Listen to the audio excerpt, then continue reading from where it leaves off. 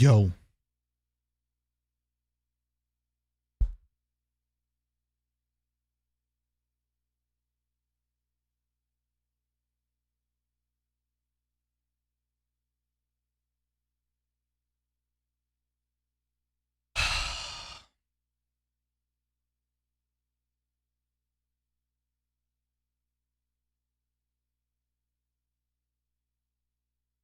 I'll be honest, man. I don't really want to do anything right now.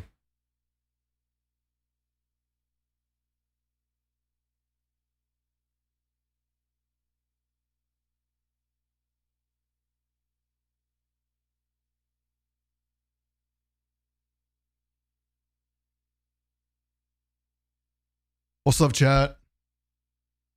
You guys can hear me fine, right? Yeah, dude. I don't really feel like doing anything.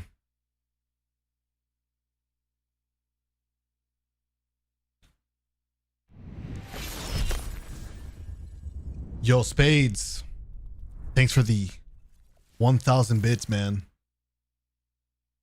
You're supposed to be on vacation. I mean, try your hardest to enjoy, man, but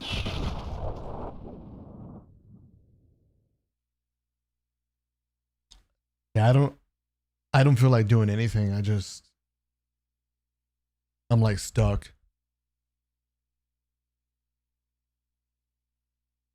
Rightfully so. I can't be expected to just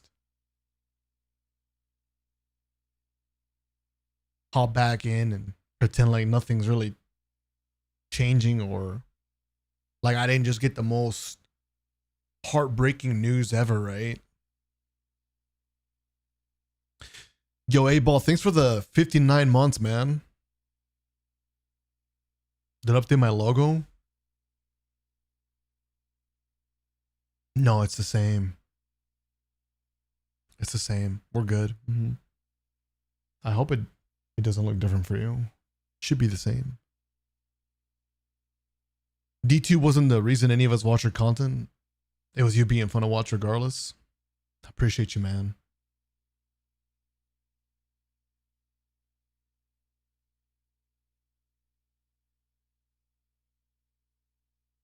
Yeah, guys, I'm heartbroken about this, bro. I'm super heartbroken.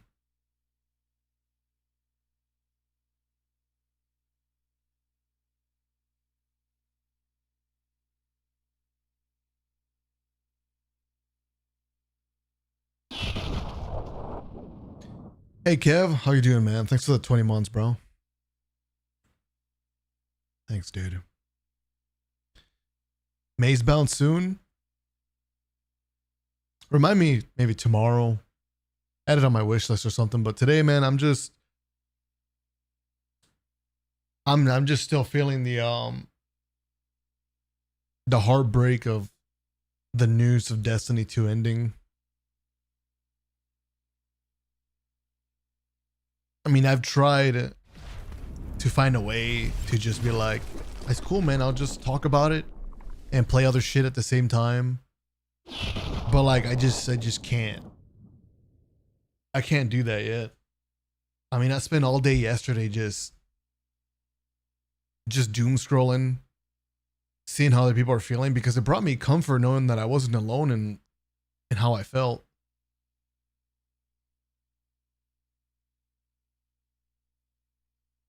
I made that video yesterday and it did help a lot. It helped a lot because I read the comments and it was really comforting to see how important this game was for many other people too.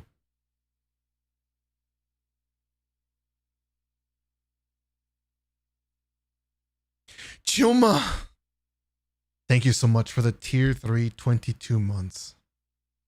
Can you believe they're ending my fucking favorite game? Dude, I wasn't getting off this game no matter what. It was crazy. And they're taking it out now. Dude, I could have played Destiny for like so many more years. I was such a fucking Destiny addict. Ty, thanks a lot for the 40 months, man. Welcome back. Rex with the 81 months. Thank you so much. Welcome back. On the partner anniversary? Yeah. I didn't even know, man. I came to my Twitch page and it said partner anniversary. I was like, oh damn. And it made me think about when I got partnered, what I was doing. I still remember it. I guess what I really need right now is just to read about how important the game is to you guys and to just be able to put some of these like thoughts and memories out loud rather than just them circulating in my brain over and over. There's so many things I want to say. I just want to talk so much.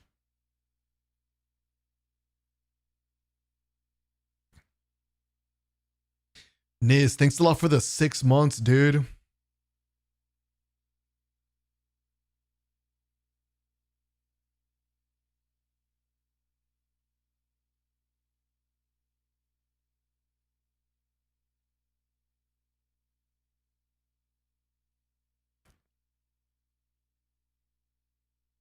So many late nights playing Destiny, being in my own world within Destiny. So much fun even when playing as solo most of the time.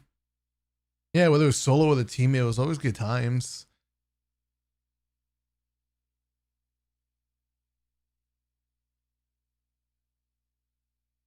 Hey, Dirticus. Finally able to play with my kids. We have a full fire team and then they kill it. At least they'll remain alive for the foreseeable future. Yeah, there are some positives at the moment, which is knowing ahead of time. I don't know, it kind of changes the vibe about the new update. Like, it would feel different if I played the new update and then they tell us later that they were going to end the game. Knowing ahead of time kind of feels like it gives me preparation to really just like go out with a bang. Yo, Dogtown. Thank you for the 2 months, man.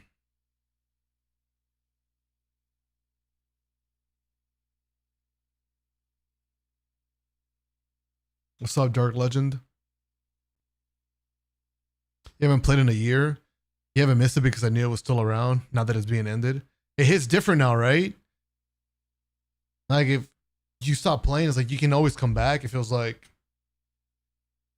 for many players, Destiny 2 was like a comfort game, their home. Dude, even me, I stopped playing for over a month right now. And dude, I felt so much comfort knowing that Destiny was still there and that it didn't matter if it was a week, days, months. Like, I could always just come back.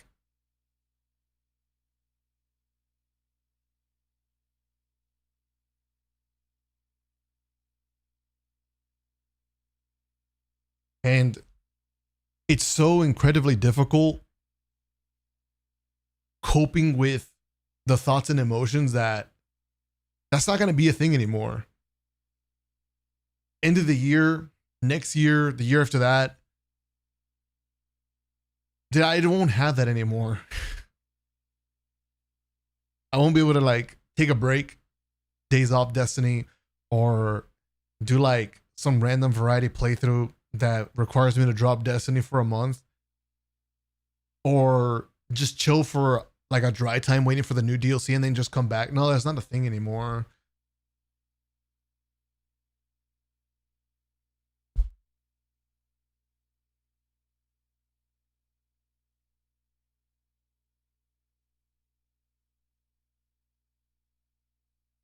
It's going to be such a weird feeling every time getting slapped with that realization that, yeah, that it's not going to be the same. I won't have that comfort feeling that my main game, I can always just come back to it and it's there. I mean, it kind of will be. Just not really in the way that I would want it to. You coming back for one last time? Good. Nah, I need all of you guys to show up on June 9th. Dude, we gotta go out with a bang, man. We gotta give Destiny an insane And I'm talking insane send off. Everyone needs to log on June 9th. I mean, this is where, like, I'm a part of the cope too. If we can just make the game blow up on June 9th and the next days that follow, just, we got to do it. We got to show that there's still so much interest in the game. I don't know. I don't even know if it would matter, but like, we got to try something. One last trial card with ZK and Jake. Yeah, we need to do that. One last trial card with like everyone I played with. Dude, I have notes that I've made throughout the years of me playing Destiny 2 of ideas that I wanted to do on this game. Like cool content ideas. And it's funny, man, because I was waiting for like an update and expansion to just make the game make a comeback. And like PvP was good again, you know, where I feel like, oh, we're actually back now. It's time to go fucking crazy. That time never came, so I was thinking I'm gonna just do those ideas June 9th and those couple days afterwards and just go for it, man.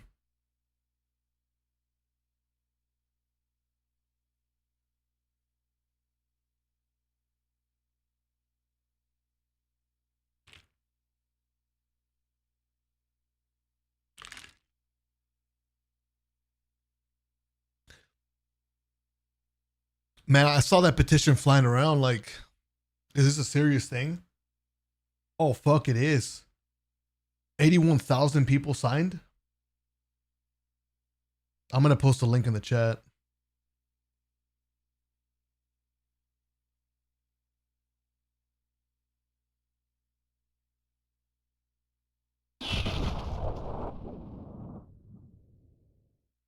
Dude, we don't even know if it does anything, but we got to try stuff, man.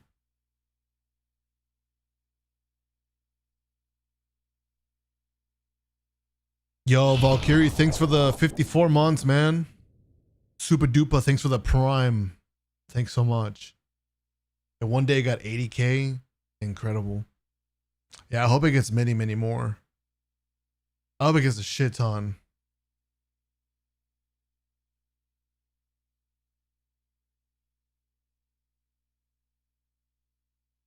Dark Time to be a D2 player. But after the June update, everyone will have something to come back to. 99% of the player base never tried to do low man raids or stuff like that. We'll see, man. I feel like people are just going to move on.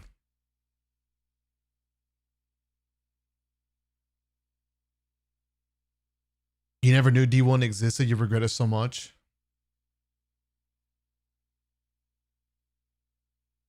It changed your gaming career. D2 was special. D1 was also very special. This hits so incredibly hard if you've been a Destiny 1 and Destiny 2 player. Man, I joined up from the beta D1. I played since the beta. So I got so much history with this game.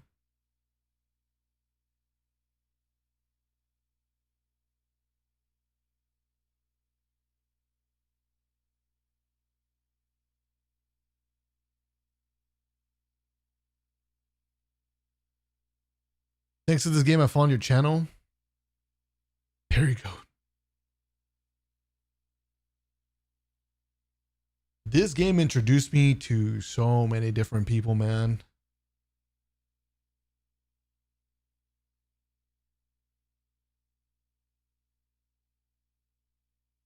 I can't believe my partner anniversary is today.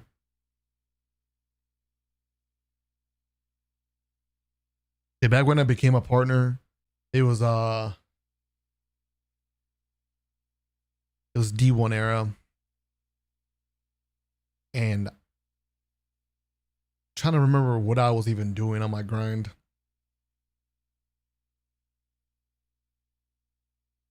think I had like 1,000 followers, something along those lines.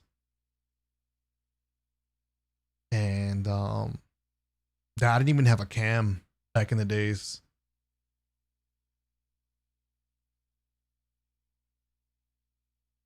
And I was just playing a lot of PvP. I made a lot of like crackheads in Crucible, joined a lot of the scrims, a lot of tournaments. And I was just streaming and I was getting like a decent like viewership increase over time. And I had applied, didn't get an answer back for a while. It felt like, at least felt like an eternity waiting. Because I remember that I didn't want to play anything else and I was grinding that week. Ever since I applied for partnership, I just kept playing Destiny. I was grinding because I was like, I don't know if it matters. I want to make sure I grind until I get an acceptance or not. And then one day I say, fuck it, I'm gonna go play Overwatch because it just came out. Overwatch came out on the day that I became partnered, and I was playing Overwatch, just checking it out for the first time. I was telling you, man, it was like the first 30 minutes playing the game ever. Like, it just came out, and then people were telling me about being partnered, and I was like, what? Then I was freaking out because I was on Overwatch instead of Destiny when I got partnered. But the next day we threw a party.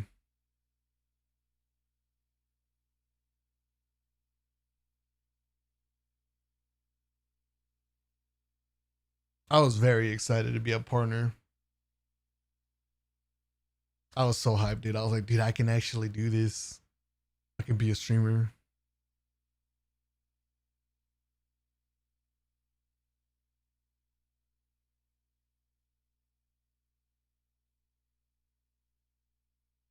Alligator says that my Ace of Spades videos inspired you to keep playing.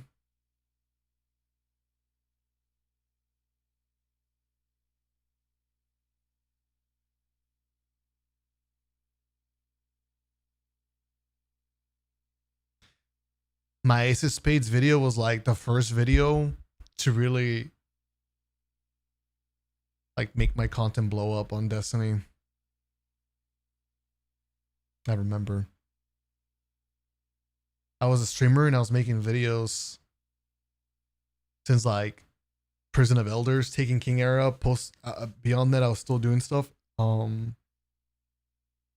I was getting some interest, and I was pretty happy with it. I didn't mind. I just thought it was a slow grind, you know, to grow your channel, and I didn't mind it. I thought it was going great. I was very, very happy with it.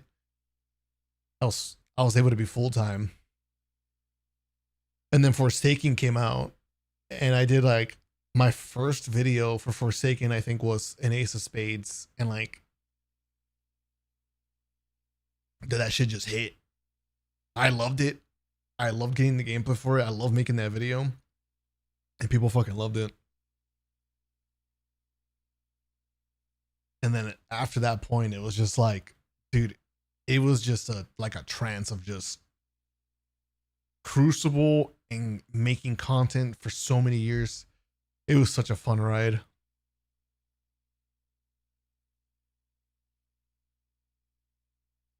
Nuclear, thanks a lot for the 38, man. Thanks, dude. I'm pretty upset, man. Like, I haven't been able to do much. I don't have like an appetite for anything, if that makes sense. I know appetite is usually for food. Well, like, I don't have an appetite for food either, but I mean it for anything else too. Like, I just want to lay in bed and doom scroll.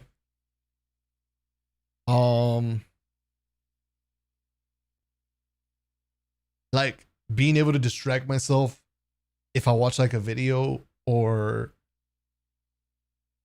like I'll like look into One Piece stuff or try to find like an anime. Like, it's only distracting for a certain amount of time, and then it just doesn't fix the problem. So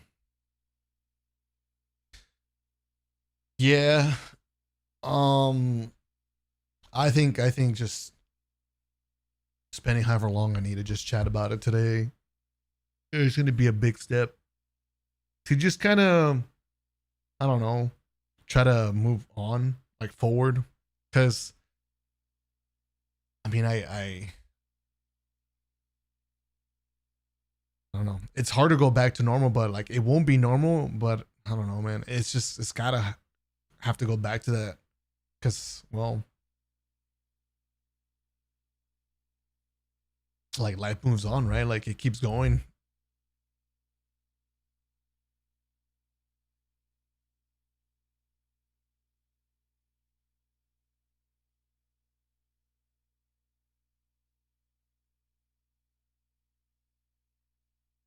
Video made me cry. I'm sorry, dude. Play Diablo. Hey, man. I just like I told you, I don't really have an appetite for anything. I don't really want to do anything. It's a mixture of like I can't, and I also just don't want to. Cause well, dude, this game's such a big deal for me, man.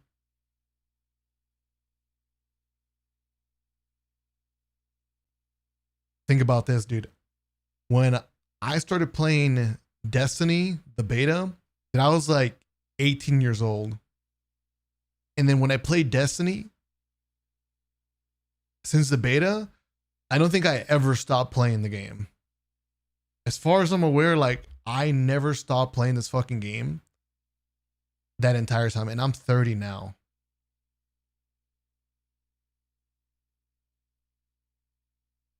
Dude, there's a huge chunk of my life that literally was just completely dominated and consumed by Destiny.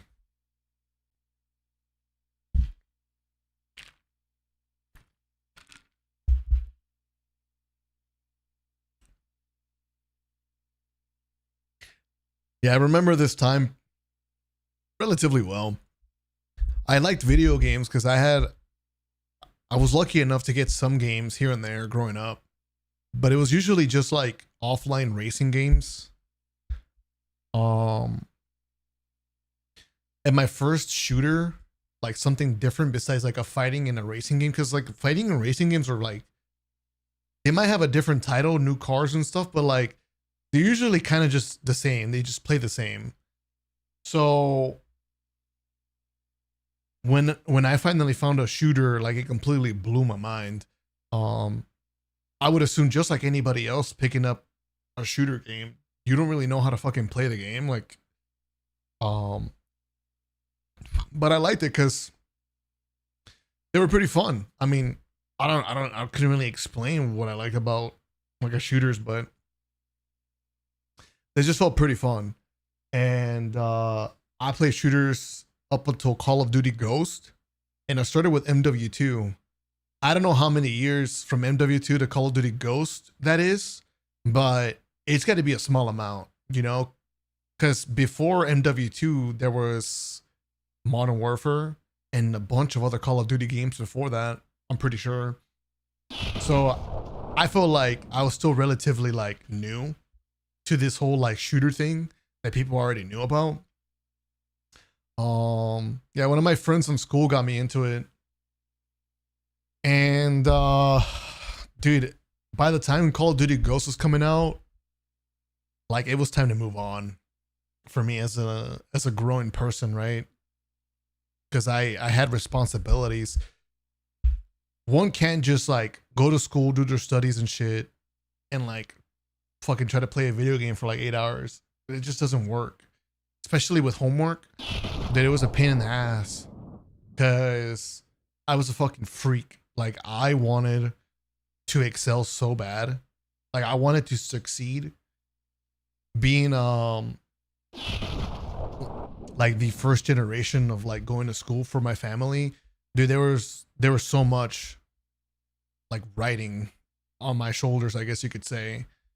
So I was so hungry to make it work, to fucking pop off into some way to make it, you know. And I didn't think video games were gonna do that for me at all. I was like, all right, dude, I gotta fucking lock in because I couldn't keep up anymore. I couldn't do that balance of playing games and going to school, doing my homework and shit. And I was so ready to just drop video games. Seemed like the perfect time. Ghost was just kind of like not that crazy for me. I lost interest. Um, and then I remember being on YouTube and I saw a trailer just on the recommended feed, and it was a Destiny trailer. What caught my attention, I think, was like, I think the thumbnail had like a space thumbnail to it, and I shit you not, that's literally what I was interested in. I was trying to study for that because I liked the stars. I wanted to study the stars and shit. So I clicked it, and then the music, I was like, oh my god, dude, the whole like vibe of the game being in space and like the mystery. You can hear the music now too. That kind of energy, you're like, man, what the hell?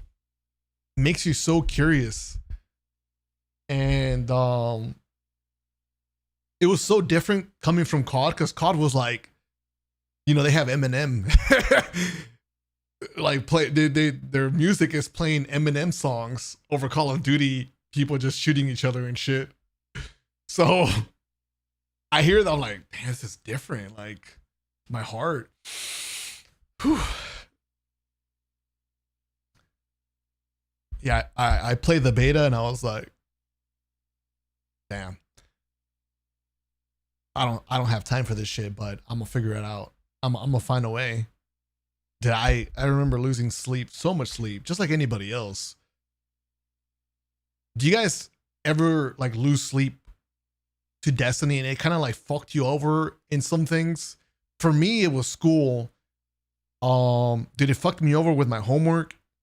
It fucked me over with like my studies. Dude, it fucked me over with like how early I woke up and like my energy.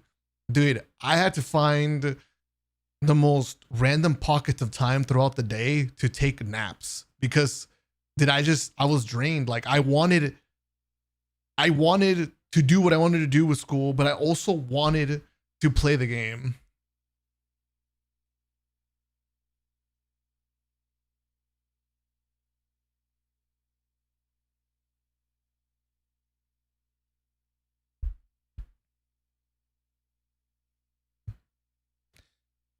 Yo, Nighthawk, thanks a lot for the 5 gifted subs. Thank you so much, man.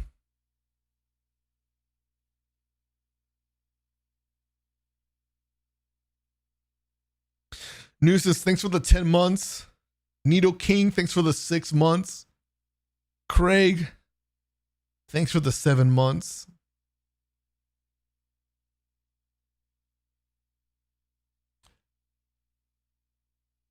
Yeah, it got to a point where, like I told you, I was just trying to find random pockets throughout the day to fall asleep that I was nodding off in classes. But like, it's crazy. I don't even know how I managed to do it. I was still trying my absolute hardest to do good, like in school and stuff. Because I had a big goal, and that was just like, I guess, making my family proud and also just being successful.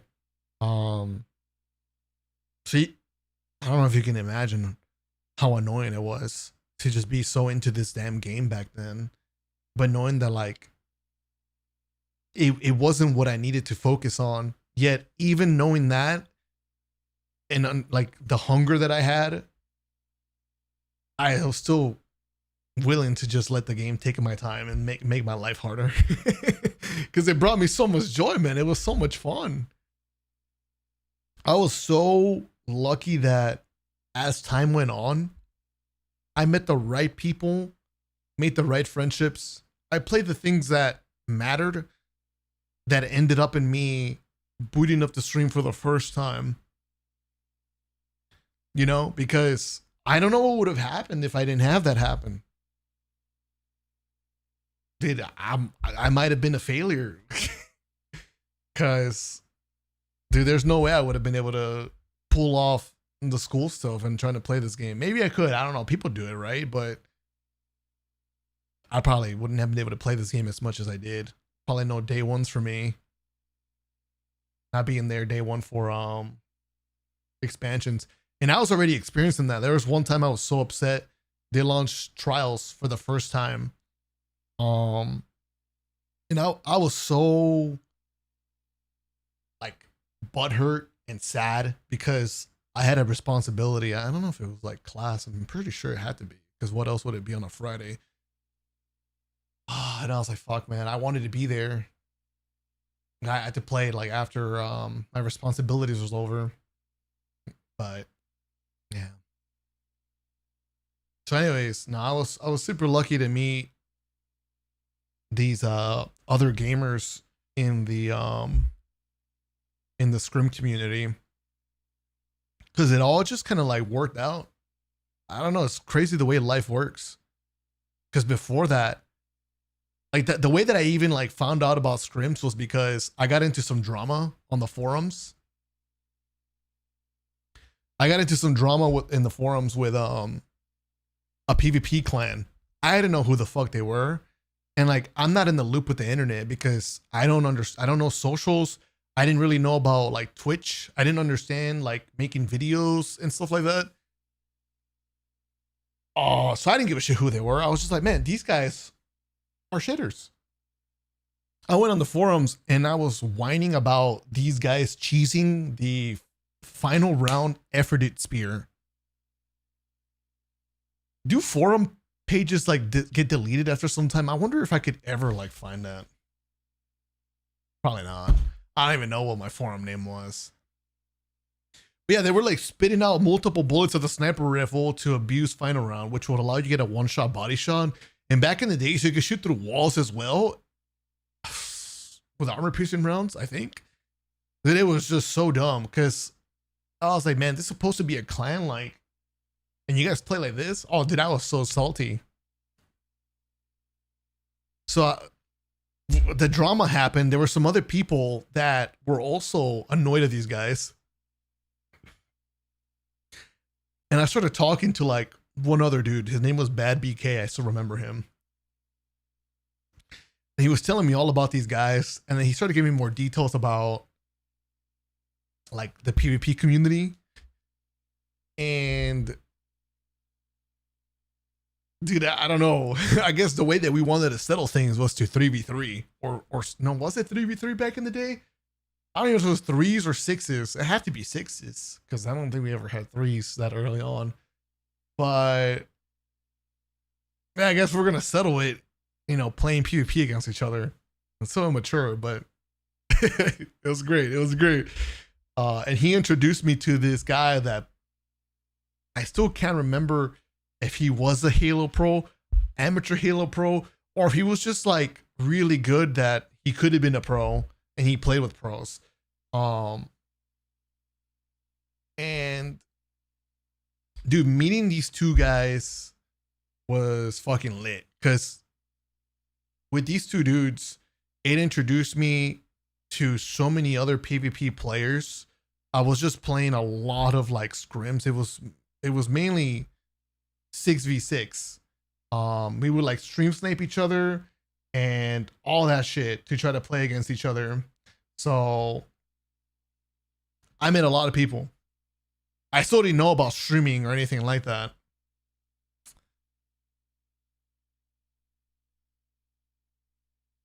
And then I met someone that did play scrims that did stream, and he like introduced me into it.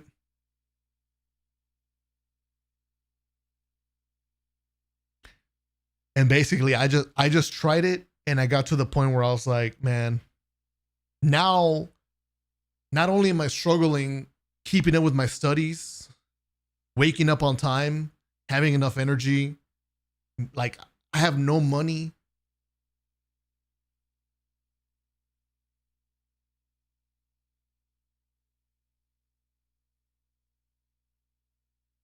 And then I was like, I'm playing this fucking game now. My mom's pissed about it.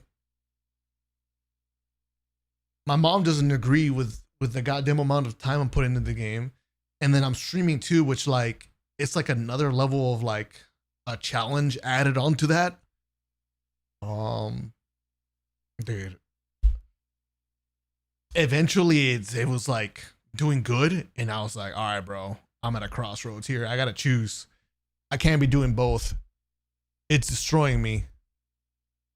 I don't know if it was mentally or emotionally, but it was wrecking me, bro. It was destroying me. I was like, all right, I'm gonna take a break from school and just went full-time Destiny. And dude, it was great. It was great. It was so amazing. It's been so amazing. I never had to miss another like event happening. I could be there day ones. I could play the game as much as I wanted. It was glorious. I was so fucking happy.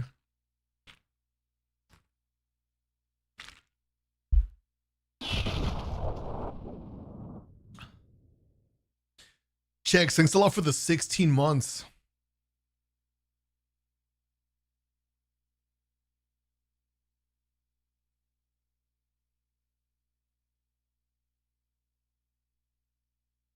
Why is my name redacted? Dude, I launched up the game and it did a crossplay thing. I guess Marathon fucked over my name on Destiny as well.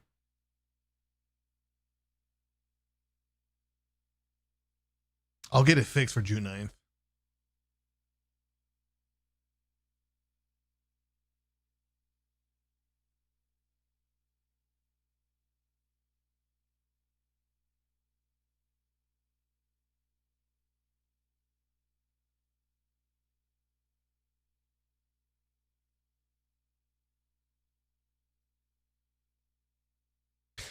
Yeah, I remember telling my mom about this game.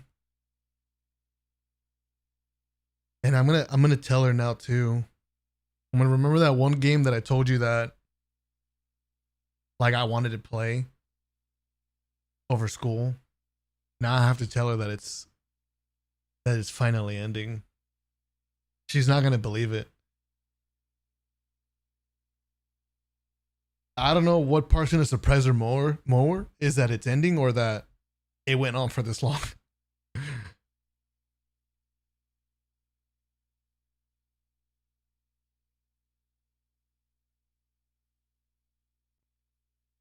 You were 8 when you started playing, now you're 20.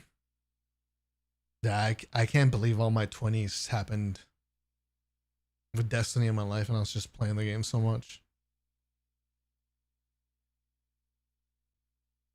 Destiny is the reason I didn't have like a normal 20s, I think, like compared to other people. Dude, I was just a degen gamer, just fucking playing the game.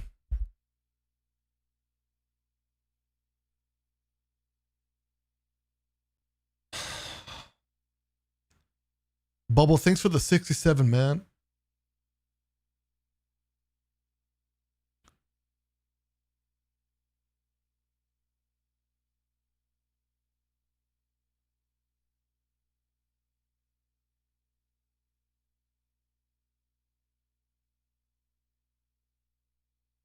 Dude, I love this game.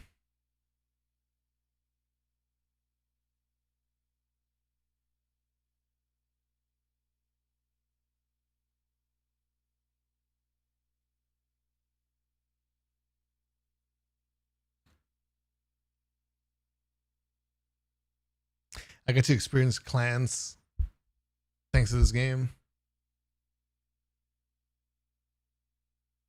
Never had a clan before. D1. Everyone had clans. And I wanted one so bad. I made my own clan called the Nemesis. I got a bunch of crackheads, dude. I was a clan owner, clan leader. Not exactly. It was other people that I wanted to share the responsibility with, but I was a clan leader. Dude, I wanted this clan to be the best clan for PvP. The absolute best. Dude, we were demons though. We were demons. We were cracked. Dude, we had the editors. We had Bosch as an editor. We had the fucking like the business brain Encooch. Bro, he knew about like how to make the clan blow up and everything, you know. He understood the game because he was a YouTuber. And we had the skill. Oh, we had the skill. There was no lacking skill in that clan. God damn, we had so many fucking crackheads. It was beautiful. Thorn Masters, Last Word Masters, Sniping Gods, Shotgun Demons. We had Warlock, Titan Hunter Demons. Bro. .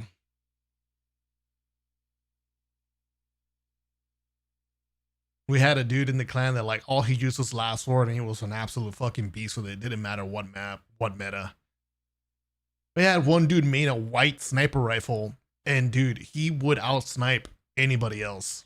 It was beautiful.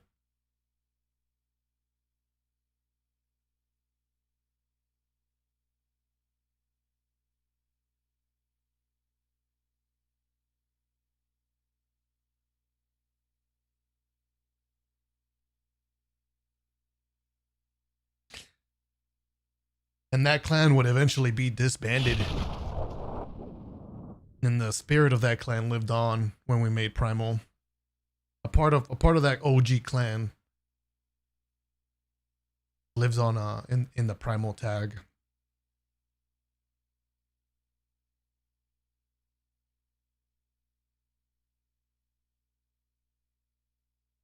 Yo, Sleepy Dong, thanks for the 25.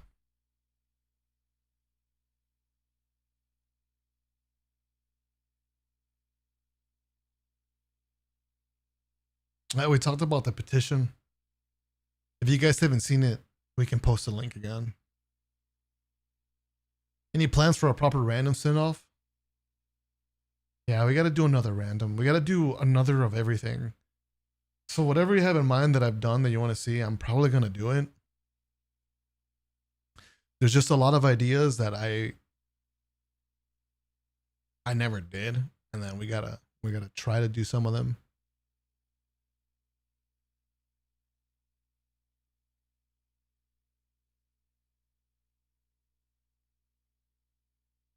I did like Warframe. I see you playing that as well.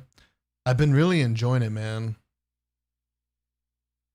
But there's nothing right now that can fix my issues, you know?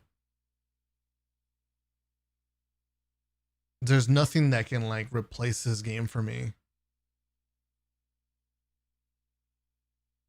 You know, this is a horrible feeling because what do you think has happened these past 10 years playing this fucking game?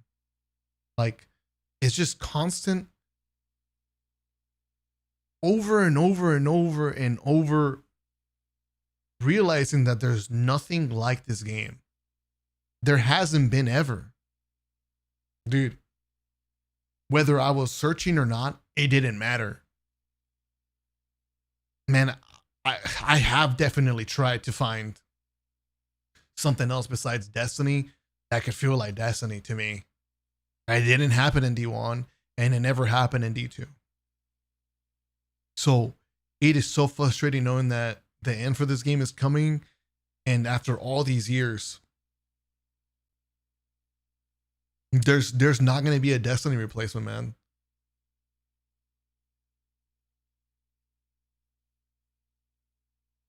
It's not an exaggeration to say that this game is going to leave some type of void in all of us with its ending, and no more content updates and no potential Destiny 3. It doesn't matter if there's a different game that you've enjoyed, you drop in like, man, that was a good time. For even the game of the years that I've played, the ones that get nominated or end up winning, dude, that's great. I had a good time with it. You probably did too, but the point still stands. It isn't Destiny.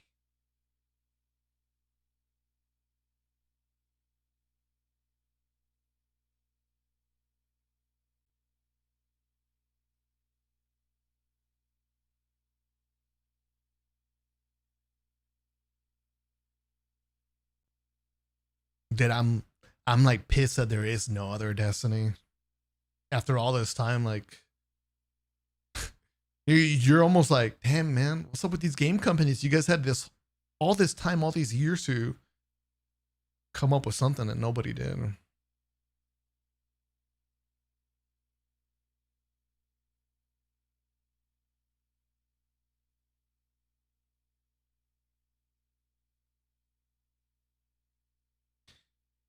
Yo, Kyle, thanks for the $5 super chat, man.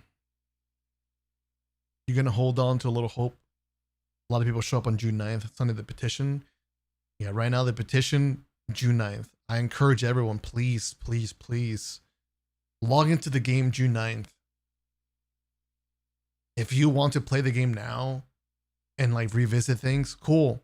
But I feel like it's probably better so that you don't burn yourself out or get over this energy that you feel right now. Like, save it and unleash it on June 9th.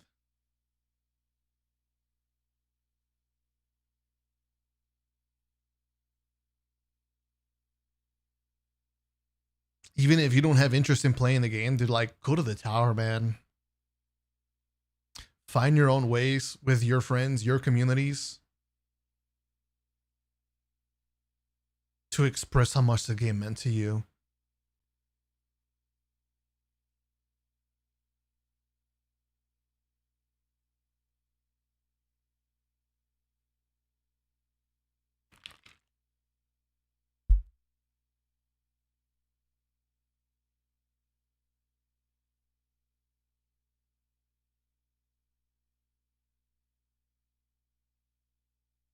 How many signatures do I think it will truly take? 1 million?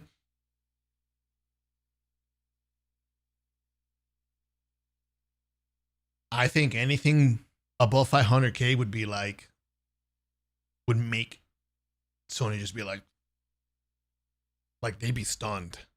Like, I think they would actually raise an eyebrow if we can get close to 500K petition signed. Player count wise, I don't even think 100K would be enough. I don't think that's strong enough.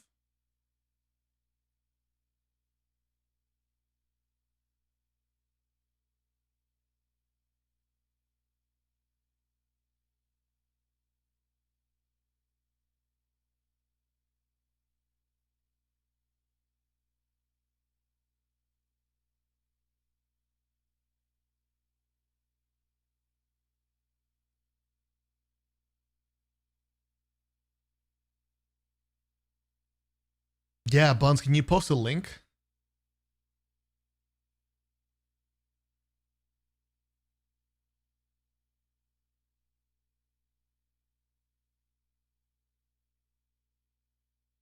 Thanks, West Coast.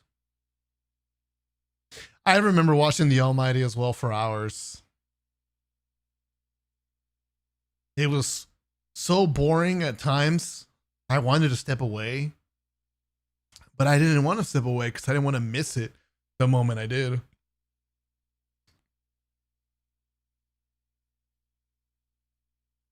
Yeah, I sat there the whole time with my chat and we're just trolling the event because like Fortnite was making live events and they were fucking crazy. I think their last crazy event on Fortnite was like a Travis Scott's concert and he was like a massive like Travis Scott. So like I just remember like just fucking making fun of the whole thing for a while, just try to entertain myself. Then I started playing Goosebumps on stream. I'm like, Chad, look, it's Travis Scott in Destiny.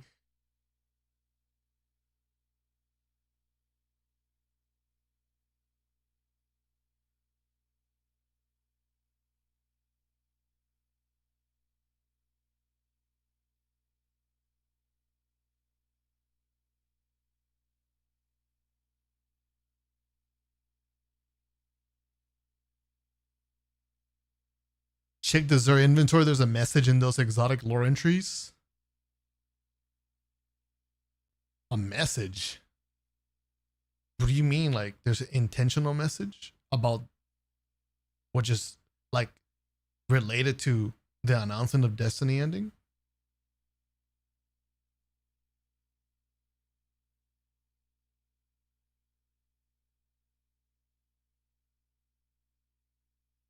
Crazy to me, 2 years ago, we were ready for the final shape for the first time.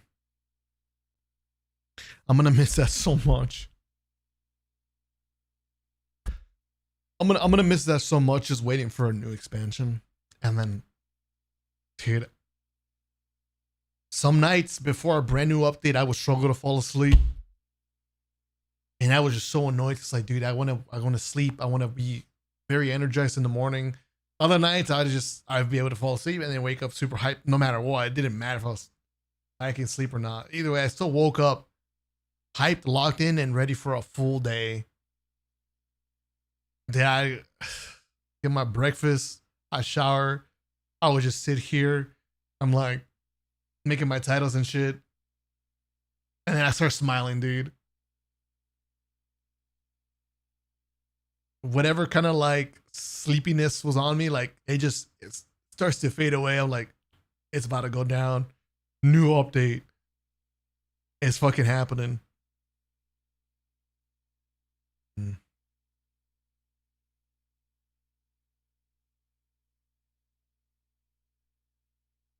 It's insane to think that I actually won't have more day one raids. What was your first raid, chat? Vault of Glass?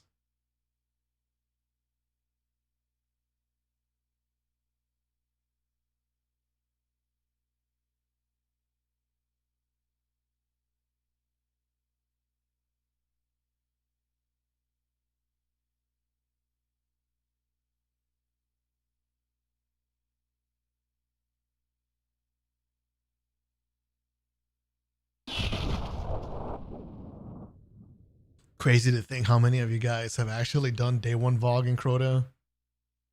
Fuck, man, we have so much history with this game.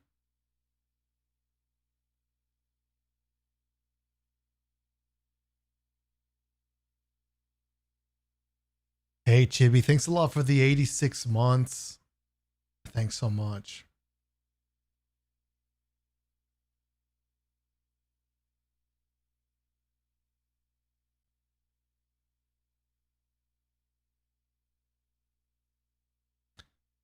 I remember my first time taking a raid serious was Taken King. I had a clan,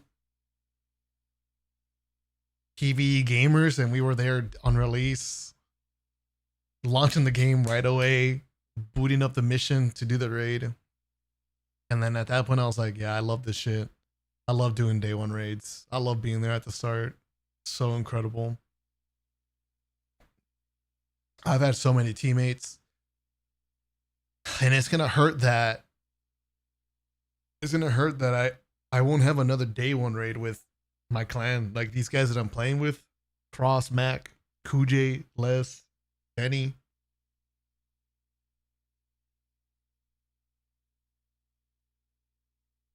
Dude, we were doing so many raids together. I mean, fuck, I'm never gonna forget Salvation's Edge. Dude, I'm never gonna forget that. That was insane. I can't believe I actually sat down and played with 5 other gamers for like 37 hours straight. Dude, I've never done that in my life. That is so memorable and like ridiculous shit that I just can't believe I got to do. But I'm so fucking happy I did. Cause that's cool, man. That's so cool. I hated it. I loved it. That suffering with my teammates is so amazing. And then overcoming the obstacles together is so amazing. Holy crap, man.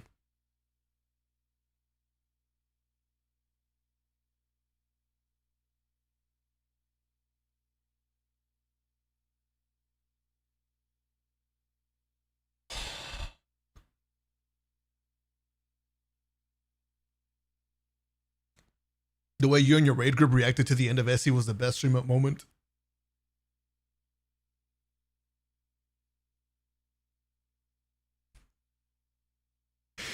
I feel like I can still hear the cheers. Yeah, I can still like play it in my head when we're going up to that platform to kill the witness, and then dude, guardian down, dude. Like we're getting hit by the witness beams and shit. Did I, at this point I had gone through so many second wins over and over and over and over. Like I was out of it, locked in again, out of it, locked in again, and then holy crap. Dude, we're getting cooked. I load up my still hunt Celestial Goldie shot and fucking no scope that motherfucker. Oh my god.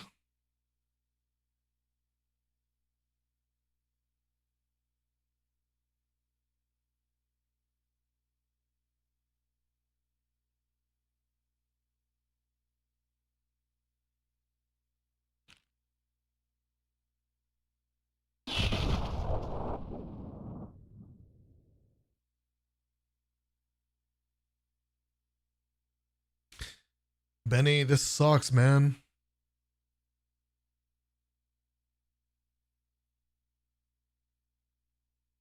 This fucking sucks, bro.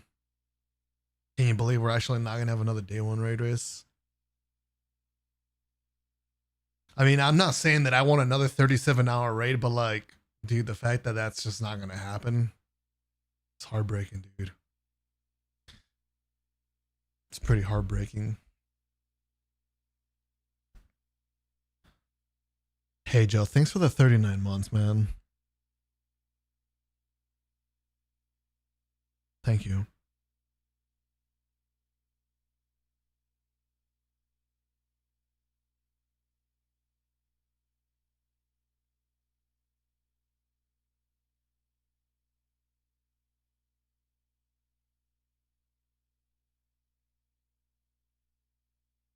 Pull the clip.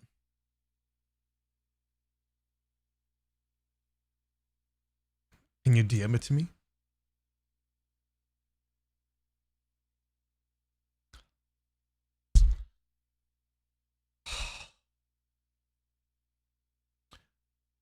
We're gonna be there June 9th. Yeah, we're gonna do the Pantheon stuff. I mean, I don't know about you guys, but like, I definitely want to savor all that content as much as I can. I'm not prepared, and even when I play June 9th, I'm not gonna be prepared to like drop the game. It's gonna be difficult to drop it.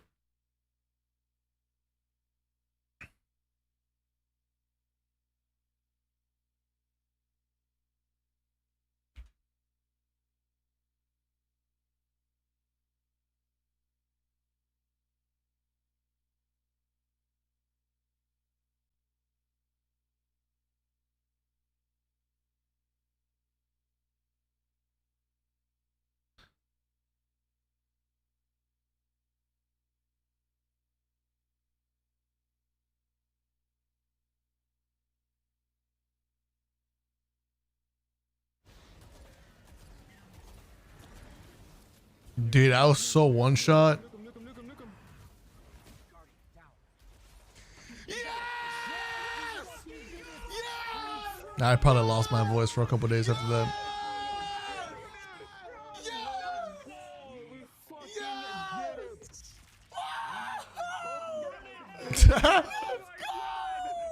Dude. Yeah, this moment was so cool as a team. They did such a good job with it. I thought the witness was goofy as shit, but like, fuck, man, it was still so fucking hype fighting this guy.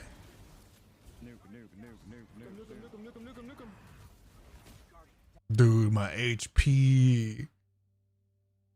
It was just me and Benny. Cinema. Dude. I need someone to like, I need this edited into like one of those crazy TikTok edits. Like some Call of Duty shit, you know?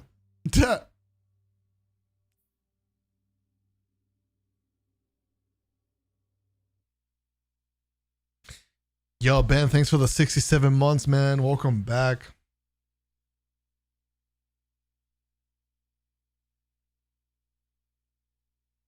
Benny, when did you first start playing Destiny? Are you a day one? Sweet Cake, thanks for the 58. Thank you so much. Hire an editor to do all the best raid footage montage at the end of it all. That's a fire idea. It's gonna be a lot of tribute videos. You're a day one D1. Fuck, dude. So many of us with so much history on this game. So pain. So pain. Hey, Vikings. What's up? #1 Blood Patrol. Thanks for the biddies, man. I'm holding up. I'm fucking heartbroken, man. Dude, I got older with this game. Don't fucking ask me how I'm doing because I can't take it.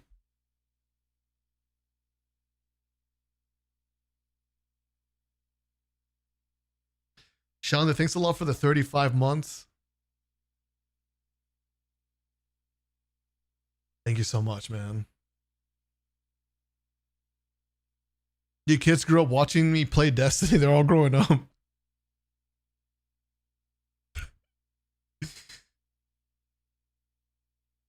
Oh.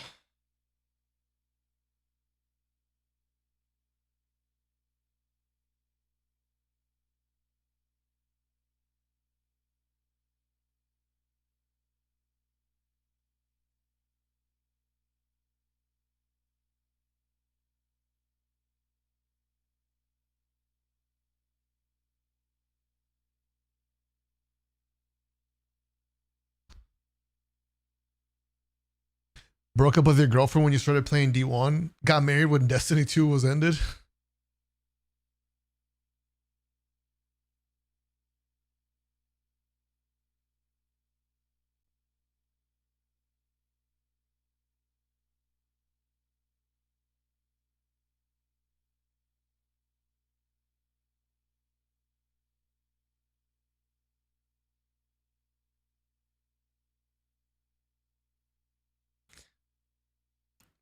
Dude, the power that video games have is so incredible.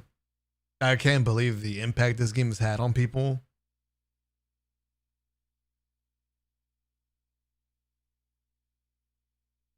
I mean, dude, I got an airplane for the first time ever because of this game.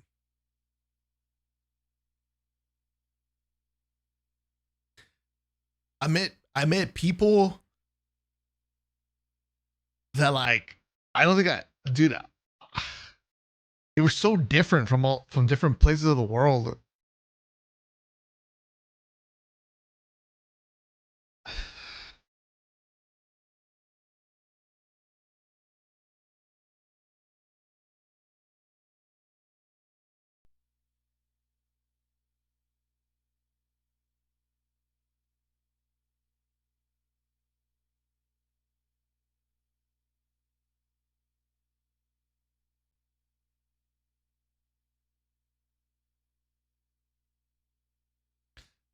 I don't even know how I got invited to this event, but it was a tournament, a Bungie MLG tournament. It was an official Destiny MLG tournament. I don't even remember where it was hosted at, but it was my first time having to get in a plane to fly out. I never done that before. Dude, and I got to meet people that I played with that I knew online, and I got to see their face like IRL. That shit was so fucking crazy to me, dude, because like, dude, the only people that I would see would be like people at school at the time, and I would just hear people's voices online, but never like really seen them. And I didn't have that many friends either. Like when I was going to school, like you have a few, but when you're fucking in the books all the time, it's kind of hard to have friends. Yeah, I flew out to this event, and then I got to see like Ankuch for the first time. Dude, I actually got to see him like IRL, and a bunch of other creators like Mtash. I thought Mtash was so cool because I was a small creator. I was nobody, and Mtash was there, and I was like, holy shit, you know, like they're like these big creators. But I was like, damn, they're kind of like idols, you know.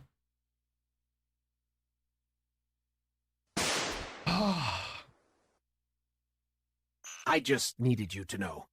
I love you. Now I'm turning them off. I'm not in the mood, man.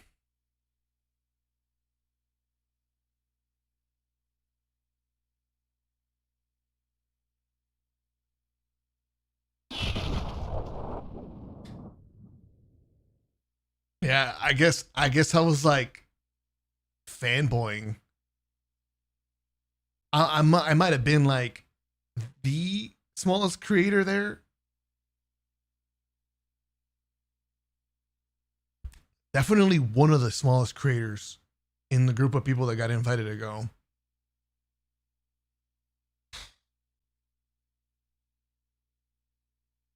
Dude, they had fucking studio lights and shit.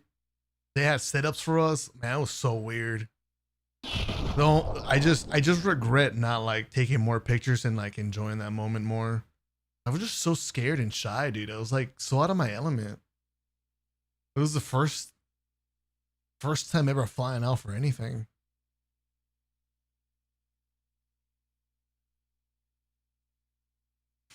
Walla and Sonic were there as well. That's right. I think we were probably all around the same kind of size. We were just starting out, man.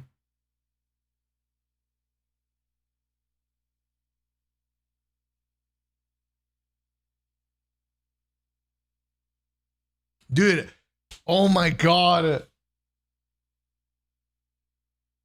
Dude, I was so fucking shy. Like, I was so new to this. Like, I didn't know what to do. Dude, watch this shit. I'm going back into the archives. I'm going into the archives.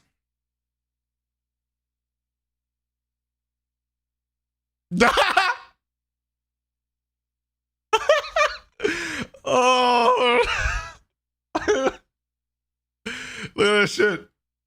Thank you for the 15K subs. Dude. Oh my god, dude.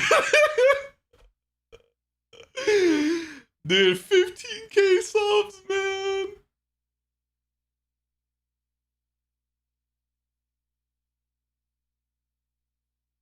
Dude, this is on the Primal channel. Yeah, I was just... This was so cool, but I couldn't believe I was sitting down to make a video. And I am joined with Primal members. Go ahead and introduce yourself, guys. What's up? I'm Henry, known as IFrostBolt. And I'm Marvin. Dude, I'm trying to stay composed, but I'm so nervous. I've never done this shit. Event in Columbus. We just played 6v6 Supremacy in private matches. It was a lot of fun. We lost, which is a little bit unfortunate. But it was tough, but at the same time, had a lot of fun. You guys want to say anything about this event? The event was really fun, you know. This was a brand new experience for me. I never gone on a plane. I never gone to anywhere, you know, because of video games. So this was You found the emoji vid? Yeah. Oh my god. We met each other on LFG, Destiny LFG. So What? yeah. Dude, I didn't know Pushing that. off Atheon, that's how we met each other. Now we're on the same competitive team. So this is pretty much our roster, us three. If 4v4 becomes a thing, then we're definitely gonna pick up one more player because we will need to, or you know, use somebody that we already have. We'll see what happens. But yeah, that's all we want to talk about in terms of that. But in regards to this video, Dude, he was so good at this, man. Like, I learned so much from Encooch. He was such a insane impact on me as a creator. Like, I followed in his steps, and dude, he basically laid the blueprint that I was able to follow and become my own thing. what we wanted to I mean, just look at the confidence talking to the camera. Like, he knows what to talk about. The way he spoke. Dude, this is when we had 15K subs back in D1. Like, dude, this guy was a beast. announce is that we will be hosting a pretty big Primal giveaway. As you guys know, this channel has been super successful. I think we're already past 15K subscribers. I think so, yeah. Yeah, the channel is absolutely blown up. You guys... Damn, dude. We're gassing it up. 15K. Blowing up.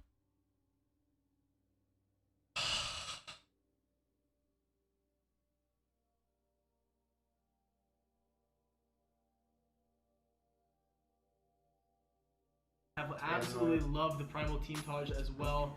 Showed a ton of love for that video, and we kind of want to give back to you guys. So what the giveaway will be is for a bunch of stuff 4 Union of Light emblem codes, 4 Primal t-shirts, 4 Rise of Iron expansion codes, 4 G Fuel tubs, and then 4 Destiny Control Freaks. Obviously, every single winner will get 1 of each item, so that means there's gonna be 4 winners, and they're gonna be getting 5 things in total. It's a pretty big giveaway. You know, we had to set all this up within, I think, a few weeks because we had a lot of events going on and stuff like that, but it's kind of our way of showing, you know, appreciation and thanking you guys for supporting us, the team, the organization, and obviously just, you know, us as individuals. Anything else you guys want to mention? I just want to say, you know, thank you guys for, you know, supporting our team and stuff like that. You know, there's other great teams out there that you can support, but, you know, Yeah. support Primal. You know, You can support Dude, I'm struggling to talk, dude. I don't know how he did it, Just make sure you. but he was definitely you know, Yeah. motivation You guys can follow us on Twitter. for me to get better. Follow me at NCooch Gaming. Mine is L Lil Sonic, so LLIL. 2 Sonic, L's.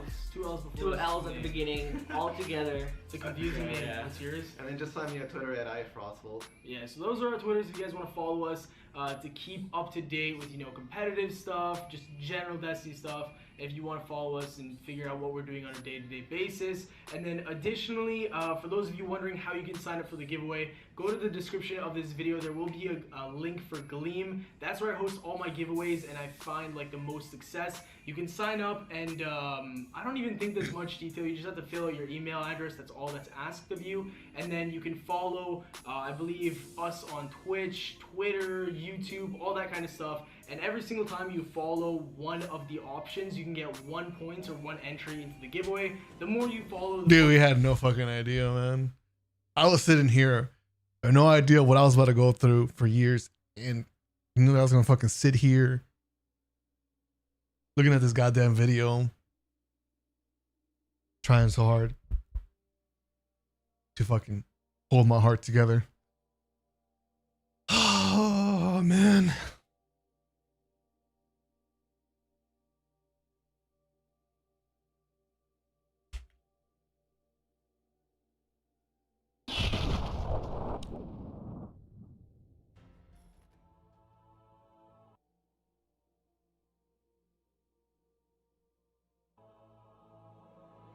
Dude, this is that Destiny MOG thing that I was talking about.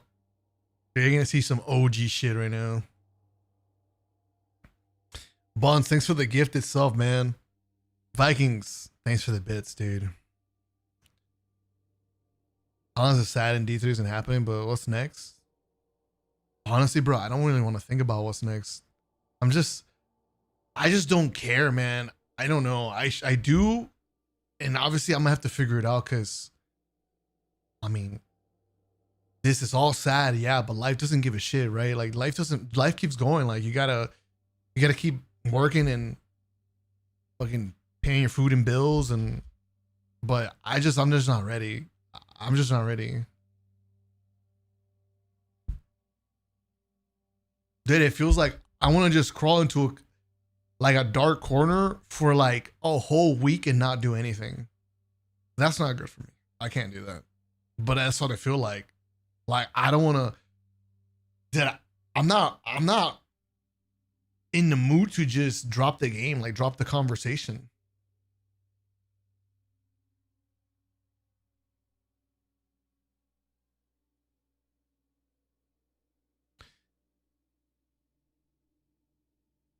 Yo, Demetrius. Can you fucking believe this shit, man? Sir, did you play D1 day one? Are you also a day one beta player, maybe?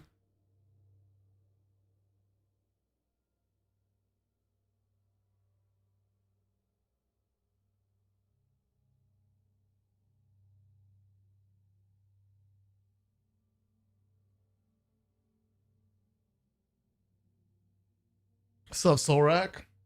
Dude, I was talking about you, man. I brought you up somewhat. The dude that got me into shooters. If you never got me into COD, man, I never would have found Destiny. Do you remember? We played Destiny together, right?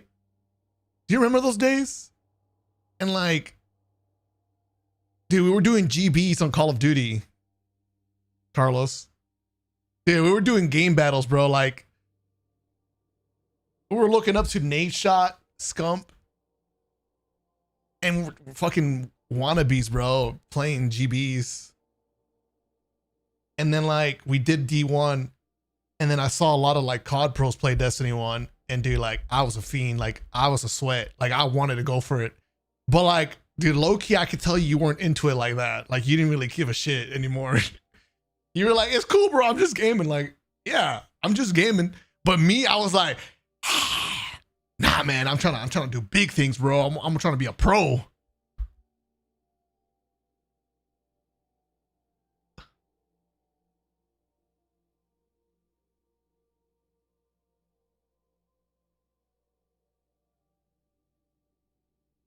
Mr. Real. I just fucking wish, man, that like there was, I don't know, almost like a little cope or something. Like, it's just different that there's no D3. Like, there's no confirmation. It definitely feels like there's not a D3. Especially with the news coming out that there was no D3 green lit and it's not in development at all. It makes this so fucking horrible. It makes it so doom and gloom.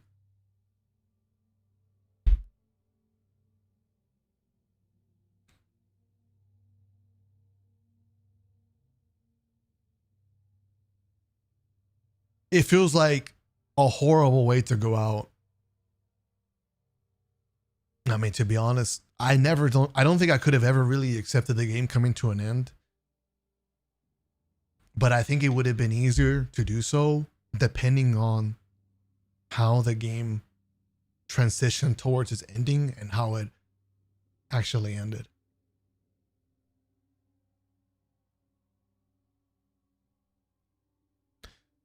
Weird as a PvP main, but I'm gonna miss day one raids the most. Dude, there's nothing like hopping online early, knowing that your teammates and you are both like doing your morning bullshit, getting your breakfast, and you hop into a Discord call and you're just waiting for the time to like you're about to lock in, you know, the night before you get your builds ready, you make sure you check your gear out. And then everyone's in the Discord call. You're all just chatting, you know, waiting for the minute to strike. It's cool. It's hype. Then you lock in. You're calm. We're just chatting, figuring shit out, clearing encounters together. And then occasionally you get hit with the what the fuck of a raid, like Salvation's Edge. You're just sitting there like, what the fuck, man? Dude, they gave us this raid and you're sitting there. 10 hours pass. 15 hours pass. And then you're like, damn. And then 20 hours pass. And you're like, what? 25 hours pass. Dude, it just kept going too. I hope to see D3 in future Bob Theric mod.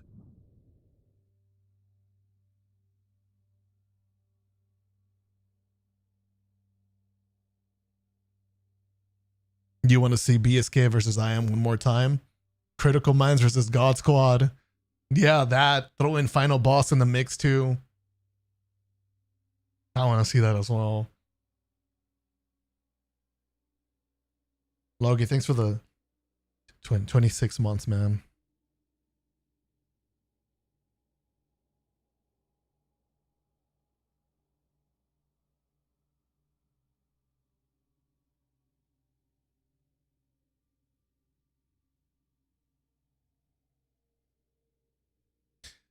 However it goes from here, you guys have been a huge part of a lot of people's daily lives. It means something to a lot of people. It's special, man. It hurts, guys. I know we've all had like a big impact on each other. And the thought that we're going to drift away, not everyone, but most people, man, we're going to drift away. Dude, that's just, it hurts. Do I remember Orchid? Of course I do. That guy was the demon on Warlock. No, is that the same Orchid? I'm trying to think. Orchid, I remember, but there was a different one. They were like twin clan tags. I don't know if they were twins actually IRL, but there was two of them together. I don't know if it's the same people I'm thinking about. Arkinity, yeah, I remember that. Yeah, they're like the dual similar names. Dude, this guy Demos is an OG. How do you know these names, dude? Those are some fucking OG names.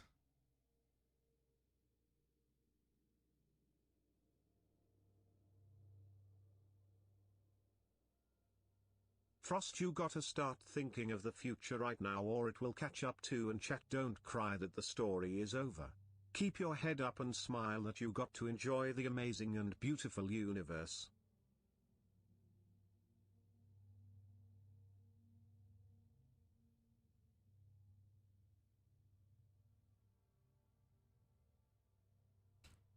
When did you start playing Destiny Vikings?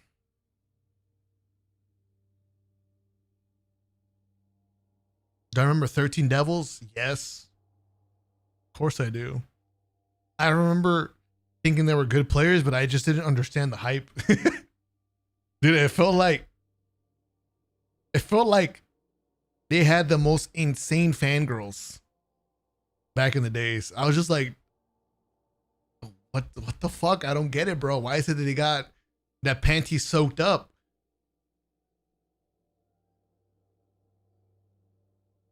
I did, Peach.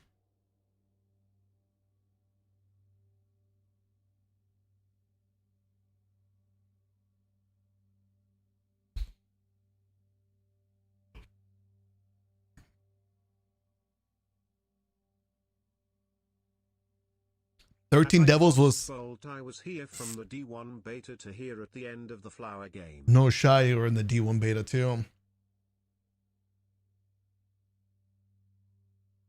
Yeah. So many OGs, it's insane to think about. I would say the 13 Devils was like the father of edgy clans for Destiny moving forward. Dude, ever since they were cool, I guess. Dude, there's so many edgy clans after that.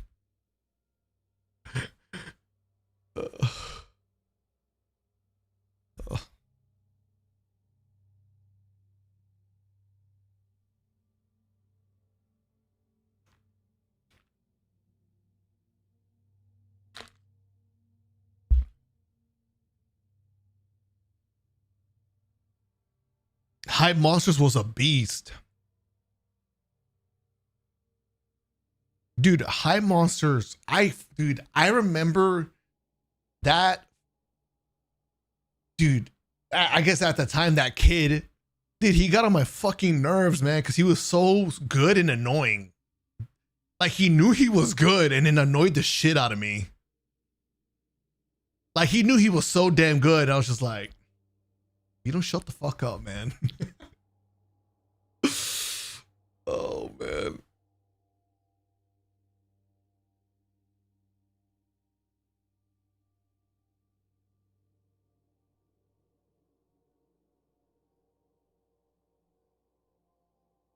I stream sniped you all the time. What do you mean all the time? When the hell did you stream snipe me? And why? Like, when?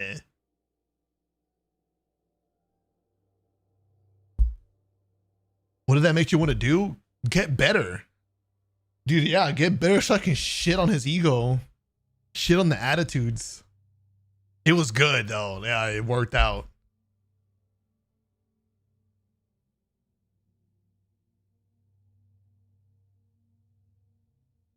Oh, I remember Fumas.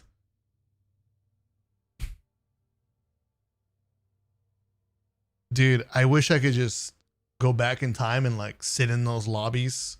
Everyone with their shitty headset mics, like saying the most stupid shit about each other or like trying to argue about losing or the other guys, all the shit talking. Man.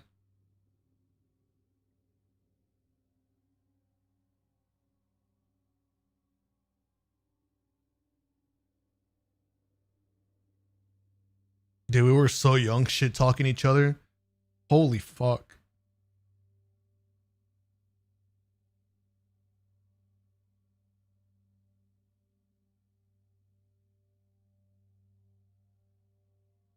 Yeah, I remember Serdi getting on my nerves too, man. He was so good. And dude, he would love to clown on Enkuch. And I'm just like, dude, leave my boy alone, man. And I always wanted, like, I always told Enkuch, dude, just get better, like shit on him. Dude, I remember wanting Enkuch to get better so he could just shit on the shit talkers. Oh.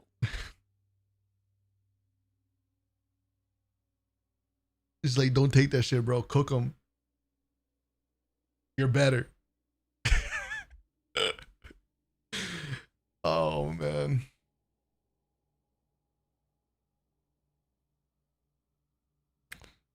Hey, what's up, Uni?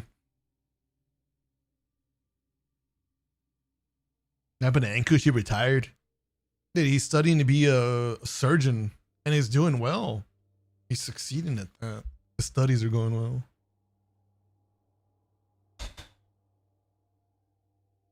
Love you and this community from QQ? Oh man, I don't know what happened to QQ.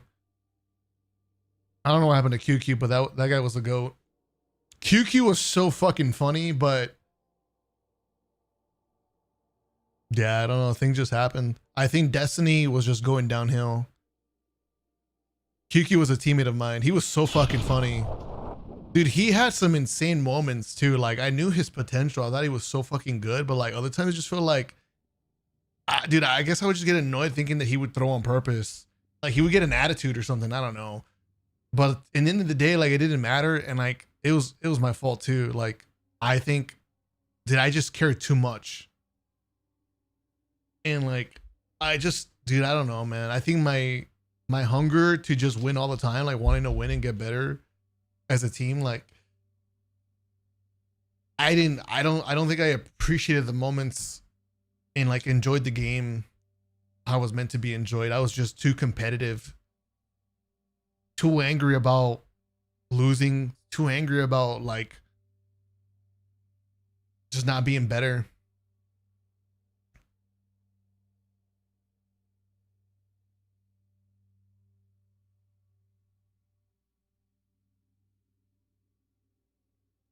Yeah, back during that time, I wasn't trying to play the game like, I mean, I was playing it for fun, but winning and playing competitively, like, what's the fun? Like, that's what I wanted. I wasn't there just for a good time.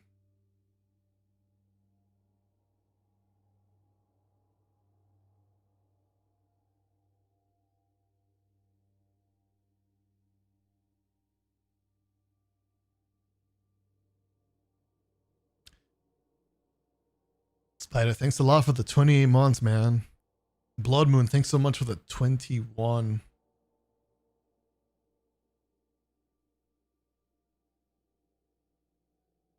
Grim and Pawpaw? I remember them. Pawpaw became like an Apex Pro, I'm pretty sure. He was part of a pro team. Grim just locked in on IRL, man. Those guys were demons too. Pawpaw was so good. I mean, I don't know how he's doing nowadays, but I feel like I can't say he has so much potential. I feel like he met it and he got what he wanted out of Apex, and I don't know after that.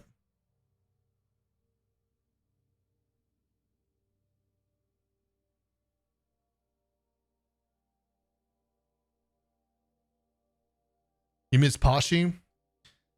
Me too, man. Pashi taught me that like you can be really good at the game and still be humble. And you know what? I had so much respect for him because of that. Because back in the days, like I just thought anybody that was good or had a following had like a huge ego. I thought that's just how it was. If they were big and or like were good at the game, like everyone's just a shit talker and egotistical. But nah, dude, that guy was so nice. He was so humble. I mean, who knows if he talks shit, you know, in private calls about like, dude, that goddamn nemesis team, that fucking IM clan is dog shit. Who fucking knows? Doesn't matter. He was such a nice guy.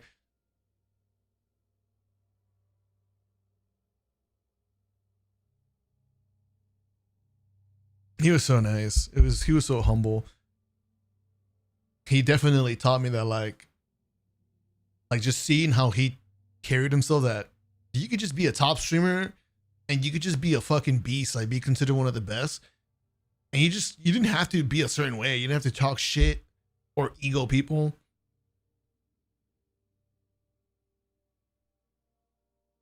You know, he was cool. He surprised me anytime that he would like, back in the days, like, I guess, acknowledge me or raid me. I think he raided me maybe once, maybe more than that. Hard to remember, but it always took me aback because I just assumed that if you were a top streamer or you were good at the game, like you were just gonna have the craziest ego and you were just not gonna acknowledge anybody. But no, I mean, I learned some good things from him. I Speak Logic, dude, that guy was so good, but god damn it, man. He was so negative. I remember we talked to him about it. Like, he just complained so much. Dude, he could be winning the game, yet he would still find a way to bitch. It's not even just complain. Like, complain doesn't begin to describe how he would, like, really do it. No, him, it was literal bitching. Like, I've never played with anybody like that. Dude, he could be 1v3ing a team. And somehow he would still find a way to complain about it. It was ridiculous. Cause like, I mean, I want him to focus and just stay composed so he can like continue shitting on people. But also just not fuck with like me and my other teammates, like energy, like composer level. Dude, I don't know how he did it. But I believe in the end, I think he sent out a private DM. I don't know if it was to me, if it was to the group. I have some type of recollection that I think he was just saying that the reason he was complaining so much is because he wasn't really having fun anymore. That he wasn't really liking the game. And that like he didn't want to keep complaining. So he was just going to step away. So I think he just realized that like maybe he wasn't a whiny person, but like when he played the game, like it just brought it out of him. So he made the decision that like, yeah, he was just gonna stop playing the game or stop doing scrims because like it just wasn't letting him have fun. But he was cracked.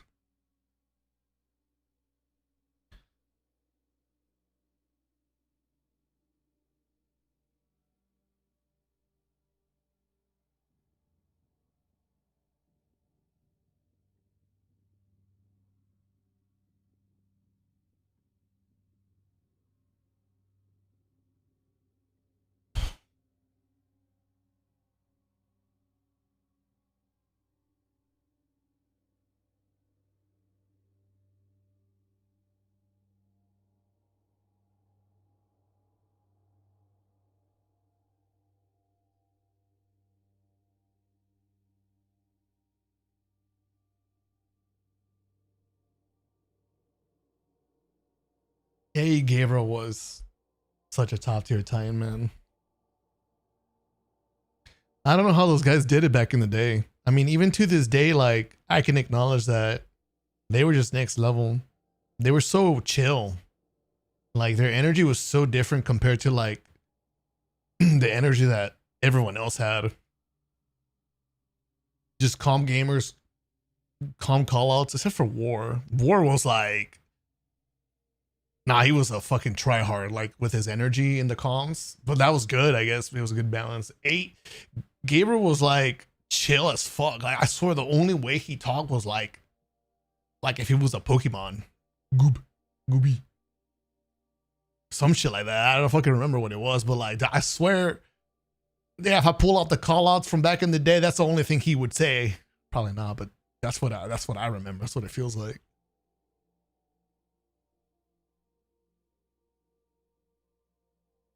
Yeah, that guy is really good. He was a big inspiration for me to like keep getting better. I always thought it was so cool that you can get recognized for being a Titan during an era where like Titan was not the meta. You guys played D1. If you did scrims, Hunter was dominant. Same with Warlock. And Titan was like kind of rare. Nobody really played Titan for the longest time.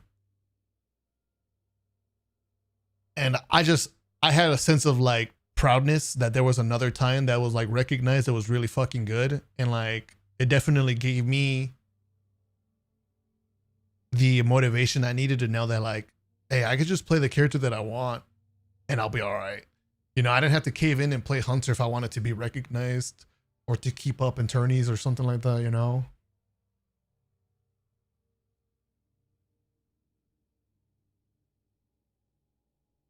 You know, one thing that I miss so much back in the days is just having PvP chats where like there was a sense of community in the chats where like if you were a PvP scrim player, like you could just go hang out with other PvP players in their chats and like nobody would ego each other and nobody was weird. And it was just it. You were just checking in on each other and like, and that was it. Nothing more complicated than that.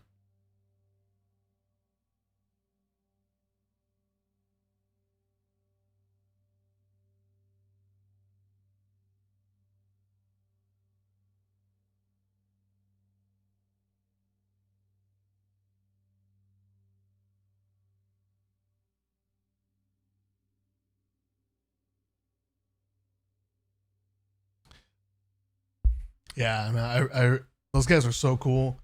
You could just go to their chat, say whatever, like they agree to be friendly. You could play with them, they wouldn't ego you. You could play with them in their team and shit.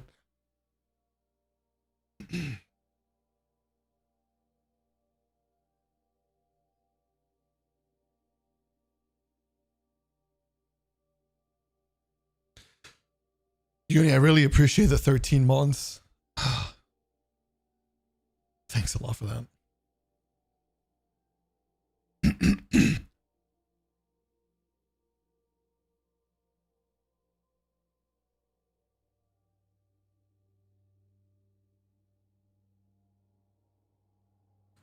I'm not in the mood, Raccoon. There's a Toxic Bolt playthroughs. Same. I miss the opportunity of just doing like new ideas on the game.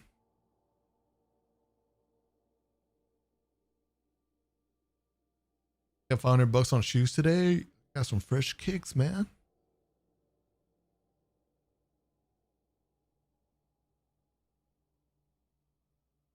You were literally the first person I ever followed any type of Destiny content. Getting to meet you in game. Been a blessing. Appreciate you so much, man. Dude, I mean, you were part of the reason my life was the way it was throughout all these years, man. So, hell yeah, dude. Hell yeah.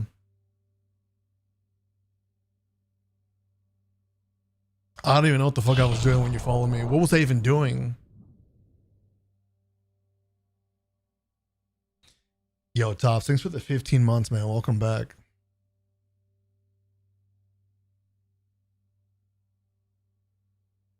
You're still gonna hop on from time to time? Yeah, but I don't know, man. I feel like I'm gonna do the same thing, but I know at some point, like, those gaps of when you hop back on is just gonna be longer and longer. And you might reach a point when you're like, you don't care anymore, or it's just a distant memory. Either the days when I queued into you trials and getting my ass kicked. Dude, I've beat so much ass in trials. I've also got my ass beat a lot in trials. Dude, but in order for me to beat so much ass, I had to get my ass beat so much. I had to lose so much. I had to get shit on a lot. Just like in this tournament. We lost this tournament. And I don't remember exactly how I felt, but man,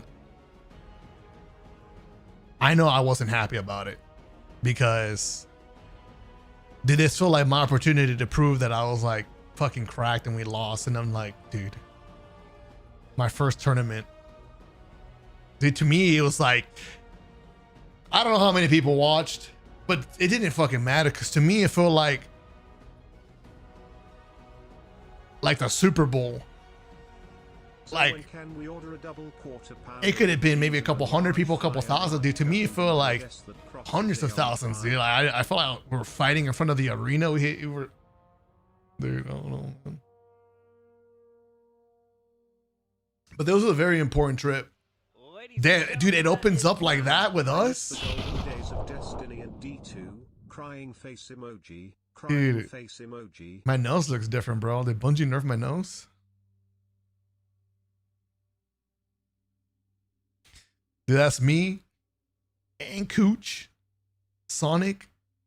I think that's True Vanguard, KJ Hovey, and Real Crafty.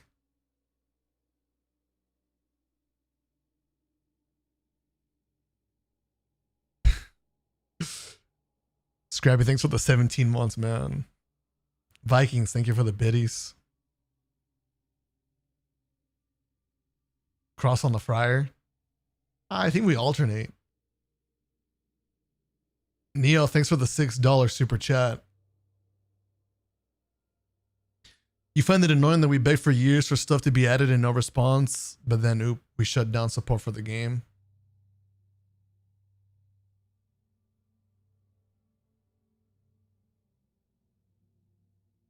I don't know what's happening, but I feel like I should be very mad, and I am, but I feel like I thought I was going to be more angry.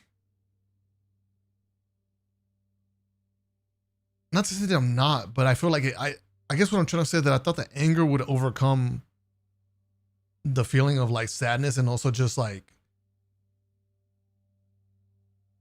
more like getting lost in the memories and the feelings of like how important this game was to me. I guess, you know, now that I think about it, it does make sense, because the memories, the journey is definitely more powerful, and it does outweigh the anger.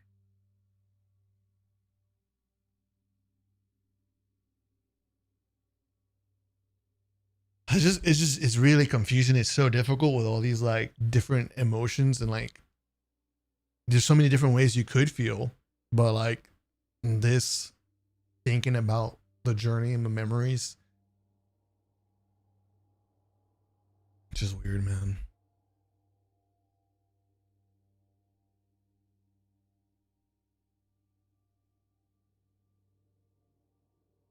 Yeah, I feel like if you told me about this, that I was gonna have to go through this, and you asked me, how do you think you're gonna feel?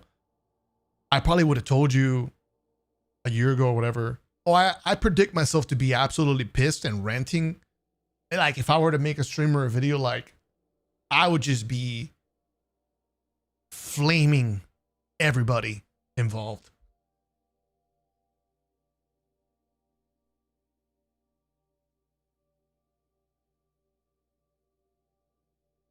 It's so fucking unfair, man. It's so fucking unfair.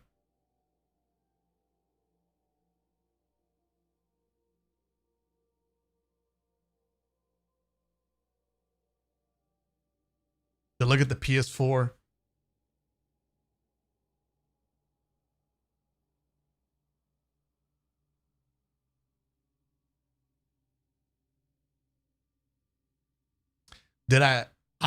I love Destiny so much.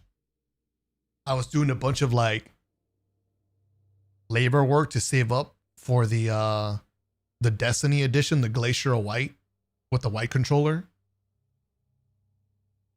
and the headset. You guys remember that? Dude, I bought it. Oh my god, dude. I fucking loved it. The Destiny edition console with the headset and the controller. And you know what? What happened, dude? Someone broke in and stole it. They stole some other stuff. You know what makes it worse? That Bungie asked Sony to start making Destiny 3 and they said no. I think that's the crazy That is part. crazy. Yeah, someone broke in and stole it. Dude, I was so heartbroken. Love you, bro. Thanks for all the amazing Destiny content over the years. I was so You heartbroken. made me a better player. But I feel like at that time, what got me through that, and it sounds like to some people it might just be like, oh, it's just a console, dude, just buy another one. But like that's not easy for me to say back in the day when I was going to school and I didn't have a job, and like my family wouldn't fucking drop $5 for me to get anything because like dude, they were holding on to that shit for bills and whatnot. You know, like I thought getting a console was already like, holy fuck, dude, this is a huge investment. Like, I grew up like having to beg so many different people in my life, like family wise, to like help me buy some Game Boy game. You know what I mean?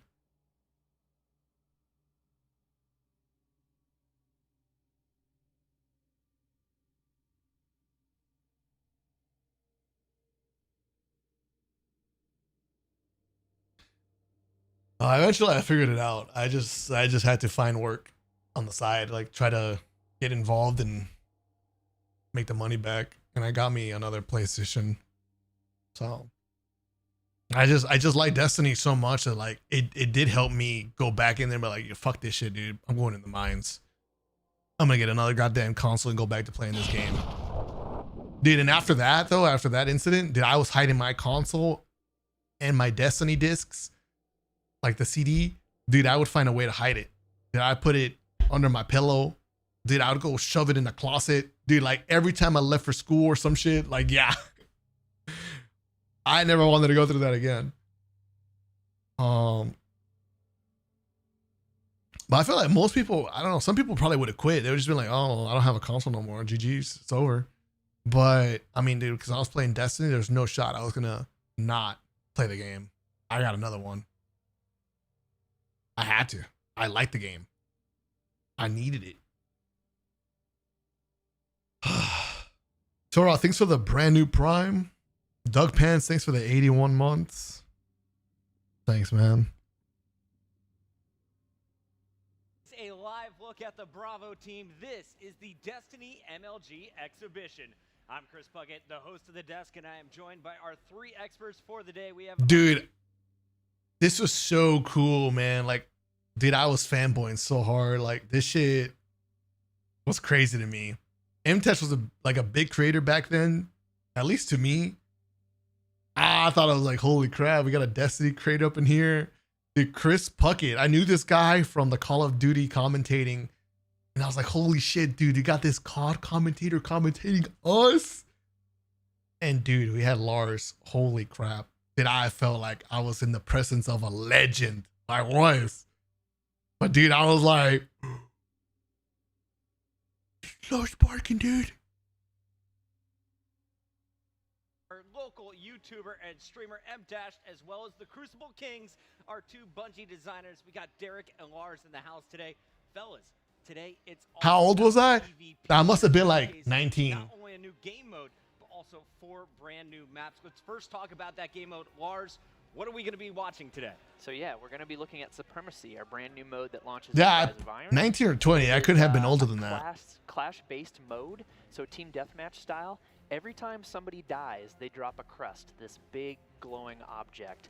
The point of the game is to pick up the crest because that's the only way to gain points. If a teammate goes down, they drop a blue crest. Pick that up and you're denying the other team points. Super simple. Twist, thanks for the 42 months. Go down, they drop crests, pick up those Neo, thanks so crests. much. It's imperative. Neo, thanks for the $6 super chat, man. And it's insane how many I never kills you played can Halo, outsplay the other man. team and you can lose. We lost by 30 points even though we outslayed the team by 10 or 15. It's crazy how important it is to get in there, get those crests. Can't wait to see this action kick off. And of course, we are going to be seeing 4 brand new maps. Lars, break it down for us. This first map that we'll be seeing is going to be We're fixed Last at this Exit. year. Tell me about it. Yeah, so Last Exit takes Yeah, place this year on would Venus. It's an gotta do a abandoned Halo sub train on. station, a subway stop, if you will. Yeah, I brought it up to You're gonna be chat, spending Campo. a lot of your time inside. There's the broken down trains that's gone into disrepair, and then you have the outside, which is much more medium to long. This is where you first heard of me? Space, so you're gonna see some snipers probably and pulses. Dude, out we there. got You're gonna have ran. much more shotgun I think we only There's won one map. particular place that is a I was four-way pissed. intersection that we call pipes, and that's very dangerous, and a lot of action happens there. Derek, in the warm-ups on Last Exit. I thought I was gonna go back home. Everyone was gonna shit talk. Hot. You got ran. Yeah, I think you'll see a mix. Outdoors, it's basically some pretty long sight lines. Lumi ran your ass. Really wide range around the outside. Internally, there's an inside lobby that is a lot more close range, a lot more shot. You know, what pissed me off was that All right, and then MTash, when it comes to they put Gardens, you select as every much as sniper 85 main with Icarus. on the same team. Yeah, so Icarus is a large symmetrical That map. everyone on this team made a Diamond sniper to rifle. Diamonds all the way down. I shit you on not. Bannerfall. But before we get to the games, we have to introduce you to our 12 competitors. We have 2 teams of 6 competing today, and these are made up of your favorite streamers, YouTubers, and of course, Crucible pros. Let's take a look at our first seat here. That is Luminosity on the far right. He is playing with the Alpha Squad alongside Bodies, Vile, Sir Demetrius, Triple Wreck, and Say Wallabra. These guys are some of the shotgun kings, actually heavily favored. Everyone's tweeting it out saying Alpha is going to dominate, and these guys are extremely consistent. Dude, they did. Dude, they literally said it out loud too. Shotgun mains. Look at this guy, Sir D, though. Dude, this guy was so young and so beardless. Dude. This guy was so beardless back then. You guys seen a picture of Sir D nowadays? That guy has the biggest fucking beard ever. He's got that, like, I've been surviving in the woods alone for 10 years kind of beard.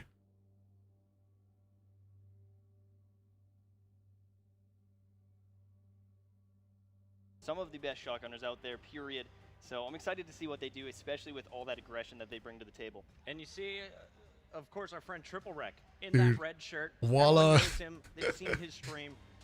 Is he the key player on this team? Who are you looking at to carry the squad? Triple Wreck's good. We all know Triple Wreck's good, but that guy beside him, that's Sir Demetrius, young guy. There's Luminosity on the end. They're all so good. It's fractional changes. Who's better? Who's worse?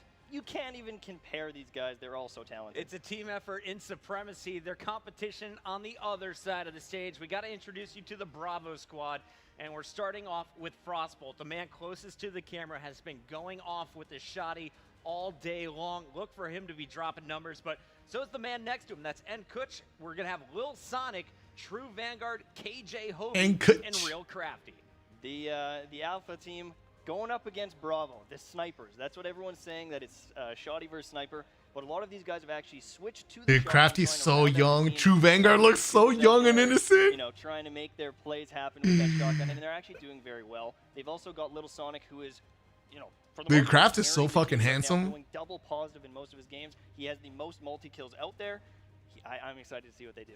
I can't wait. The game is just moments away before we kick off the action here for Supremacy for the first time in the MLG venue. We have to get our predictions, starting with you, Lars. You've seen all 12 players. You've watched some warm-ups. Who are you going with today? The internet's saying it's all Alpha today. And you know what? I'm going to go against the internet. Maybe not a popular opinion to go against the internet, but I'm really looking to Bravo. You know, I liked what I was seeing there. I liked their team play. And I know Twitter maybe, you know, thinks the other side, but man, I got to go for Bravo. I love the underdog. The underdog. What about you, Derek? Who you going with? Yeah, I got to go Overdog on this. Overdog. Yeah, Bravo had some great teamwork in warm-ups, but Alpha Team has the killing power. You got to get those kills before you get the crest. Got to go with the Slayers there on Alpha. MTash.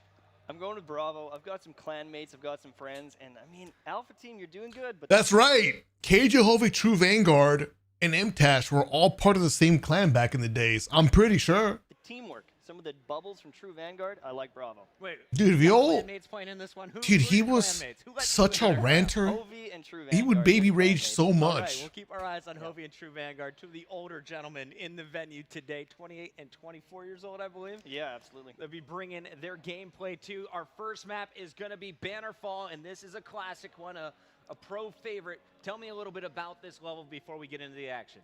Bannerfall has some inside areas, but you're going to see a lot of the traffic out in the courtyard area. There's a tree area with...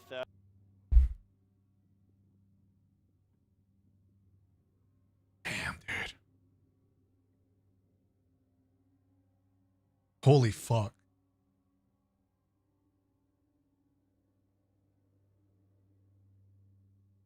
It makes me really sad thinking about so many of the things I guess Destiny never had the chance to become. And some of these ideas are already kind of retired in my brain, but this whole situation is just kind of resurfacing a lot of like annoying pain moments throughout the years with this game. Like, I'm so sad that this game, PvP wise, just didn't amount to more. I always believed in Destiny 2 on the PvP side of things to be so much more than it was. And this event was the biggest like debate ever. This event fucking fooled us all, man. We thought it was the beginning of that potential. And I mean, by now I've already come to terms long time ago that was just, you know, it was what it is. Like, it's not going to be more than just normal PvP. None of that esports stuff. None of that like serious balancing. But I mean, it still really sucks that there just wasn't more to it. There's not more bigger plans, not just for Crucible, but also just for the game entirely. Because from D1 days, you always felt like we were part of a journey to see the game reach greater heights and evolve, get bigger.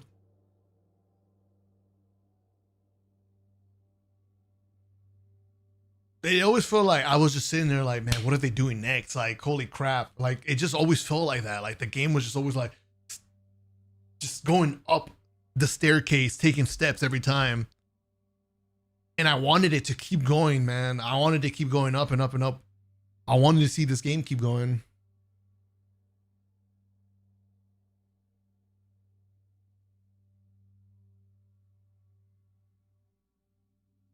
I'm kind of sad that it's gone so far.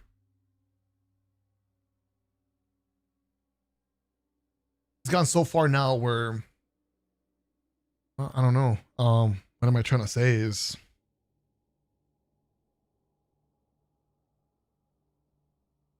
I kind of just became like okay that it is not gonna be greater than what it is. Like it's just settling to be okay, I guess. Like becoming apathetic towards the game, not I guess pushing to be bigger and greater and just continuing to surpass itself and it reaching its potential. I mean, it kind of sucks that I just kind of just become apathetic towards it. I mean, at some point you just had to stop because like it was just going to make you angry at the game. And even now, like, you're still salty about it because the game did have so much potential. I mean, tell me, man, what things you wished and you waited to see Destiny do that it's just not going to happen anymore? I wanted to see a brand new event that surpassed Iron Banner in Trials. Like in Destiny, like our events in D1 for Crucible, like the biggest hype things are ideas they came up with in Destiny 1. Like Trials is cool. Iron Banner was cool. But like, are you guys going to ever do anything new? Or like blow my mind again how you did with Iron Banner and how you did with Trials? And I wanted to see that. I still do. I wish we could have seen come up with a new idea that was like, holy crap, this is different and it's fun as hell.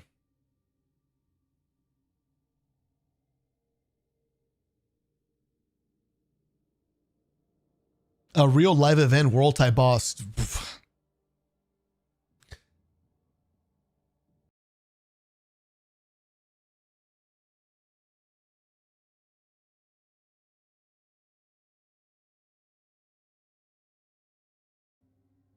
Dude.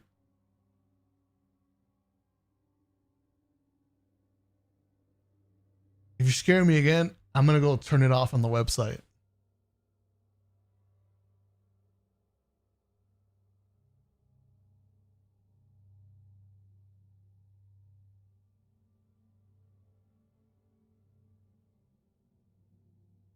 It's so jumpy because this dude played a loud ass song that scared the shit out of me.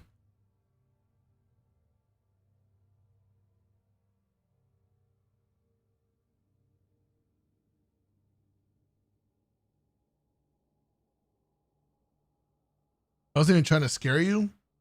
Dude, you know I'm a coward though. Right? Anything loud freaks me out.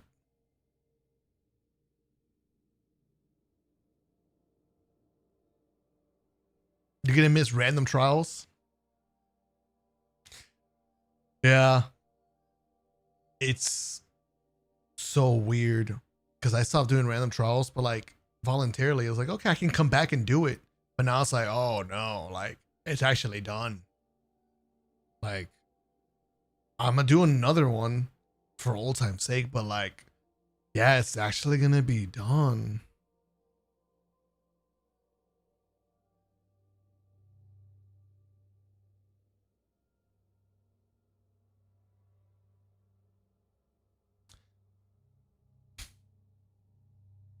Yeah, I would have loved to see like a world boss event in Destiny. That would have been so cool. World boss event. And you have time ticking down on the on the planets. And then at like 1 minute countdown, people load up, I don't know, the Cosmodrome and are ready to fry the boss together. And then everyone emotes at the end, taking pictures and shit. And then you leave.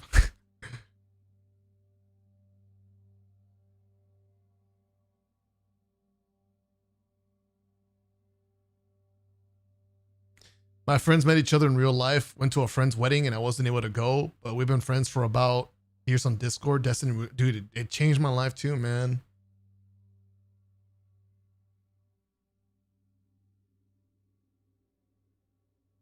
Yeah, Destiny, I got to see so many different people. It was scary, man, because like growing up,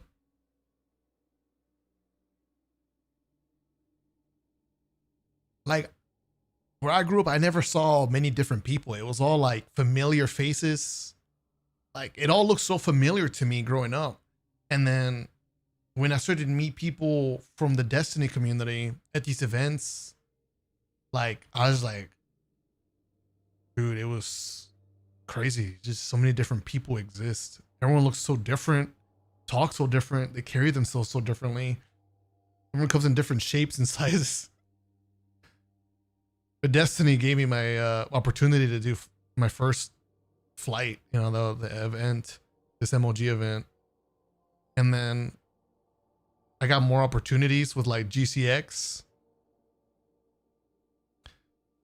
I still remember the first time that I got invited for the Destiny 2 reveal event. I got invited to see the reveal IRL. Dude, what an important and badass email. I felt, yeah, I was blown away. I felt so fucking cool. Like, I felt so excited that I was so pumped. I remember telling my mom, and she was just like, she was suspicious about me going alone. Like, oh my God, you're leaving home? Like, you're going somewhere that you don't even know where you're going? That's dangerous. I'm going to meet strangers? Like, that doesn't sound right. I'm like, no, it's legit. It's official. It's a company and everything.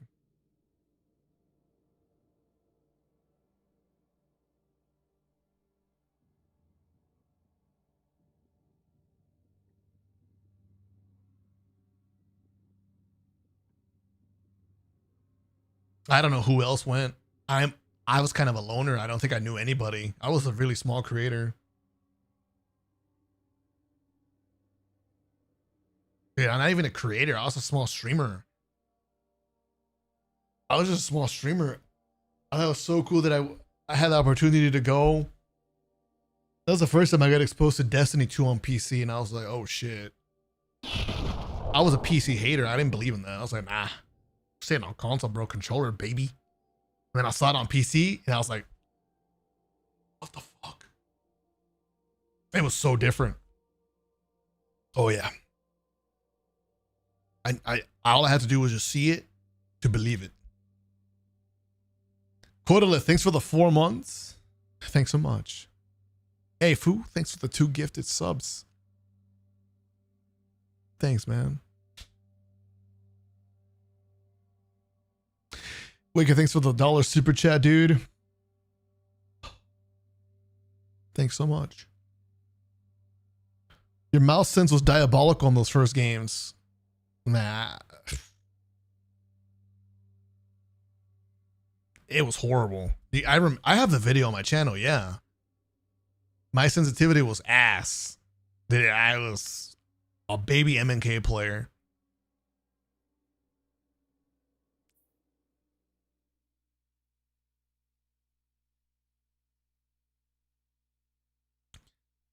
I got so lucky because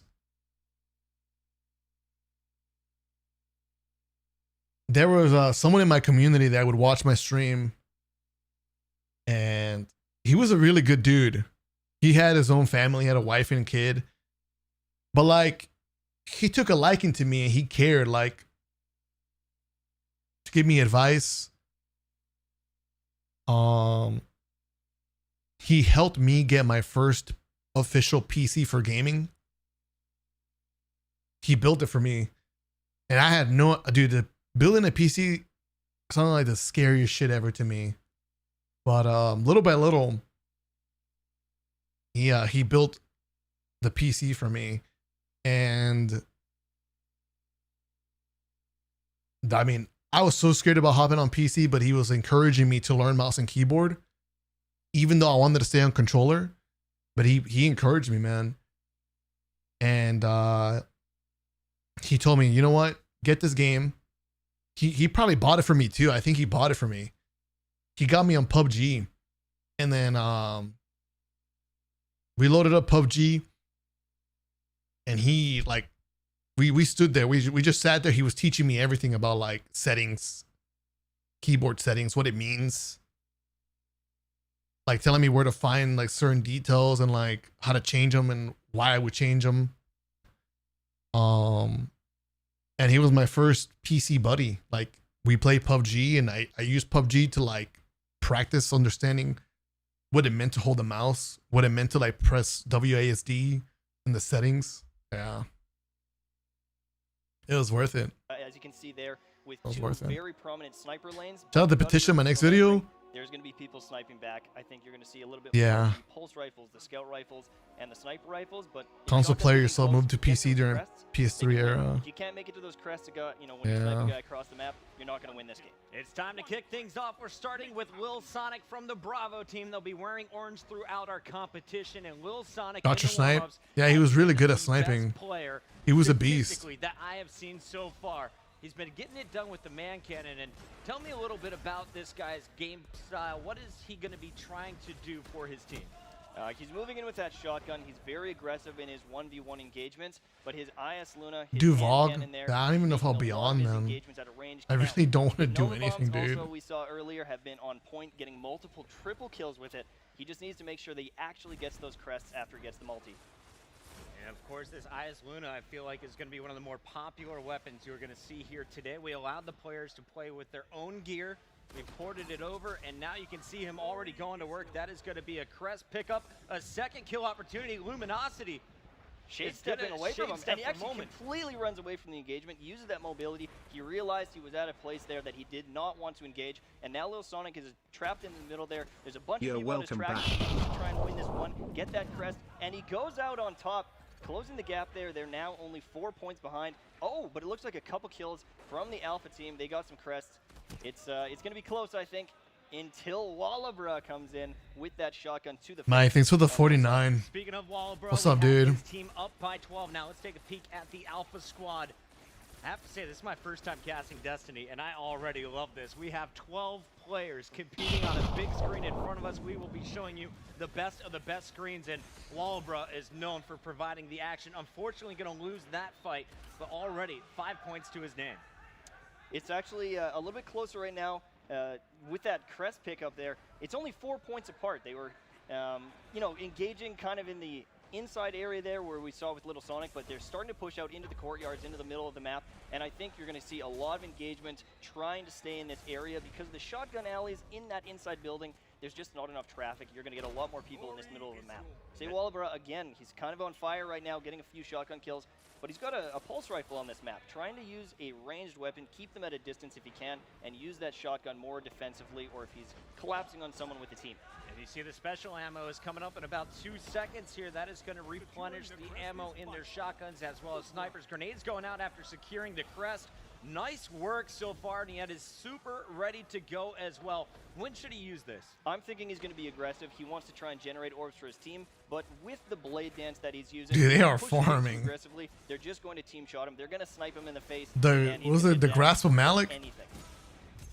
Now, Derek and Lars, I know you guys have been watching our big screen here. It looks like Alpha off to a pretty solid start. They're leading by 14 points. What has been the difference maker so far? That was so pissed. I was like, man, what are we doing getting farms, though? Like, earn their super lock it in. Game-changing moments. Yeah, I mean, the initial play has been pretty good. We've seen Alpha teams sticking together really well. But yeah, now almost everyone has their super up. We'll see what happens. We could completely see it shift. Yeah. The game might go completely snowballing towards Alpha. Dude, that 3-piece was might come back, diabolical. use some supers. Alpha team actually is going to have a little bit more of an aggressive playstyle with their supers, where Bravo has someone, True Vanguard, who's using a bubble shield. He actually just popped it. He's going to buff his teammates with weapons of light. Hey, Sleepy, thanks for the 21, man. Powerful here, but you can just hear the supers popping off. There's a Stormcaller with Encooch. He's in the middle of the map now, across from True Vanguard here, popping off. He got 1 kill, but it looks like he got shut down by Saywall, his Blade Dancer, so it's super on super. Everyone is going down. And we saw none of the kills. That's my fault, guys. Don't worry. I'm going to show you some more, though, and I have a feeling we're about to see FrostBolt pull out his any moment. He's been running with the Titan classes throughout our warm-ups, and what does he have available to him? So he has an electric smash. He's going to go in, throw down his fist, and throw electricity everywhere. It's great for shutting down other supers, or in a panic situation when you're losing a duel, you can throw down the heat. God damn, those pulse rifles fried. It's really versatile overall, and hopefully he pops it here. There's a lot of people on his tracker, so I'm hoping he gets tries to push in. The Titan skating seems so lit. Just basic jumps looks so good. Out into the courtyard thanks to those pulse rifles from Alpha, but there is a nice shoddy shot coming in. That credit will be secured by Encooch, and now another opponent charges through. Encooch is going to have to defend himself as we take our screen to him next. Let's take a look at the big picture here, though. 62-48. We're about a third of the way through the game, and this one has been pretty tight, especially in the last 2 minutes. Yeah, remember that match? I mean, Alpha I kind of remember these games, yeah. Lead for all of the game, but things can change very quickly here. I'm surprised things didn't change hand a little bit more with those super usages. Alpha didn't, you know, grab a giant lead here. Bravo didn't come back. It stayed within 20 points or so. Hopefully they can turn it around here with some nice snipes from Encooch. He's got his last word out, which is an auto-firing hand cannon. So if someone does push in with the shotgun, he's able to take him out. And a crispy snipe from the across the map there on Sir Demetrius. He's looking for another target. He actually body shotted them, getting the assist. So the team shots here with that sniper rifle is beautiful. And he's got another snipe on the body. Can he stay alive? Ooh, and he loses the duel. That was to I drop bodies with a nice pull shot across the map. Now, Derek, we saw that the snipers were kind of the most dominant weapon being used. Stop your fucking shit, dumbass! Then an update. Yo, Belmod. What are some of the changes we've seen? Thank you for the 10 juicers, man. Thank you so much for the 10 gifted subs. I appreciate it, dude. Thank you so much. Thank you so much. Buns, thanks for the gifted sub. Not really in play right now. Thank you so much. Thank you so much. One-shot, Thank you. One-shot kills from the body, or one-shot headshots for supers was one of the main changes. And really, we're just seeing teamwork teamwork at play Dominating here. Yeah, a lot of the people that are sniping right now are still making those shots count against the players that aren't using their super. And for the most part, even if they land a snipe on the guy that's using a Stormcaller or a Blade Dancer, they're able to clean them up after with their primary. KJ Hovey was being shot from behind. He is going to be able to go up top. He's got support to back him up. Now waiting on that L3. I don't think there was anything on the line. This is a guy No, I don't think so. He's a clanmate. What's the best part of his game? The guy is a robot with a sniper. The guy is amazing, and apparently he knows how to use a bow as well. That was the Night Stalker bow, the Void bow. It's able to shut down other supers by Overpowered? but also Yeah. taking out other players. That shit was Which, crazy you know, good. in case you're in a duel, you don't think I don't think there was money involved, right now, no. he's being very mobile, trying I to think stay you up get top. He's in shirts. a bit of a situation here with multiple players. Goes for the wombo combo and actually gets the double kill there. And it looks like he gets taken out, unfortunately, but there's a crest up top there. Hopefully his team can grab it. Real crafty, and the rest of this Bravo crew trailing by 20 points. They need to get back into the action. Grenades going out. He's going to try and get the job done with his hand cannon. And as he grabs the crest, Sir Demetrius is going to be pinching in on him. We'll go back over to our Alphas team in just a moment, guys. It looks like Triple Wreck has his super available. Who else should we keep our eyes on in the big picture here? After Triple Wreck, after using that super, I'm thinking we should go to Sir Demetrius, watch what he's doing. He's leading. Sir D was so insane. Alpha. He's just consistent right now, winning his 1v1s. Dude, I don't know why. I could never out shotgun the Warlock. The Warlock glide shotty. I'm excited to see what they do. There's a bunch of He was good at it. He knew how to use the Warlock glide so well. 12 points away from tying things up. As the supers start going out, I'm excited to see if they can pull it off, get the comeback going. We're going to stay on board here with Sir Demetrius. You called him out. You said he's leading the Alpha squad. They are now just 40 points away from victory. Remember, it is the first team to 150 or the squad that is Toughest player to go up in these matches? In these games? Alpha is nearing completion of game number 1, and it looked like Bravo brought it back within 10. Now Alpha starting to... I mean, I kind of want to say it was Sir D because he could shotgun and snipe, and he played Warlock with Action Bolts. That shit was demonic. With a Nova Bomb, dude, like Warlocks were slayers. And they had long ass melee range.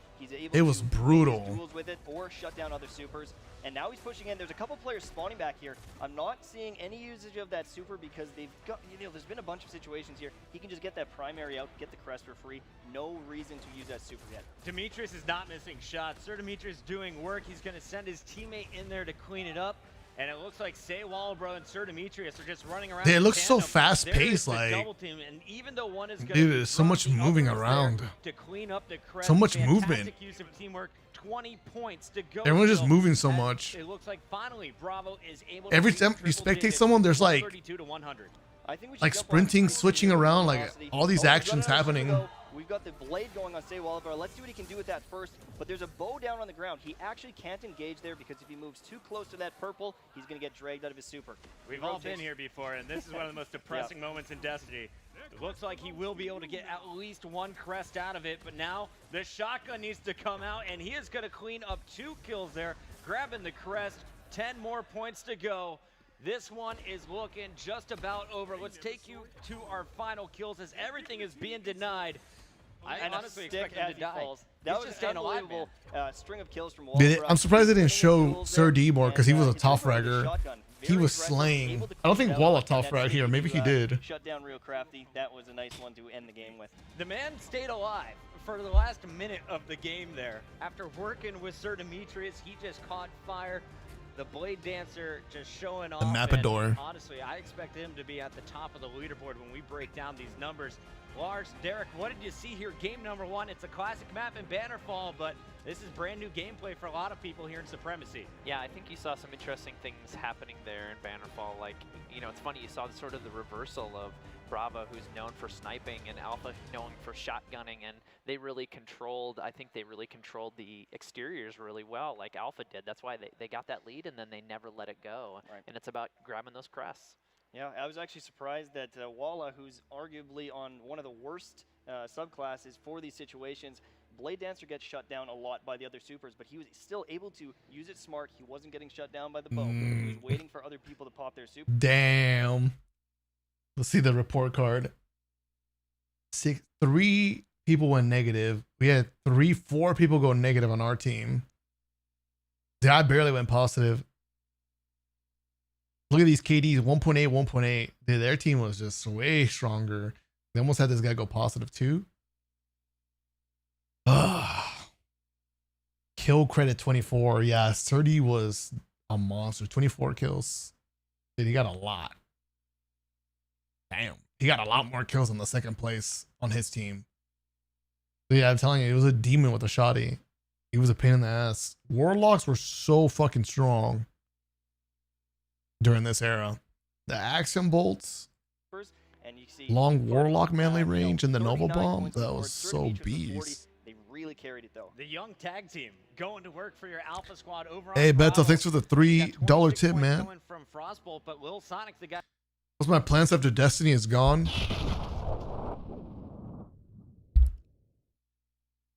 I'll tell you, man. Although, to be completely honest, as like ridiculous as it sounds, I really fucking hate thinking about the future without this game a part of my life. You know what I mean? I don't like it at all. I don't like that. I really don't like that. I feel like, no, I had all these plans. I play whatever I want, play other games, but like in the end, I could always just come back to this game, check it out. The community would be there. Never leave the community, you know? I never thought that I'd be leaving the community, and I don't want to, but when the game is ending and it's getting a last update, it's not really up to you anymore. It's almost like that's just bound to happen. Like, there's going to be no community to come back to. And even if there's still like 2K players on, like that's not the same, man. It's still not the same. If I came back to 5 players, that's not still coming back to the community. That community's moved on, man. They're gone. And I feel like that's going to happen sooner or later. It's just going to dwindle and dwindle and dwindle to where like you really can't say you can come back to a community anymore.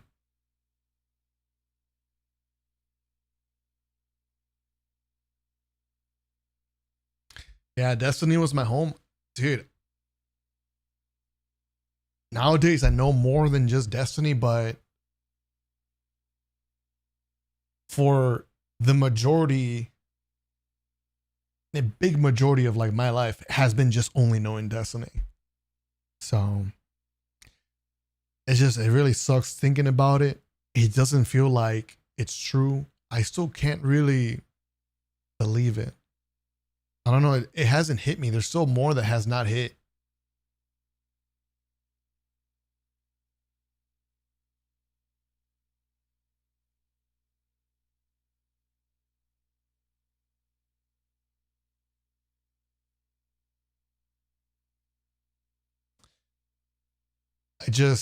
What I do know right now is that I just want to appreciate this game. Appreciate the memories. There's so much that has happened since the beta of Destiny 1 that I just, I don't know. I think I just need to like digest all over again before I feel like I can go back to just doing other shit and like not really being super down about it. I don't know. I don't know how long that would take.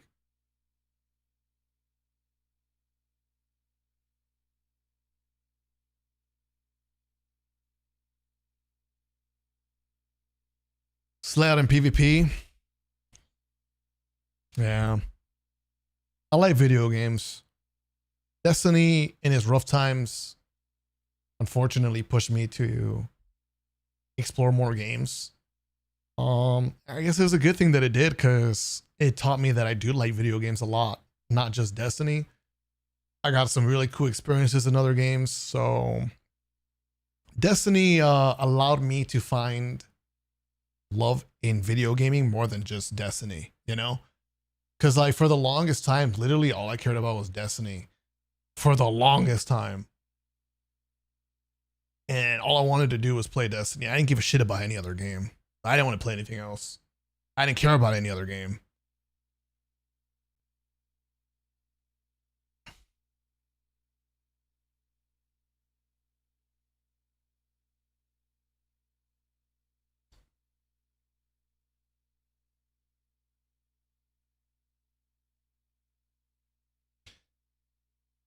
We're gonna play a lot of the new update, give it a proper send off. I don't know. It's gonna be really confusing, difficult to like have fun, be happy about the content, knowing that this is the last content and the reality of things that is just ending. It's gonna be so confusing.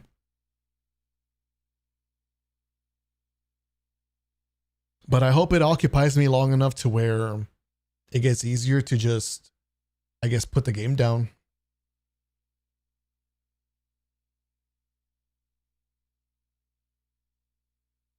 After that time, I mean, I'm gonna have no choice but to just do what I don't want to do, which is having to move on from the game. Yeah, I remember for the longest time, I would tell you guys, or I would say to myself, I don't remember, I'll be glad to just play Destiny forever. I still mean it. I'm not about it nowadays, obviously, with the way that Edge of Fate Renegades went and some of these episodes post Final Shape, but I mean, I didn't give up on the game because to me that was like just a small percentage over all the good stuff that I was like, I believe in the game still. I'd be so down to keep playing it forever. I didn't mind. But when the game started to make me have less confidence in it as a game, with like decisions being made and like these like bad periods or seeing the lack of support to PvP and it seemingly not going to get better, like I just lose confidence in the game that it is going to be my forever game, and I have to do other stuff throughout the years. And turns out like that like gut feeling, the reason for losing confidence, like it made sense, man. It made sense. It was not going to be a forever game. To think would be really dumb. I still wanted it to. I still wanted to believe it could be. But I knew that that was probably just some dumb dream that was not going to be real. And here we are. Really is not going to be a forever game. What sucks is it's so frustrating because I mentioned this earlier. After all these years, like I could never find a replacement for this game. Whatever void Destiny's gonna leave, I have not been able to find something that can fill that up this entire time. And it sucks. And I think that's just how it has to be. I think by now, like, I've almost accepted the fact that it's always going to be, there's nothing else like Destiny, and just be okay with it.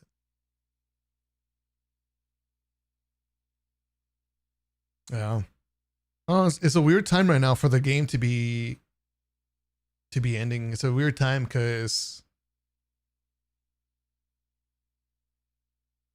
the type of creator and player I am today is so different from back in the days. Would you say that during the D1 era, or whenever you started playing Destiny and you were like a hardcore fan, like you were like me at some point, no, where all you wanted was Destiny only. And then in Destiny, you took so much pride of the type of player you were. Like maybe you were just PvE only. You're like, fuck PvP. I'm a PvE main and that's it. I don't acknowledge the existence of a PvP. I'm so proud to be a PvE gamer. But this game, like,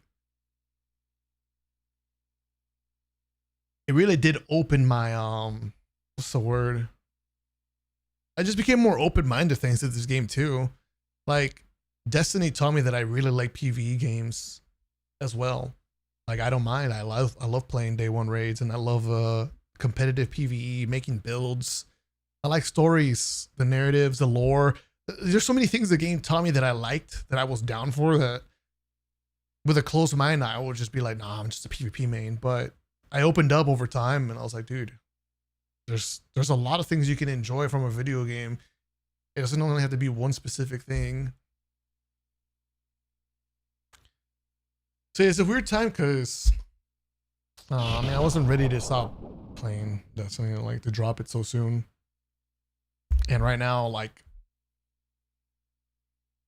in that quest of finding something to replace it, I feel like the progress that I was making actually regressed. I'm trying to find a way to describe it to you. over the years where I feel like, oh my God, maybe I'm finding like a Destiny replacement for me, something that could like scratch that itch. But like for whatever reason, something happens that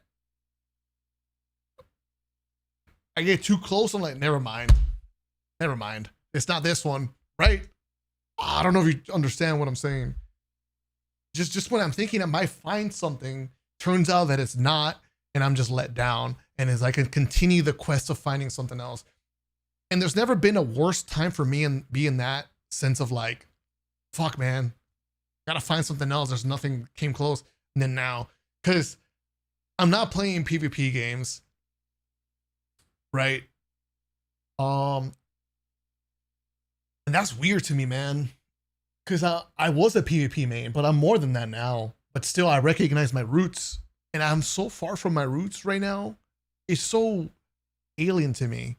And I've been playing so much Warframe as an example.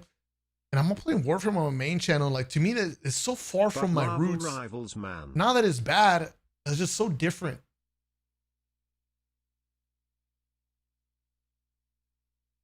And I think that's like kind of like what I'm trying to point out is that I can't find anything that's like Crucible to me.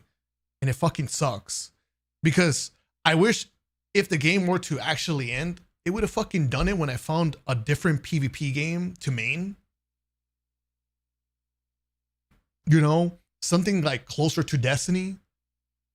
But I have no PvP games that to me is going to fulfill like what I got from Crucible Destiny 2. Because the reality is there's nothing like Crucible. You can't just go grind PvE guns from strikes, raid bosses, bring them over to Crucible with your god roll and play. Like that's just that connection, that loop doesn't exist anywhere.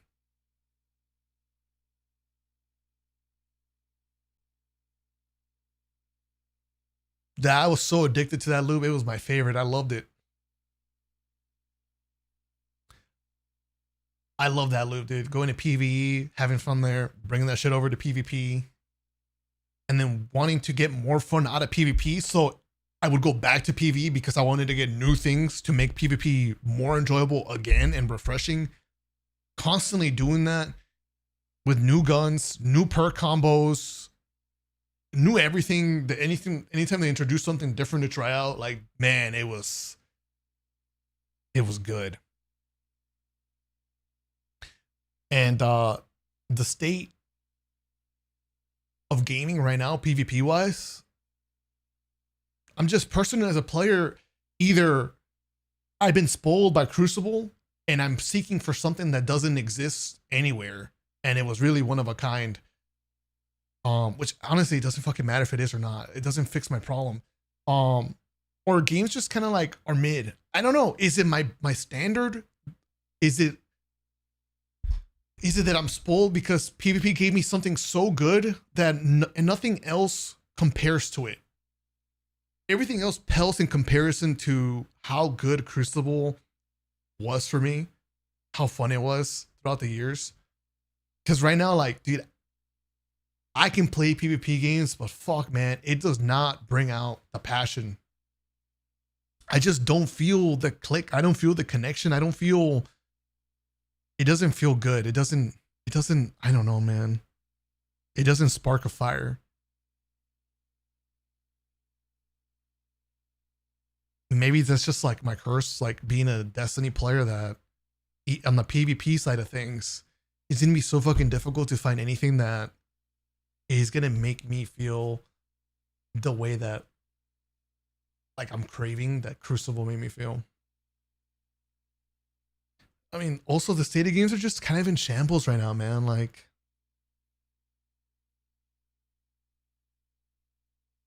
games are different today. There's so much balance issues every PvP game you go to. There's cheaters in every game. Like, every PvP game is just kind of cooked nowadays.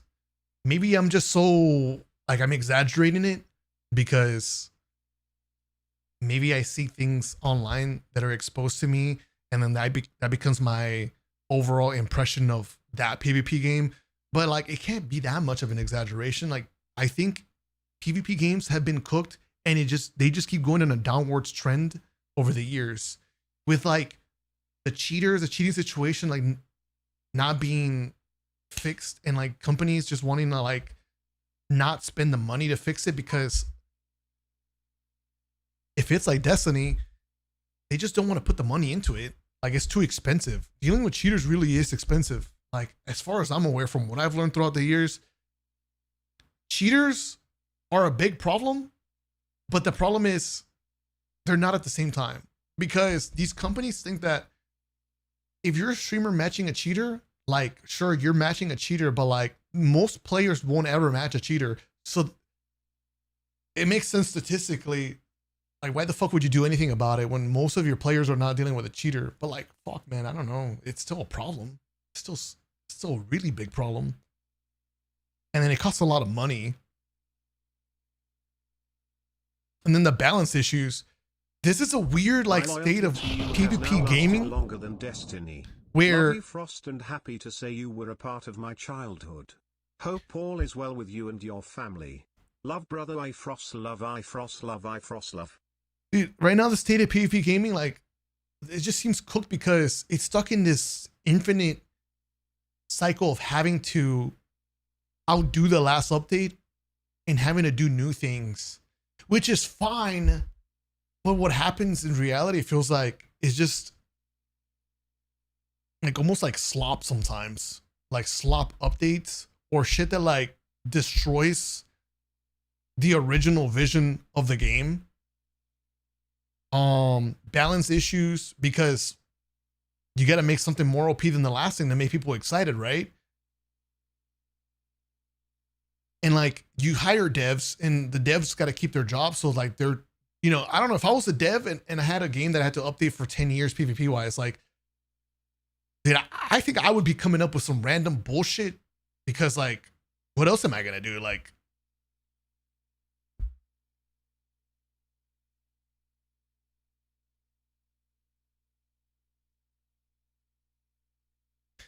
I don't know, PvP games, I feel like they're good for a month and then they like start to deviate away from their roots. This is no shade to any PvP game, but like, this is my problem, is that I just feel like PvP games are cooked right now, man.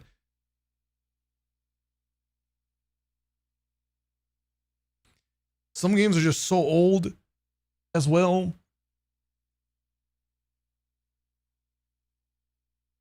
And just unfortunately not exciting, because it's just not new, man. There's not a lot of new games. And the new ones we got just kind of like get slapped away, like High Guard. Not to say that it was like the greatest game ever, but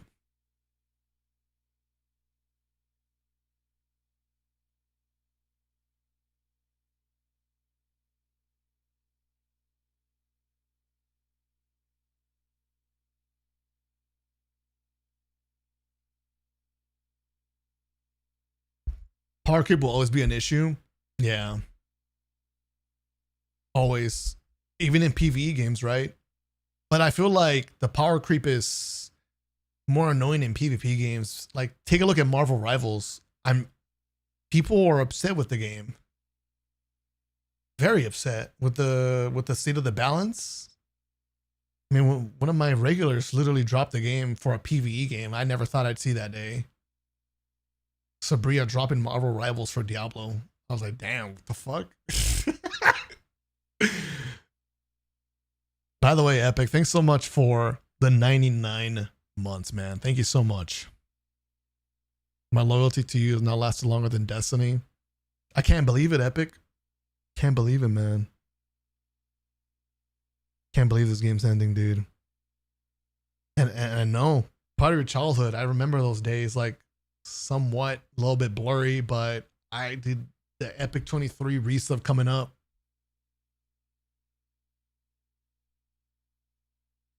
Slop updates, like you said, they just continually push new shit that ruins the core of the game. Yeah. Yeah.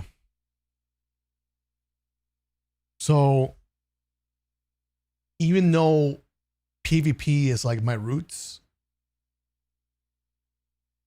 I feel like this is the worst time for Destiny to end, because the state of PvP games right now is just not, it's nowhere near peak. Like, it doesn't feel like PvP players are eating good right now.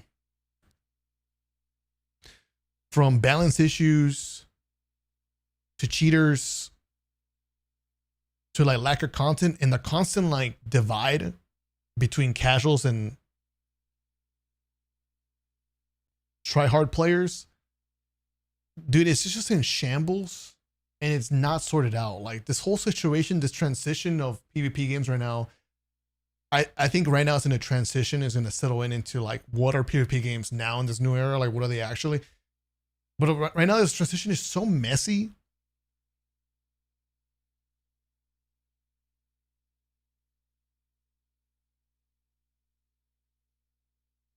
Like the closest thing to playing Destiny would be like Apex Legends. No offense to Marathon. I guess Marathon is the closest thing to playing Destiny again, but hold off on that for a second. Before Marathon, it was Apex, but Apex is just, dude, I feel like it lost the plot, unfortunately. To the point where I'm like, dude, I want to fucking an Apex Legends 2. Like, please, let's restart this bitch all over again. Get rid of some of this like imbalance and ability spam.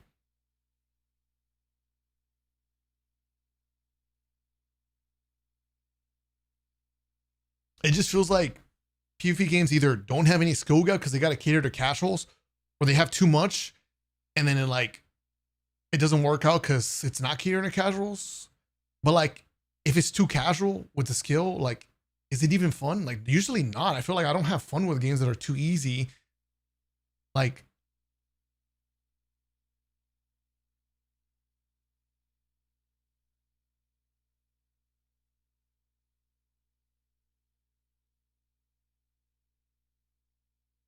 I just wish there was more new PvP games that had came out in the past like 3 years, 4 years maybe. So there's more options. Right now I feel like there's no options.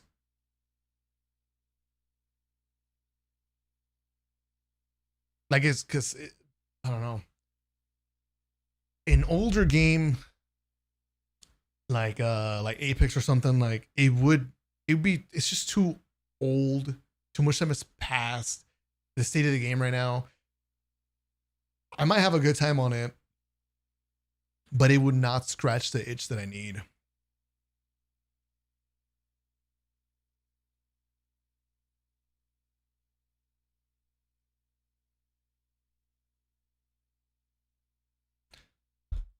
So I'm guessing you already saw the Destiny 3 plug. Yeah, Vikings. My point really is that I'm frustrated and annoyed and like sad that this game is coming to an end during a time where like, I was like, this is pretty shitty timing, dude. Cause like, you know, I never wanted to replace you, and I've tried to find alternatives, but now like you are ending in a time where I feel like there's less of an alternative option than ever before, you know? Like if it ended back when Apex first came out, it'd be a different story. It'd be like, oh shit, I mean, Apex is new, it just came out, you know, ride that wave for the next 10 years maybe. But like there's not an alternative like that right now for a PvP player. I don't know if I got any PvP gamers in here that kind of feel the same way.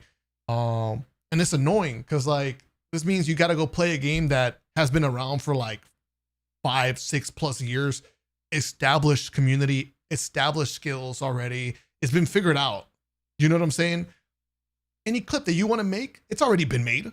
Any play that you're thinking about making, someone already knows it.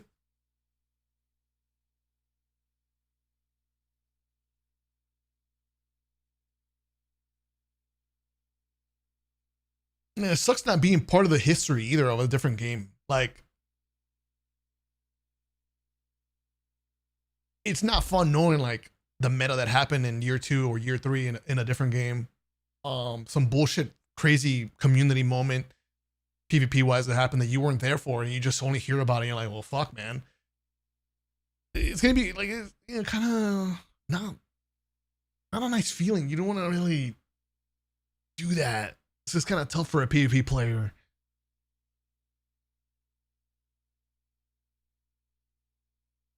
PvP drought right now. You come back to CS. Nothing new and having to go back to something old. Right. You miss games that were both offline and online. There was a nice combo. SOCOM, Resistance, Uncharted, The Last of Us. Dude, Uncharted PvP was so lit. Destiny gave me the investment in lore. Dude, wow. Facts. That's another thing that, and it's okay if you don't give a shit about this as a PvP player, but I do. Oddly enough, it meant something. It gave me an attachment and investment to my guns with the lore and the way that you obtain these weapons, like the time investment you made, and also the meaning behind it can also change. Like, what if it was a god where you were grinding for like 5 hours and you finally got it? Like, your emotions and investment into that gun is different now than it would have been for someone that got it their first drop, that doesn't give a shit, doesn't like that archetype, right? Or what if it's a gun that you got from a raid that you were trying so hard to fucking beat and you finally got that weapon? Like, you're so much more invested and attached to that weapon. And what about the lore piece? Like maybe it sounds cool to you, or maybe you're interested in the actual lore behind the gun, like where it was created. You know, there's just no games like that have that for me, PvP wise.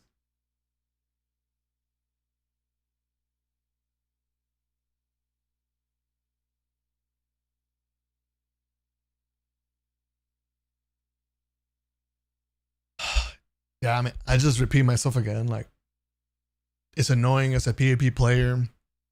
It's frustrating. The timing of this game coming to an end during what someone called a PvP drought.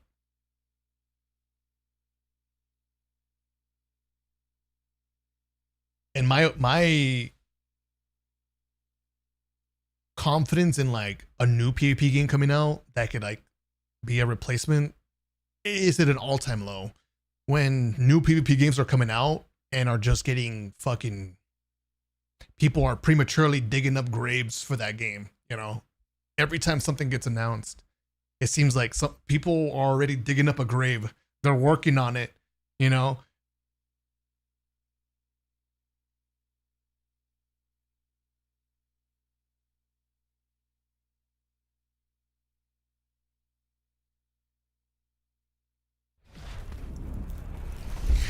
Grimtall, my goat. The tier 3 121 months, man. Welcome back. Dude, it's coming to an end, brother. I hope you sign in June 9th. It's coming to an end, man. Can you believe it? This guy Grimtall joined up my fire team so he could like back out for me so I could do 1v3 trials back in Destiny 1.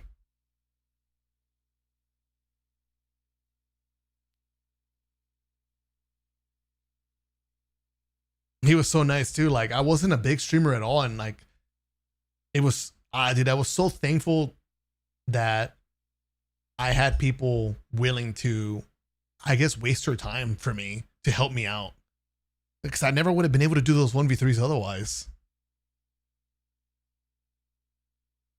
You know how much loot I got? It was worth it.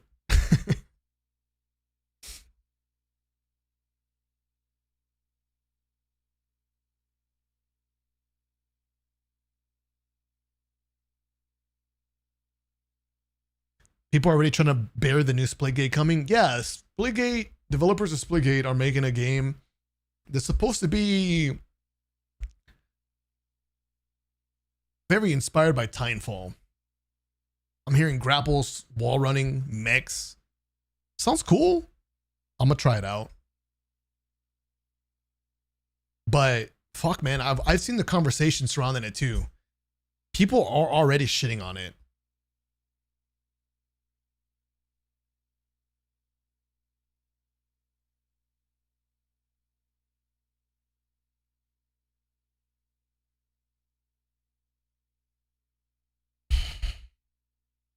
Yeah. So I'm just very frustrated, man, as a creator. It's not so much that I don't have anywhere else to go to, but I guess it's more along the lines of like, I don't have anywhere else that I want to go to. Throughout the years, there's been opportunities. Like, I have interest in going to something else, but Destiny was good. I didn't really mind being a Destiny only player. Like, I love that. I wanted to be that all the time. And like, the game, they fucking decide to end it at a time where like, well, there's nothing else I want to play right now. You know that? Like, PvP wise. You know, I kind of feel a little bit alone here. So thank you for trying to relate and also sympathize to what I'm trying to explain to you, because the PvP community honestly is kind of just long and gone nowadays. The PvP community size is just a fraction of its former self. There's not that many people anymore that probably give a shit anymore, or that are in the same shoes as me that's frustrated about like, damn bro, like the fuck else am I gonna play with no trials? Like what? There's no other trials anywhere else. Those people already moved on. Good for them. I'm happy they did. I fucking encouraged people to find an alternative, because I had a feeling. No, honestly, I knew that PvP wasn't really ever gonna amount to the vision that PvP players had on this game, you know. And I was a realist about it, 100%.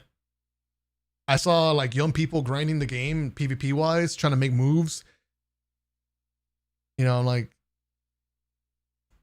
trying to be giving good advice and just letting people know, make sure you're keeping your options, you know, a little bit of variety there, PvP games, because PvP has been going downwards trend, lack of support. You know, there's not going to be a miracle like switch up potentially where they're going to make PvP like the Apex Legends kind of GOAT.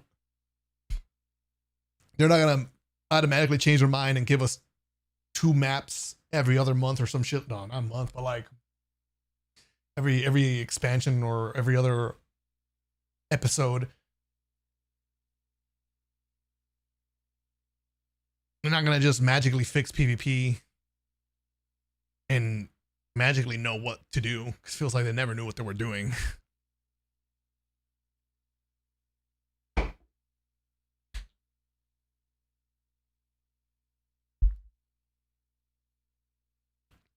People would ask me advice throughout the years, kind of recent, about being a PvP creator or being a streamer PvP wise, how to blow up. And I just kind of had to tell people a little bit straight up, like,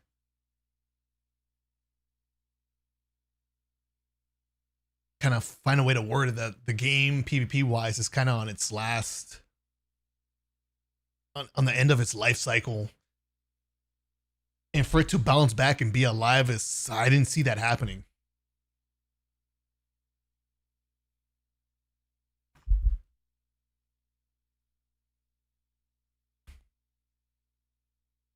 I didn't think it was impossible for it to make a comeback. I still believe it could make a comeback. But then there needed to be steps taken for me to really think that was going to happen at all. And there was never steps like that taken. Or if there was, it'd be steps that end dead on its tracks. After one step, like, all right, we did this update. Did the game blow up? Nope. All right, let's stop doing updates for PvP. You know, like they just gave up so soon on Crucible. Every time it felt like, we're going to try to make this change to make Crucible hype. Oh, fuck. Someone complained. All right. Let's go back to PvE, guys. We're not working on this shit no more.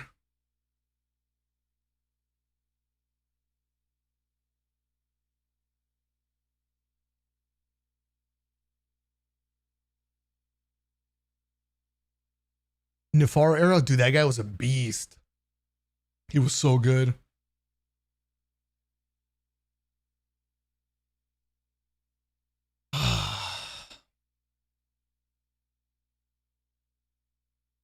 Well, there's that. That's kind of a really long answer to someone's question about what am I doing after Destiny is gone. I guess the final part is really just play other games. Find games that I have fun playing and keep it up. Because the creator that I am nowadays, I'm not just a PvP player anymore. Which, I don't know. That's great. I feel like I grew, but like kind of sucks too. But I feel like it's just not an example more of how much I've grown, but more an example of like just how cooked PvP games are, in my opinion. That like I just have a hard time wanting to grind any of them. Dude, I'm tired of the cheats. I'm tired of the casuals and the tryhards, like the constant bitching back and forth about a game getting too casual and easy, or streamers just bitching and whining because they want the game to be so hard that a casual can't touch it. The whole like devs making insanely questionable updates to the game. So questionable that you're like, dude, are they trying to like ruin it on purpose? I'm so tired of that.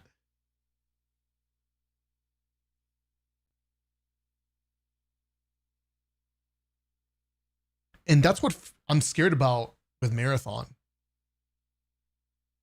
Because it got to a point where like, dude, that game became what seems like a hyper fixated version of what I just mentioned to you, of the casuals and streamers or creators, top players, whatever it is. You just at each other's necks. The whole like balance problem and then the questionable updates. With Marathon, it's not so much questionable updates, it's more of a questionable game sandbox. Like, I don't know how to explain it. I'm playing a game that feels like it's still in beta. Like we're still play testing the game to be balanced and like making sure we're like the testers to see where the gun should land at for the PvP balance. Because dude, there's Kezi. Thank you so much for the $20 tip. I appreciate you so much, Kezi. Thank you so much. Thank you so much. Yeah, it's just questionable game sandbox from the get-go. There's so many nerfs happening to that game for the balance, which on one side you can be like, man, this is good, they're making the game better, but like, why the fuck do we have to go through all these exhausting conversations about game balance still now for a $40 full launch game that's supposed to replace Destiny, at least for Bungie? So I'm just so exhausted of that. Like, Marathon just didn't have main character energy too. I'm annoyed that I have to kind of like sit there and be a part of that conversation. It's not that I mind because I want to help the game, but at the same time, like, dude, what the fuck? Like, it doesn't really make sense for us to be going through that.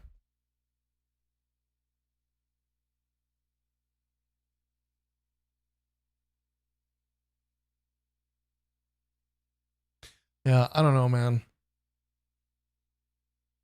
Every time they make a patch, like, one person will think it will be good, and the other person will think it's not good.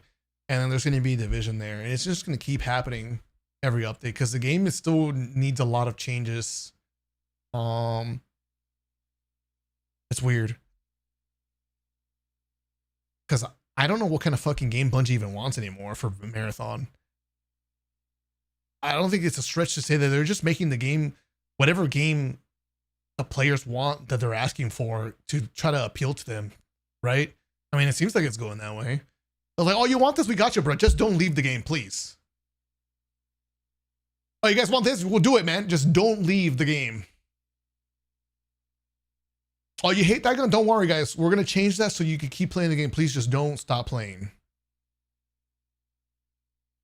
Dude, at what point is Marathon just going to become like the game that Destiny players want? I don't think it's an exaggeration to say that it's almost taking like a turn into that with the PvE mode they're going to add. Like, they shut down Destiny. They're going to do the final update for what? Just to turn Marathon into the closest thing Destiny players have to Destiny? That's gonna be fucking weird, bro. That's gonna be such a weird like ride.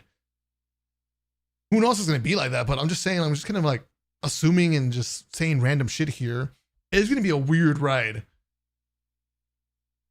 Seeing Marathon slowly try to like become Destiny, but it's not. And it will never fucking be Destiny, by the way. Which is fine. I mean, I don't think they don't want that. I mean, obviously they made Marathon, but still, like, the only players playing their game feels like it is Destiny players. And you know what Destiny players want on Marathon? We want Destiny. I won't speak for everybody. I know there's some people that want Marathon and not Destiny, but I think a lot of people, they want Destiny. I know I do. I'm playing Marathon, like, dude, thanks for the games, man. It's a nice time to be investing here playing, but I want Destiny. So the concerning part is that if you got players like that, like me, and like the feedback and the changes we're asking for, is it updates changes for Marathon? Or is it like appealing to a player still stuck in wanting a different game that's obviously that's not what they're playing. They want a different game. And then those changes are going to be turning it into something closer to Destiny.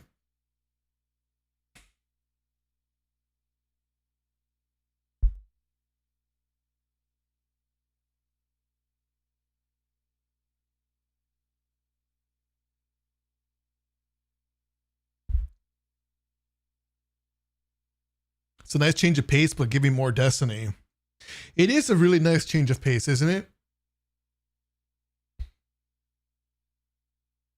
I don't know, man. It's gonna be a really difficult journey for players on Marathon and also Bungie.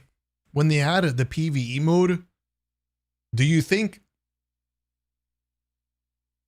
people coming to check it out because they finally added a PvE mode are gonna throw their hands in the air and be like, this is goated, bro?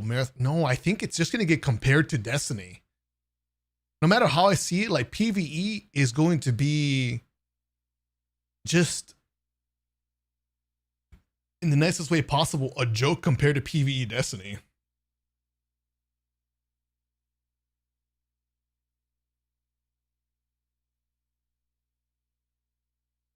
Right? I mean, obviously, like, Marathon doesn't have the enemy variety that Destiny has. It doesn't have dungeons. It doesn't have strikes. It's not going to have raids.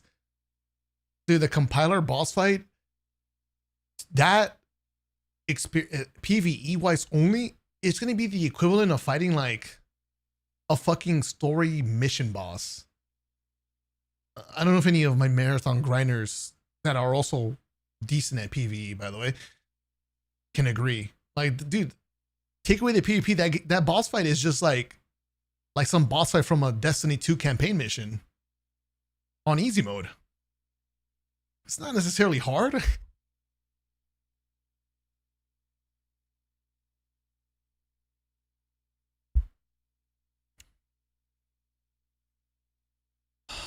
What's up, Kobe?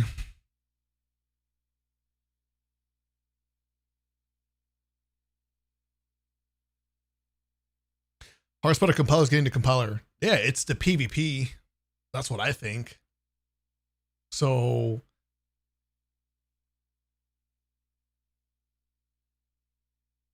this can have some really difficult challenges, that's for sure.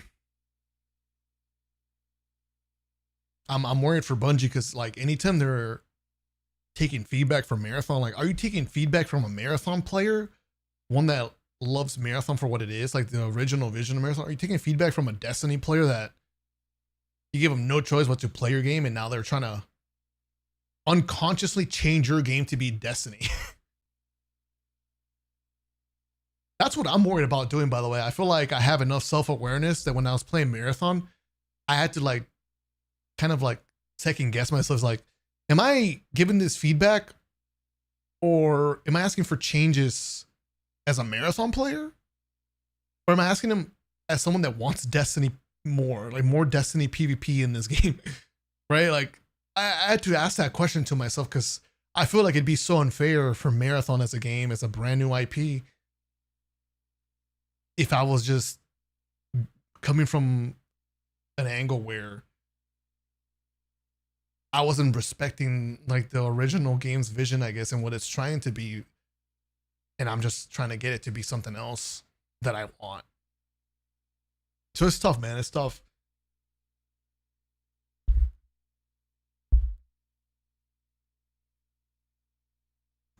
You're gonna watch the Primal Taj for good old times? Yeah, I want to watch it too. Marathon doesn't have main character energy, is what Viking said earlier. Yeah.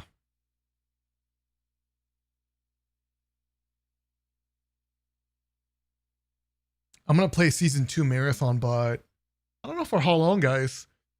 You know, I think there's a bigger issue with the game, and that's like, it's not really the game that I have an issue with. It's more like everything surrounding the game. It's like the negativity surrounding it. Like the shit that you have to deal with if you're a player, a fan, or a creator for the game. Like, it's just like annoying chirping in your ears, and you're like, dude, can I just fucking play the game in peace? But like, they don't fucking want you to. And if they notice that someone is having a good time, like, oh my God, they will try their absolute best to make sure you're not having a good time. And the constant like doom and gloom over Bungie, the company that's working on the game. Ugh.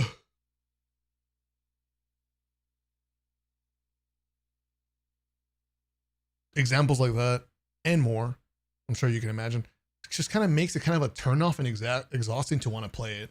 That's going to be my biggest obstacle for Marathon. Like, how long I'm going to play it season 2.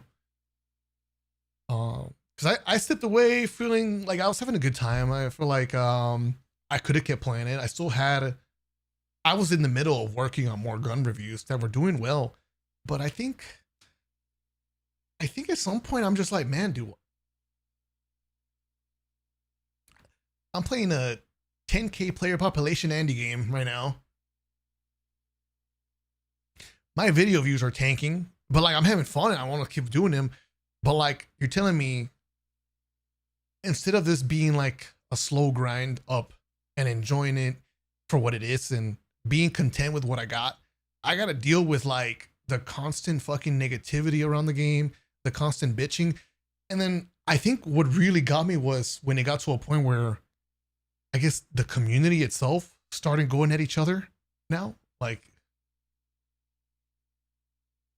there's no surprise that players, you know, there's beef with players and streamers, content creators. There always will be, right? Some people, I guess, maybe deserve it, maybe not. But like, dude, I don't want beef with the community. I don't want beef with casuals.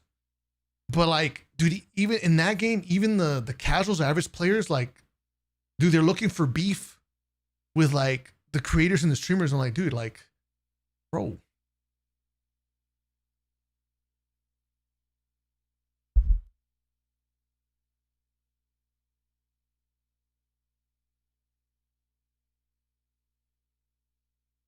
Sounds like me. I'll make sure you're not having a good time even being employed by you. Cozy.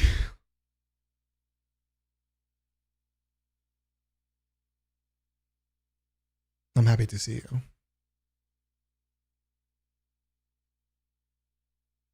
Oh, well, thanks for watching, Iffy Cub. Thank you, dude. Someone deserved hate. It's also a well-deserved hate.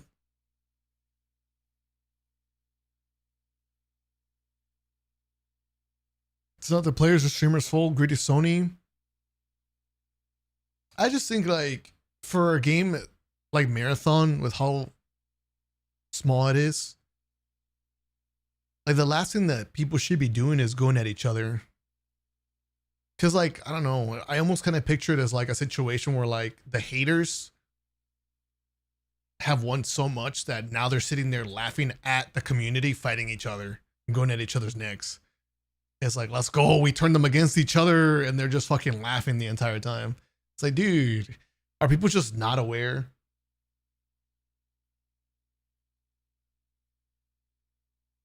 I just found it surprising that in Marathon, it seemed like people got burnt out of people so fast. Like, casuals and average players are so fucking over content creators. I'm like, dude, the game just came out. Like, what do you mean you're so over content creators? Like,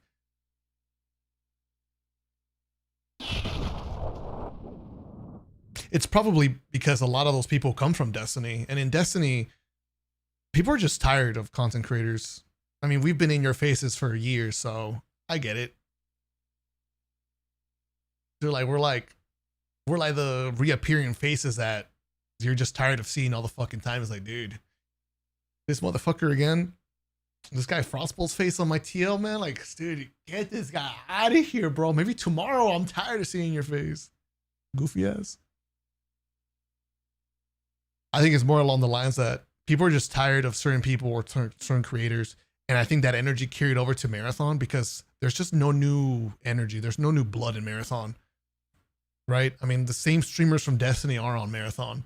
And a lot of the players on Marathon are from Destiny too. So it just carried over. It was a big shame. It saps a lot of the fun away. Because, I mean, one time I saw my TL as a Marathon player and I was like, damn, bro, my fucking Twitter page is looking like a goddamn patch notes page instead. Like, what are we doing here?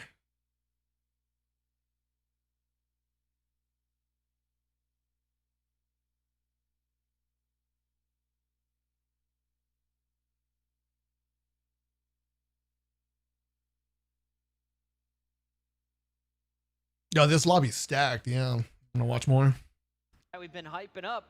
He kind of had a Hey, Cam, thanks for the 31 months, man. the team, but not the 30 points. Chulo, thanks a lot for the 20, I bro. think he needed to slay a little bit Thank more you so there. much. He was grabbing a couple crests, but he just wasn't performing the way they needed.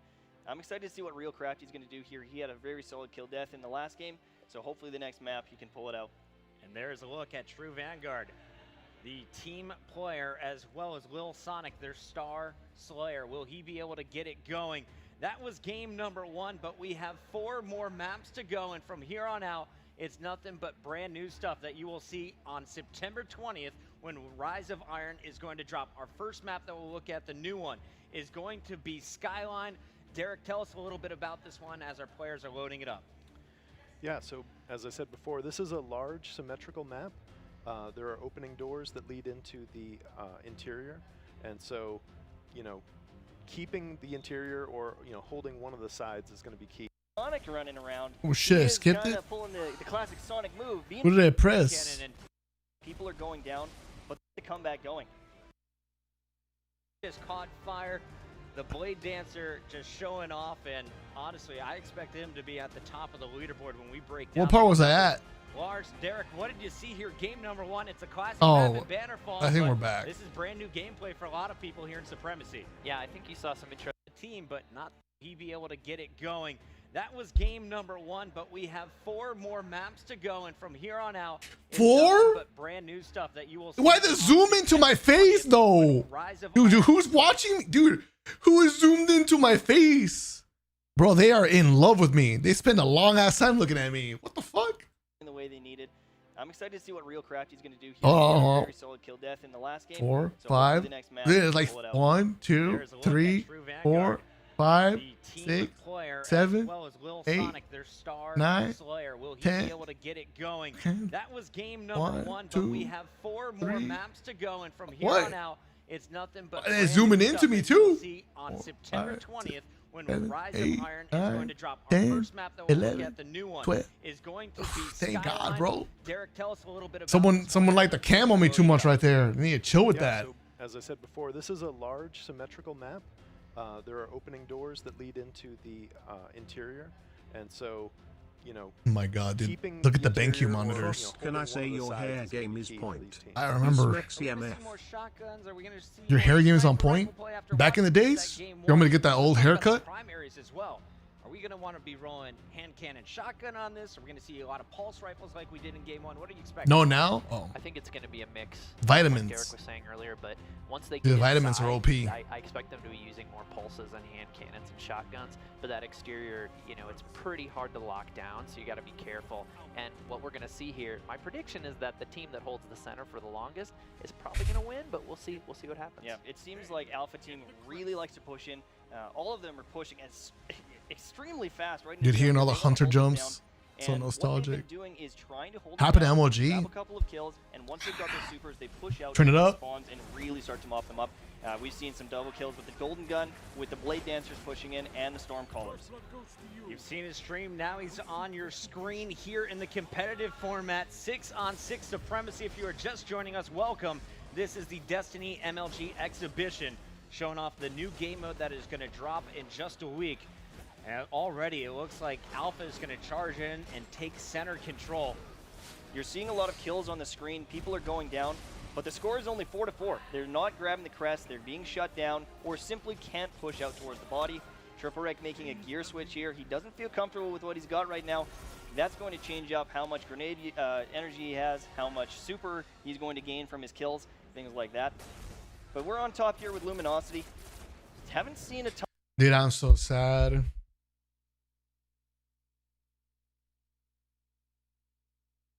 Dude, the unavoidable is gonna happen, like the drifting away from other people. Dude, I already had a big issue dealing with that, like coping with the fact that like some of these streamer buds and like friends that I've made on Destiny, like we would drift away when content was dry. But I always, you know what I feel like kept me sane was knowing that, dude, all it takes is just the next update and we'll be back to playing together. I'll be back to like checking out my buddy's streams and chatting with them, or like probably gaming together. You know, like I had that comfort feeling that eventually, you know, even if we didn't talk for a bit, we would just come back and replay the game and enjoy it together as a community. And dude, like, hear me out, our character dies in the next update. It's not so gonna we be finally possible. see how we die and understand our grave from the corridors of time. It's gonna be very difficult to keep those friendships when everyone is going to be trying to like find a way to like move on and adapt. You know, people are going to be so busy like focusing on the next game they're playing. I know I will be, and it's going to be such a distraction that, dude, I might blink and not realize all the time that passes that I didn't hit up someone, or how much time has passed since I've like heard the voice of one of my friends or a streamer friend, or last played with them, you know? Because shit like that just happens and you never realize it, dude. You're not going to realize it. You're not going to think about it until like time passing and you finally realize like, oh, wow, well, shit. And it's going to hit. Like, there's no Destiny season or expansion that both you and your friend are going to hop on and play, and you're going to see them online. Because, like, I'm not going to go play another game that someone else is playing, you know? Someone is going to go play Diablo, and I'm going to go play Warframe. Some other friend is just going to quit gaming, focus on their life, and I'm going to still be gaming, you know? Someone else is going to find a different PvP game to go play, one that I don't care to play. Go play a different PvP one, and they're going to be so focused on that grind, on that distraction, living their life, just like I will. And like, dude, we're not going to realize it. It's going to drift away silently. And it's going to be really fucking sad. That I always had that comfort knowing that Destiny would bring us back together.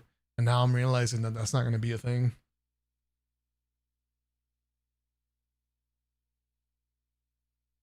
You know how many people already have become strangers with because like Destiny, even when it was doing content updates, just failed to bring them back. That shit always sucked. But I feel like there was always that hope that maybe one of them would be so good that they will be back. Right? I don't know if you guys can relate to that.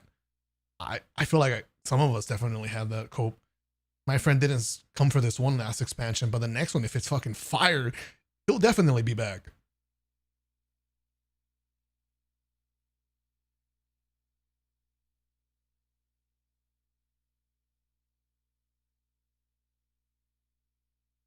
None of his gameplay yet, but he's been very consistent throughout the whole practice. And this is a guy that is all Thanks over for my the Twitter 100 feed. When bits, I asked Vikings, who's man. going to win today to the Character dies in the next community, I update, said, so we "Is it finally see how Alpha we team? Is die. it Bravo?" They said Alpha, and then they all tagged Luminosity. I think the why is he content's such a already fan done, dude. I favorite? don't think they're gonna Well, do that for us. Streaming, he's a very nice guy. You like to watch his stream. His gameplay is always top tier, and he is godly. Anchor's His retired, Shade Step, They call yeah. him Saint Shade Step. I think his a D3 's shotgun coming usage out. is some of the best in the game. You can I see was him more flying in there confident trying to chase him down, but there's some mobile of a little D3 Sonic running around. a week ago He than I is am kinda now. Pulling the classic Sonic move. Being All the news fast, that came running out- away, and staying safe. All right, now Nah, I these don't think aren't so, man. scoring for him when he picks up these blue crest, but those are going to be kills denied, basically. So solid play from Luminosity, making sure that Bravo, while they may be outslaying them by quite a bit, this What happened to all these guys, dude? Everyone in this lobby dropped Destiny. They're not Destiny mains anymore.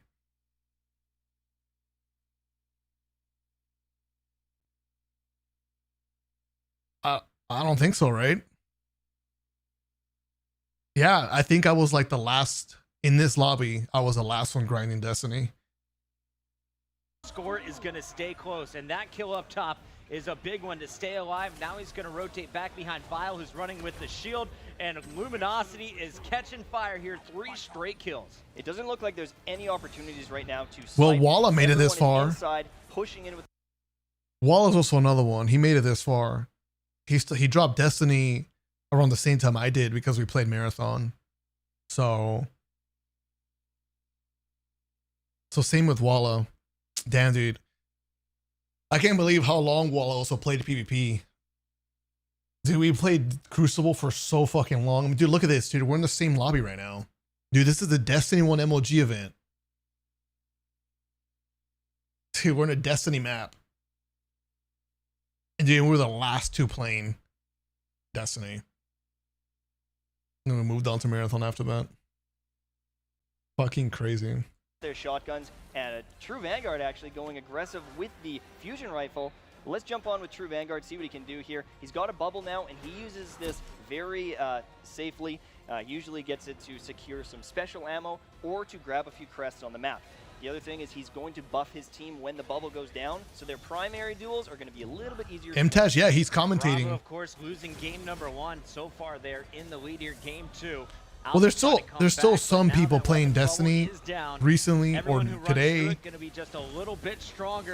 But as far as this lobby goes, yeah, most of these people have already scattered. They've been gone. Definitely been the difference maker for Alpha so far, and I now know, you see Alpha shit. will take the Oh, lead we for the thought first this was time the in this game, start 38-36. of There's a couple more PvP supers on the Alpha team right now that I'm seeing. being like Frostbolt's got one on the Bravo team, and Cooch. But, something insane like Vile, Halo. He's got a slam to really shut down Cooch if he uses it. I'm excited to see once they start using these supers what's going to happen. But I want to see if Cooch can push in here, try and get a couple kills with this Stormcaller. If they group up, it is devastating. And this has been one of the most exciting supers in the competitive format so far. Derek, why is the Stormcaller so effective? Well, especially in Supremacy, because it's basically a superpowered 96K melee attack, petition. you can just cruise around the map. It's going up. I like it. Really high Good. mobility depending on what your perks are, and just mow. It shit did people down. 100K And tonight. because you're killing them at close range, you're picking up the crests as well. Yeah, it's got a lot of AoE to it, so if they do group, you're able to kill multiple people at the same time. Definitely. And you have to be scared of the Stormcaller. If you don't have a super to shut it down, you're either running or you got to get very lucky trying to kill him. So far, we have 3 players with their supers available. FrostBolt and Cooch, as well as Lil Sonic, all ready to pop them at any moment. It seems like GTA, holding on planning on because he playing. hasn't seen any slams, but he's now popping it, finally pushing in. He has to be careful, and with the double kill, they're able to get both of these crests now. He's going to start rotating around the outside of the map. Yeah, trying if to you catch guys them when they don't- spawn, but he has to be quick because that super Don't is starting to know. run out. And as you can see, Nowadays, Blaze for the doesn't want to past push in and get destroyed couple by years. all 3 players spawning there. Wallabra, We just mess again, around with on the top anything of the leaderboard. nowadays. He's playing very consistently. I'm not really much of Take a our screen over to Lil Sonic. of a We hype talked player. about Like him I don't being go the play a star brand new slayer for game the or a squad. hype He's had some game. big plays, I'll but just play mostly whatever, in the man. kill feed, we've seen it. Let's see Like- if we can catch one of them on camera. Grenades I play going a out lot for of some time, but you not see that popular tracker, games it with is like all red. He knows the pressure is coming. 10 to and 50 Vile will come in to viewers, secure that crest 100 viewers for maybe. the Alpha squad. Just for the love of the game, like Trailing horror by games, 10 now, random need to scary get games. back in this Love it a game. lot. FrostBolt is going to be leading the charge. There was only a 2-point gap just a few We seconds play ago, but anything, man. after Subnautica. one I'm not solid scared to push, they were dabble in able to make their anything. way in. Alpha took the lead, and Bravo needs to start playing a little bit smarter. I think they need to get back inside. The My spawns current outside are a little bit focus tough. and You addiction kind of is get farmed Warframe. when people have their supers, and if Bravo wants to win this game, they need to control these inside Which- areas. I'll let you know, dude. We got. probably got like 50 videos to make on that game Just around the corner as well, and before I smart can even decision like here to bail. think 2-on-1 about is never what a I'm fight doing you wanna next. start, and he will be cut Dude, there's down. so many Let's take it videos back I wanna over make to on his that teammate. Who game. do you want to watch here, MTash? Let's check out KJ Hovey. He's, So many got streams a- though. Just super that we just missed. That's okay. KJ Hovey's actually got a sniper out on this map, which is a Soon little enough, though, we're gonna have to different. A lot of understand that, players like, have switched to the shotgun, but he's got the gotta play some combo other with the stuff. grenades there on Luminosity. Get some damage. I'm not on in a him. rush I to wanna beat the see if he'll game. post up and land some snipes here. If he can watch the doorways and catch people off guard, he might be able to make a couple. Playing some plays other with stuff's it. gonna help me, Say, like, well, really, again with that win. He is not losing his duels right now. He's pushing in, getting take those my time crests, with it, you know? and he's on the top of that leaderboard consistently. Yeah, drop bodies and say Wallabro have taken over for your Alpha squad. 76-64. We'll keep you updated on the score. We are halfway to the victory for Alpha at this point in the game. Super ready to go. When will he use it? He's got his two teammates charging in with the shotguns in front. He is going to go up with the hand cannon. Picks up one, fighting a second. Going to miss a few shots to the left of Hovey, and Hovey will be able to seize those crests. So Bravo, a nice push there. You're gonna but be it watching the looks Warframe like stuff. Alpha Good. is not I slowing think down. you guys have a No, lot of fun with absolutely, it. They're on fire right now. There's many people already Unfortunately, supporting. When you're outside, And that's the great. It's been breakdance, good fun. Unfortunately, isn't that strong. You really need to be in those close quarters engagements because if people see you popping that blade, they're just going to run away. I'm guessing he's going to hold on to that until there's a couple targets, or he can start to pressure the inside, or he'll just do the opposite and run into the middle of their team. He's extremely weak here. If they focus fire him, it's going to be very tough to take him out. Right He's coming now, in behind. my Can he close the gap? content And approach no, for he's not able to games close the gap on him. Throws the cheeky grenade. But has let's been maybe just jump playing a on long with Real playthrough Crafty. He and then is taking a break, slowly starting to pick playing a things bunch of up here. He mini got his short primary out. games that I can Gets get done in a slammed. stream or two But I'm streams. feeling that Violet And then after some is gonna time, go on a tear. going He back gets to a double long kills, gets playthrough. both the crests, and they're Currently, right starting now, we're in a to, long playthrough. really control this But middle after area that, here. They flipped it around. more They're than likely inside, gonna bounce and it's into a lot like easier to a hold few this out short when games for opponents try to come fun. in. We'll go back to Real Crafty in just a bit. I know a lot Usually of it's people in the horror chat games, would 'cause, love like, a to see scary this game I guy can beat in, gameplay, like, 4 but hours. I wanted to show you what They're not Vile much has longer been than that. doing. He is the one who is just going to be denying all of the crests. He's the But one my who's next gonna be long seizing them playthrough is gonna once the be, battles are Halo. finished. And of course, he was the person I never who played a shut Halo down, game. Real Crafty just a Like, few moments ago. the first, He's doing a second, great job third. of staying alive. I don't And know you can see shit he's about putting a lot of Halo trust in other Luminosity. than They'll lead the charge it's what as Bungie he's made and coming in people as loved it. It was clean like up, the always Xbox second or game. third man to enter. Yeah, he's actually using talent called So, Juggernaut on the Titan. It that's allows gonna you to be have a fun. shield in front of you so you can tank bullets when It's gonna be a people are good firing time. at you. So he's using it aggressively, grabbing those crests, and able to get the points for the team. So I seen Division 2. And Hey, real talk. I was talking about Division 2 today, like thinking about it to myself. Dude, it's a third-person game, but it is kind of one of the closest games to Destiny, with it having PV and the Dark Zone PvP. So I think no matter what, I'm gonna crave a game that I can always come back to. I don't know what game that'll be, but I'm gonna give myself like 3 games that have the potential to be one of those games you always come back to, and then see which one kind of like hits better for me. You know, I feel like Division 2 has potential for that because of the nature of it having the Dark Zone and the builds, and then Division 3 coming out at some point in the future. Because whether Destiny 2 was still ongoing at that point or not, I would still play Division 3 because I was a day 1 Division 1 player and I played it a lot. I really enjoyed that game. And I was also a day 1 Division 2 player, which I also had a good time with, put a lot of hours. And what it caused me to drop it really was just the Dark Zone being it just paled in comparison to the Dark Zone in Division 1.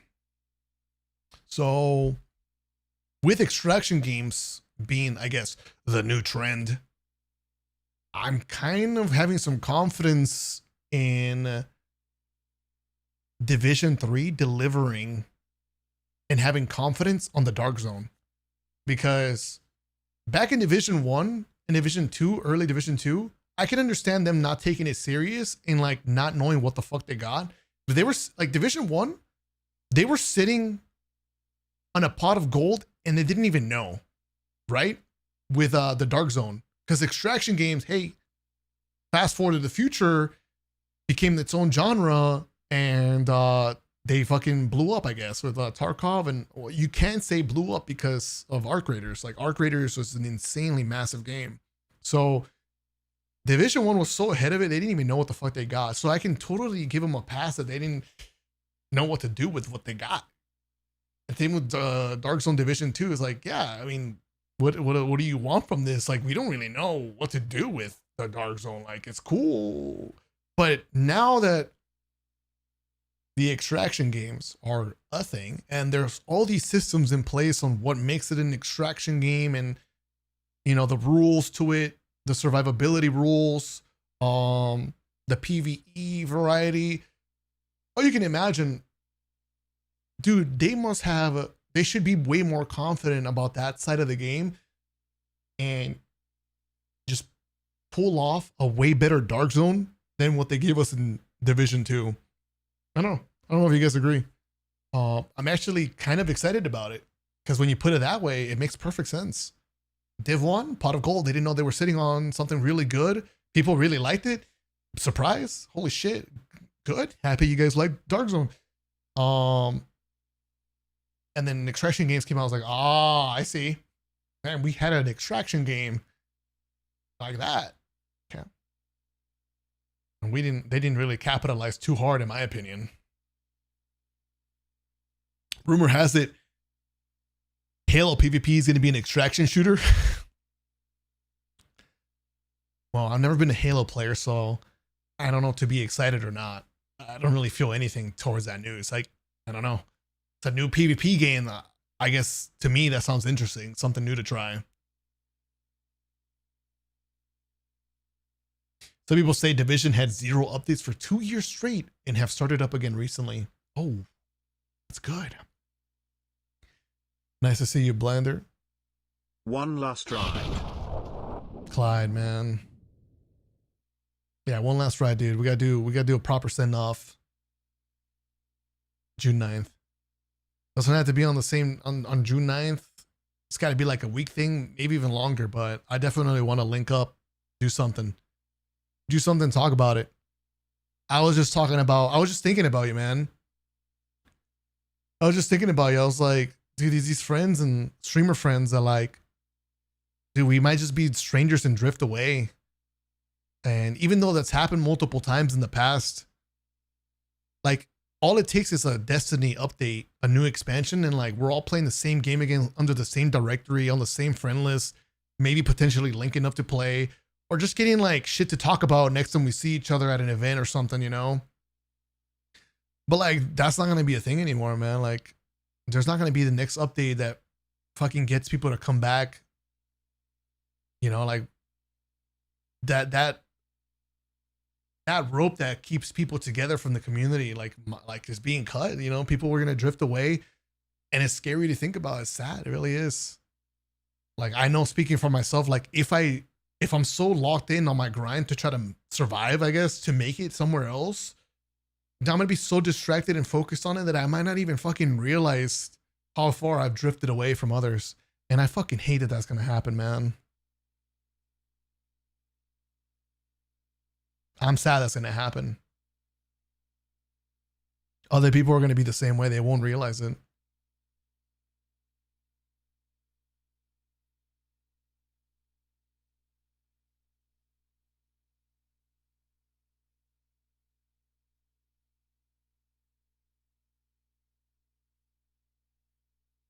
Do you think D3 has a fighting chance if you rally the troops for June update actually hit 1 million players?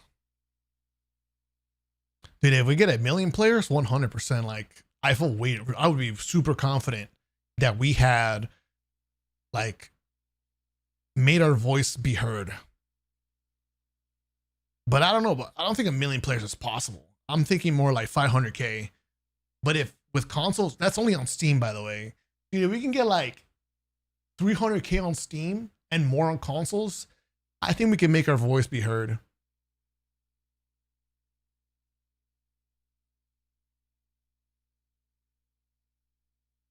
I think we can make our voice be heard.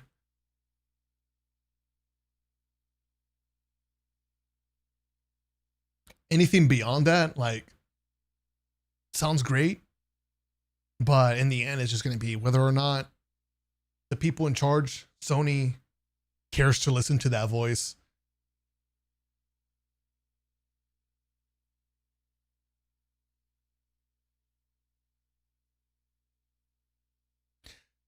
You know what sucks though about the situation is that even if our voice was heard, dude, we wouldn't get. I mean, what happens after that? They don't just make Destiny 2 go back to getting updates, right? We're still stuck in the same situation, but at least we would have a Destiny 3.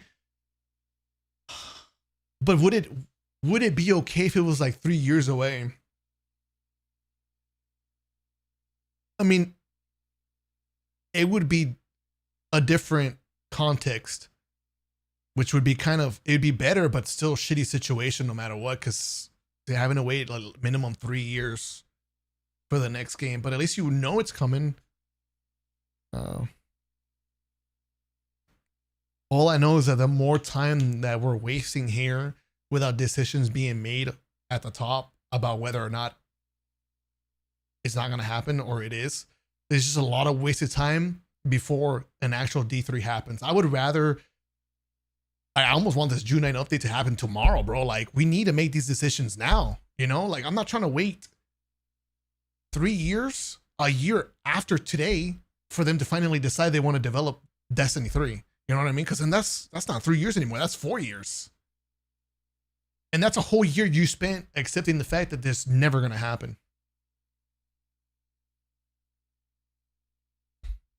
Right. I don't want to wait 3 years for an announcement and the game comes out in the next 2 years. That's going to be fucking awful.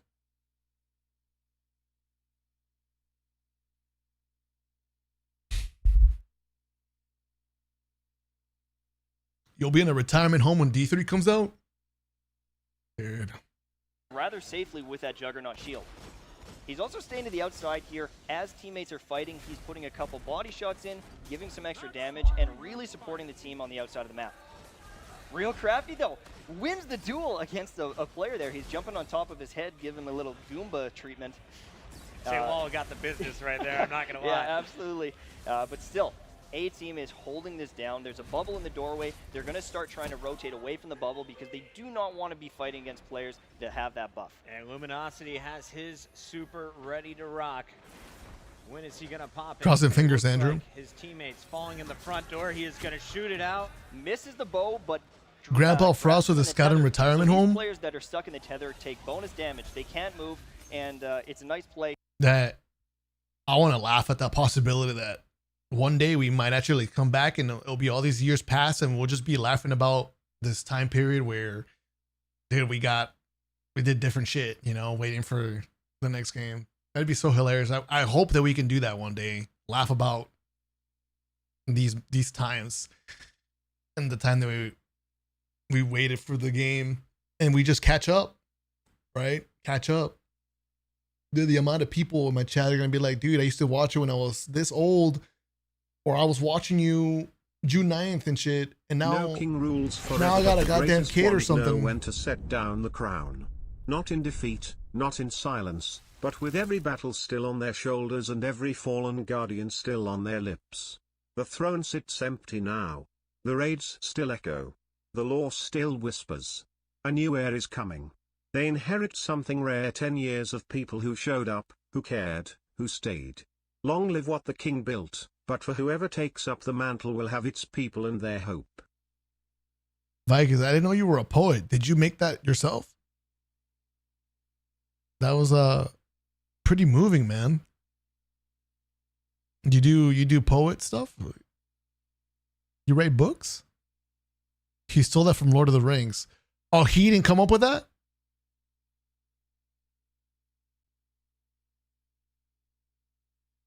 Vikings, you didn't come up with that yourself? Give it to me straight, man. Shakespeare copied him. You never watched Lord of the Rings. Okay, so you did not see. Okay. The poet. Let's go, dude. Let's get Vikings on the lore team. 100% chat GPT. Did you chat GPT that? Inspiring quotes to tell a streamer after they lost a game.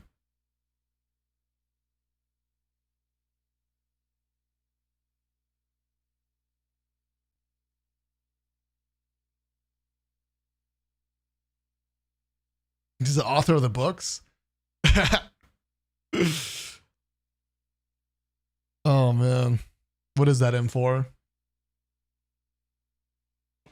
Let's jump on here with Nkuch. Check him out. He's got a sniper. He's looking cross. Buzz, can you go through the glass? And he's the guy's got check on that? There's nothing he can do. The glass, the strongest glass, bulletproof grade, unable to land that shot. Lars, what is that glass made out of? Unobtainium. Kendrick's maybe? Ghostwriter. It's a relic of the golden age. Yeah, exactly what I was thinking. I knew that one. Lil Sonic doing work in your kill feed once again. You just saw him pick up 2. Chad, do you guys think they retcon Edge of Fate, Renegades, the lore and the story?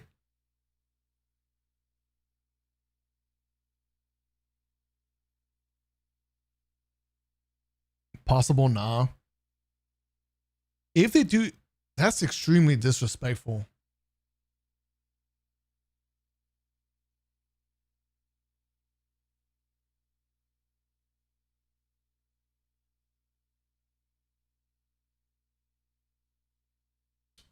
I'm not really sure if I would want it to get retcon or not. The thing that comes to my mind is just like, damn, if they do that, it'd be disrespectful. But I guess the reason that gets brought up, why I'm curious, is because, dude, the game is ending with the story like in the middle of something. It's a weird time for the story to just come to a stop, because they've done all this effort introducing the 9, Lodi, the lore, this attempt to start a brand new story from scratch. Yeah. But at the same time, I mean, I don't know. Are you guys feeling the story? 2 years of subbing to the amazing Frabo. It's sad to see Destiny end. I am so happy to be a part of the Destiny and Frabo community. I can't wait to be a part of the Frabo community even more. Also, I've been watching you since the Forsaken era. Mashallah, bro. Thanks for the 24, man. It is sad. I haven't fully, like, I don't know, fully realized this situation yet. It's gonna keep hitting me every day, man. But I'm happy that you're gonna stick around, dude. This is a friendly reminder, guys. Something that I'm happy I kind of thought about, because I just think I feel bad for the people that are in the Destiny community. They're Destiny players, and you're like gonna be stranded in the ocean trying to figure out where to go next. Like, to follow that sense of community, that sense of home. And like, for a streamer, it's gonna suck, but like my community, whether it's a fraction of what it was or not, like I'll still have some of that home with me, following me somewhere, right? But if I just feel bad for the players that, yeah, like, dude, without Destiny as your home, like, where do you go? It's gonna suck.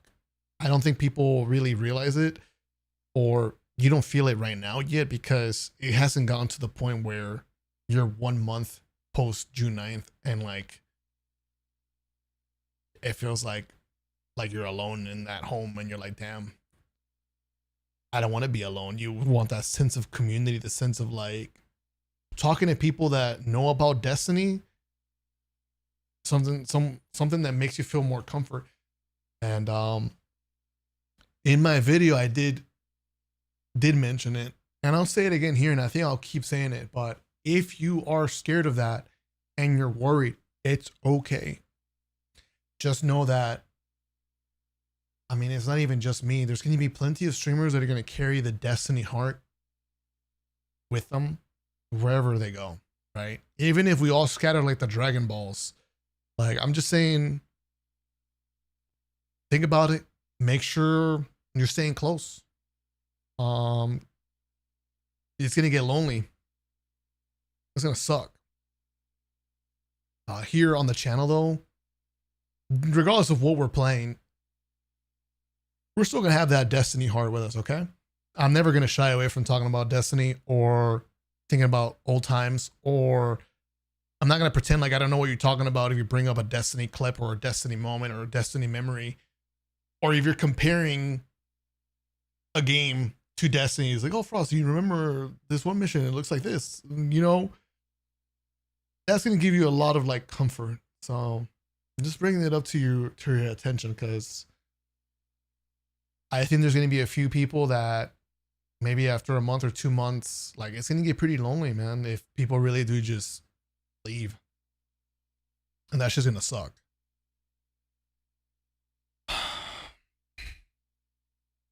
Seizing the crest as well. So Bravo not out of this one, but Alpha is just 18 points away. Enkuch has got to get into the action a little bit faster. His teammates FrostBolt now warming up outside, and it looks like they're just going to try and group up as a 6-man squad and run as a pack here. Yep.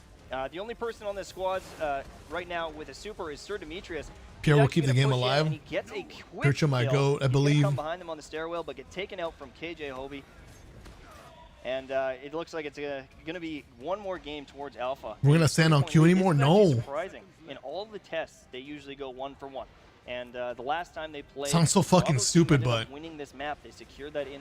It sounds so stupid, but man, it's kind of sad. It is really sad. You're just not going to be waiting in queue to get in the servers. I'm not going to be sitting there complaining, annoyed that it's taking me 30 minutes to fucking log in. I don't know what's going wrong for these guys. Lil Sonic is going to be trying to pop his super, but it is too late. This one is over. 146. Big smiles from the guys on Alpha. 114. They're playing very well right now. They're really aggressive with those shotguns, getting those crests. So of course this is to 150, or the 10-minute time limit. This is the first time we've seen it go to time limit today. Players playing a little bit more passive now, knowing they're live on stream. I think so, yeah, but I think Alpha's really gelling as a team. We saw them really working together in a way that we haven't, especially on this map. Bravo has been consistently winning Skyline matches. Yeah, it's impressive. Maybe just their personalities have finally gelled, their play styles have worked together. Big smiles on there. Bodies is excited. He's pumped. He's ready to go. He's playing well. How old is this guy? Yeah, he's actually, I believe, 16 years old, 17 years old, and 5 days. No, 4 days now. It's going to be his birthday. So this is a young guy from New York, and he's an up-and-comer, I'm telling you. Definitely going to be a star when it comes to private matches. PvP star for the day. Bodies doing work in game number 2. Let's take a look at some of these scores. Of course, this is going to be Alpha up 2-0. Bro was 17. This guy disappeared, by the way. I have no idea what happened to him. Dude, last I heard of him, he won a Fortnite tournament and disappeared from the face of Earth. That's the last I heard of this guy. Dude, he was a demon in Destiny 2 Crucible. Yeah, he was a demon. Winning one of the biggest Fortnite tourneys. Yeah. Never heard from him again. But we're going to play out all 5 games. Don't worry. How old was that? I had to be like 19. Today.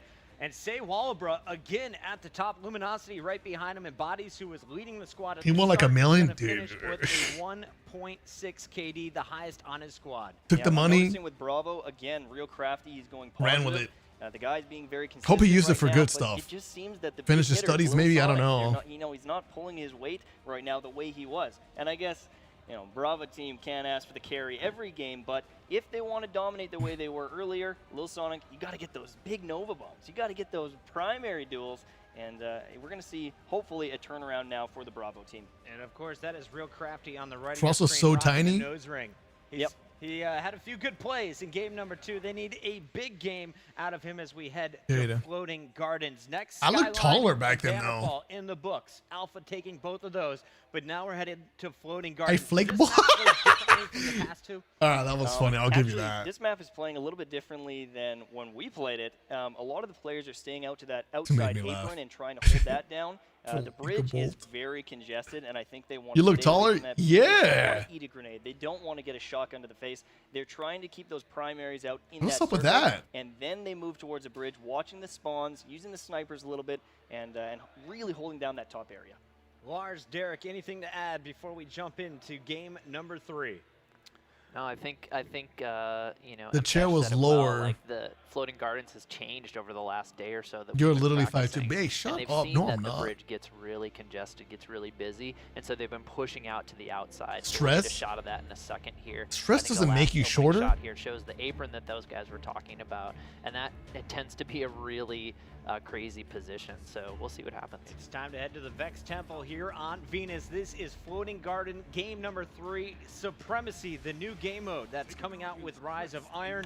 Of course, that is next Tuesday. We're jumping on board with Triple Rec to start things off for the Alpha team. They've won our first 2 games in large part to just consistent play and teamwork, and you can see already they're going to pick up first Stress blood. cannot make you shorter Those suppressors permanently. secured. Causes muscles Everyone to from tighten Bravo, and that spinal challenge disc to kinda ran compress throughout the day. independently and were just slaughtered outside. Yeah, 10 kills, or well, 10 points right at the start of the game. They were able to really push. Damn, I might be 5'2". Flank from the bridge. And I then might secure actually all of the crests. regress to No being real 5'2". way to Bro, I'm about to shut be down that stressed push. out beyond I don't belief think up to June Bravo 9th. was ready for it there. Damn. And 2 teammates are going to fall. One of the crests is denied, and now And it's poor Bravo posture? answering back. I'd love to show Real Crafty for I a gotta bit stand here. tall, man. He was one of the players to pick up a kill, and you see him just secure that crest.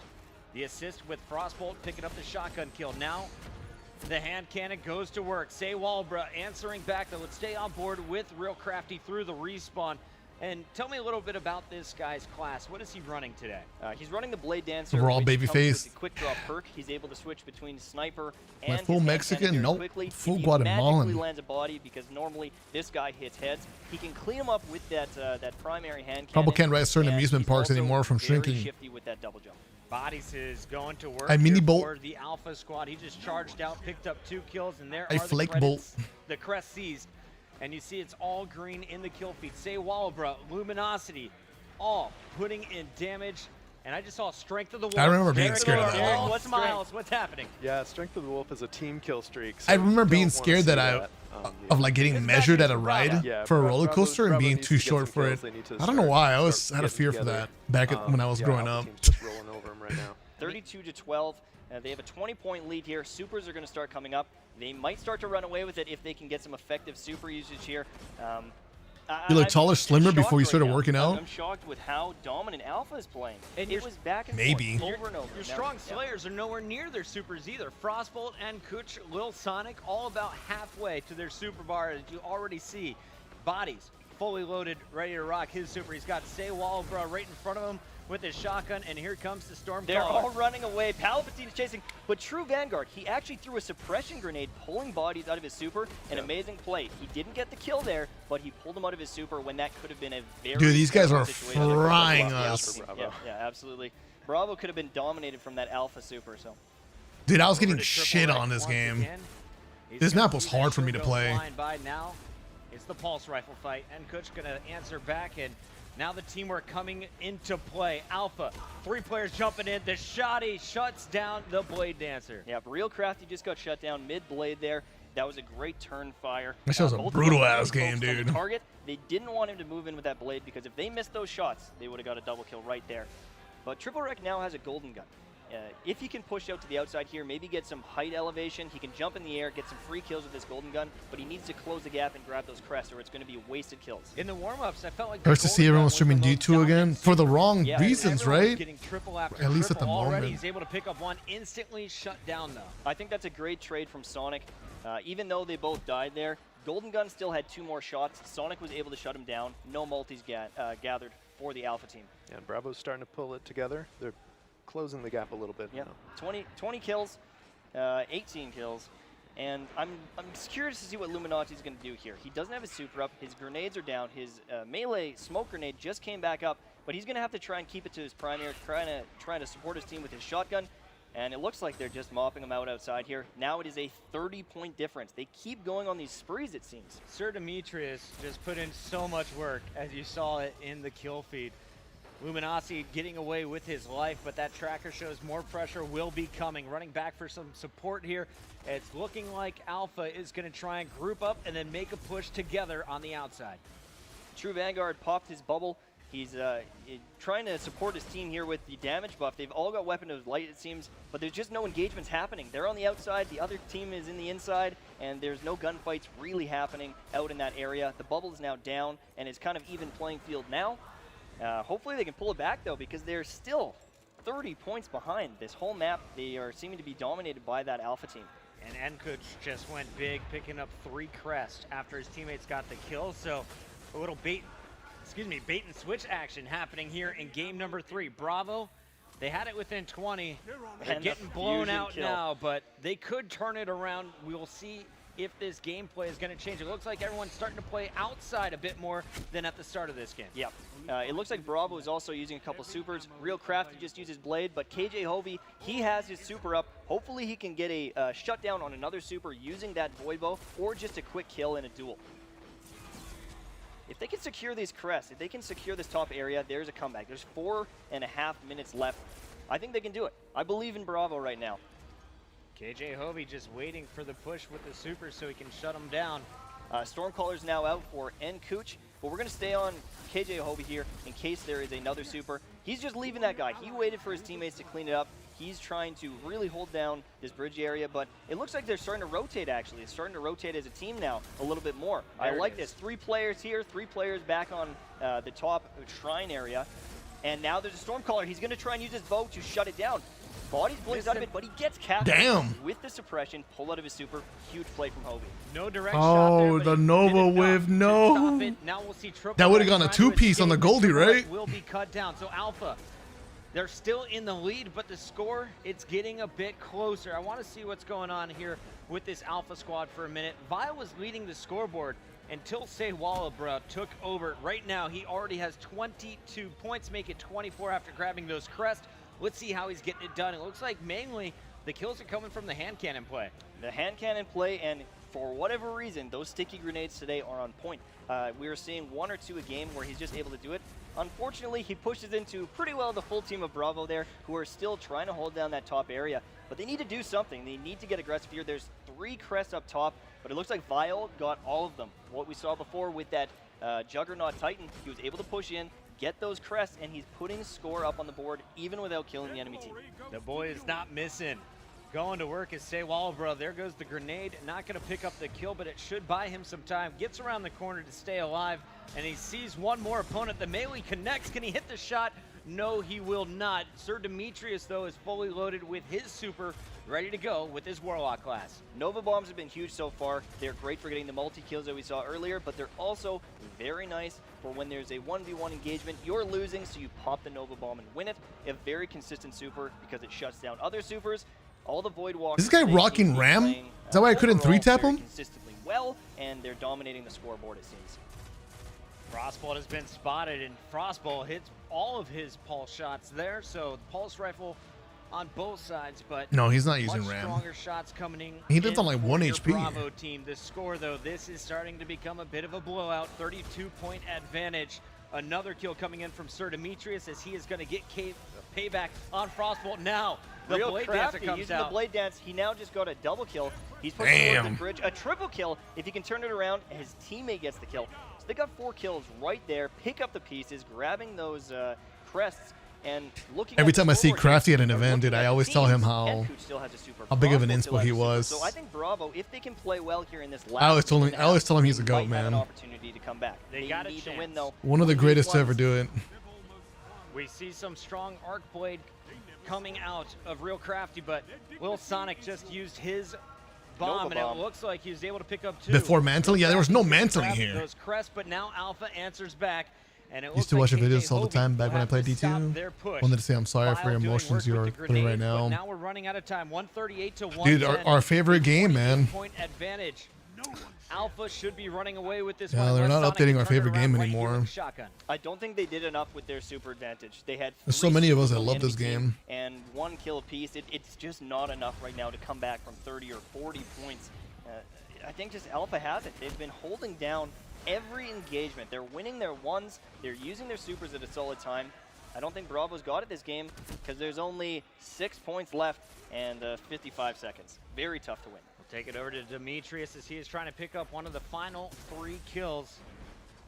And time is ticking off the clock. 44 seconds to go. He's playing it a little bit safe there. There was a crest across from him. Sometimes you have to be careful, though. If you push out for a crest, sometimes you can kind of get baited into a shotgunner or a sniper across the lane. I played so bad, but then I turned up, but it took too long. Lack of opposition from Bravo.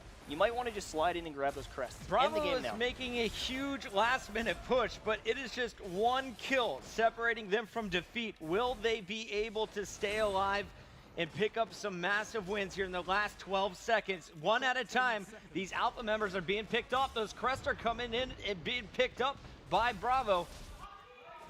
Can they do it? Nope. Unfortunately, going to get turned around. It's going to be turned off. Vile coming there, grabbing some kills at the end. I thought the comeback might happen with that change, but there just wasn't enough time. At one point, there was I'm going to go pee before the next game. Point lead for our Alpha squad. They cut it down at the end, but they couldn't get it done. What did they do right, though, at the end of the game that they should have been doing earlier, Lars? I think they were sticking together better at the end. I mean, you saw them come back a couple of times, but each time they did that, you know, they were sticking together. There was an amazing play by Crafty. We saw that triple kill with his arc blade. That was awesome. But at that point, it was a little too, too little too late, and they weren't able to hang on to that or make up for the deficit that happened earlier in the game. I think one of the biggest things with Alpha is they are so used to being aggressive, to pushing, collapsing on the enemy team, that it's just ingrained in them. When they see an opportunity to outnumber the other team, they're taking advantage. Where the Bravo team, because they're snipers, they like to do their own thing. They like to sit back. They like to support. And I just don't think they're getting to the crests with the same aggressive manner as Alpha team. I could do this all week, man. This 6-on-6 stuff has been super fun to watch. Exciting gameplay, but so far it's Alpha up 3-0 in our 5-game series. If you're over on Bravo, now you're just trying to avoid getting whitewashed here. Got to avoid the 0-5. Looking at the stats, though, who did the big damage, Amtash? Well, the funny thing is Vile went negative, but he's leading the score. He's got 30 points on the scoreboard because he was running in with that Juggernaut shield. He was getting the crests and, carries the team with those points despite going negative. It's very impressive to see. And then you've got someone on the other scoreboard with 31 points, Lil Sonic, who goes 1.44 kill death. And so this guy is slaying. He's grabbing crests. He's getting points. But so different how you can win a game.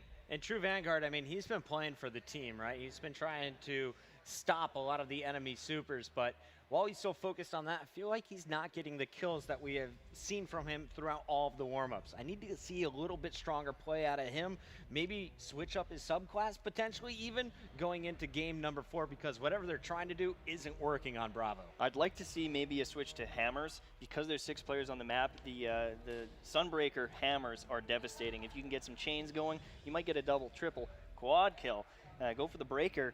And if you can shut down an area with that Sunsinger, Sunbreaker, everyone's scared of him. They're not going to be trying to secure those crests. They're going to be running. Yo, Chad, I will say, man, that you guys made me feel so much better. Thank you, squad. I feel so much better. Dude, there's actually so many people that care about this Destiny situation. You know, like Bungie and Destiny have been getting a lot of shit for what feels like forever now. I don't know. I was kind of also scared that like no one was gonna fucking care that Destiny is ending, and that also hurt me, like thinking about that nobody's gonna fucking give a shit. People are just gonna be assholes about it, like as if the game didn't create some insane moments in gaming. Like all this history that happened with Destiny, I don't know. I'm just glad that people didn't just forget.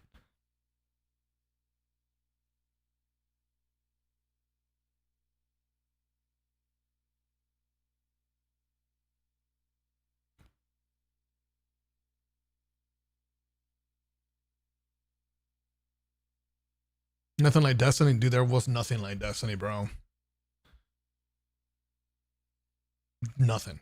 I fucking love the fact that there was raids due to different enemy races and the lore. That I'll never forget my first time doing the Taking King DLC, man, seeing the cutscenes and like loading up the boss fight in the campaign where you enter the dark room and then you see the wings. Fucking cinema, man. That shit was so peak. I'll never forget moments like that. Oryx, such a badass character design. And then like just for it to lead up to a raid, dude, I was so fucking happy.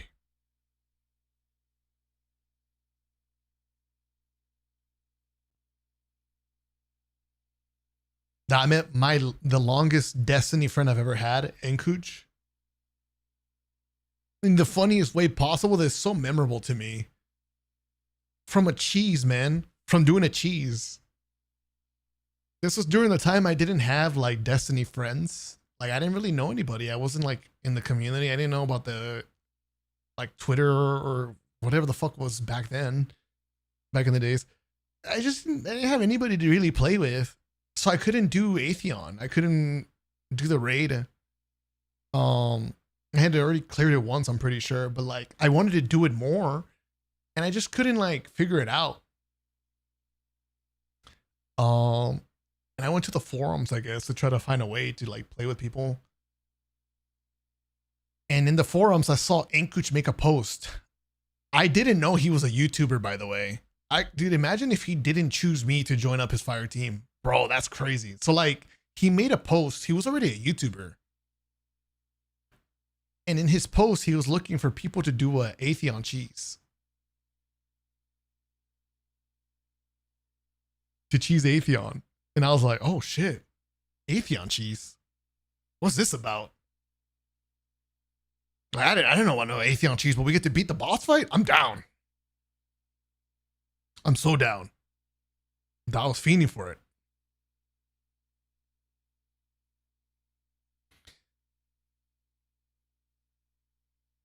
So I guess he chose me. Yeah, I don't even know what happened. He never played with me. Because this is an important moment for the future, by the way. Because this is not when we became friends. We actually became friends later on. But because we recognized each other from way back, like, it just worked out. So I'll load up Atheon with these guys. He's playing with a guy called Potch Boy. They were really good friends.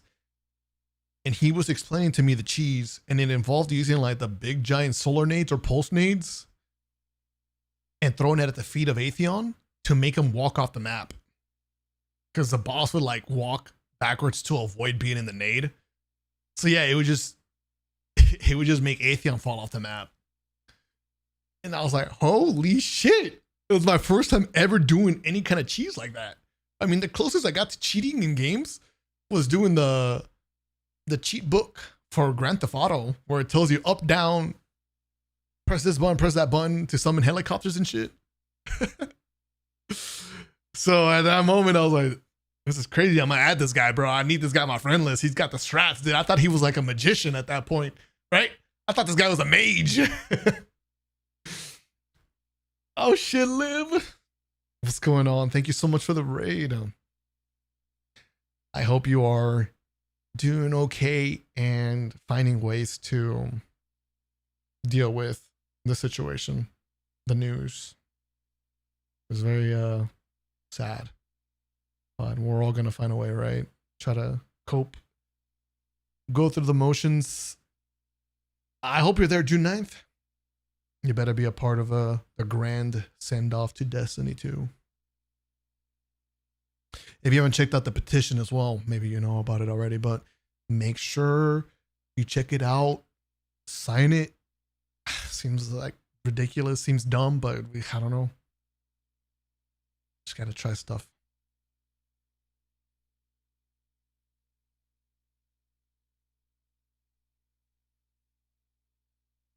One last ride, exactly.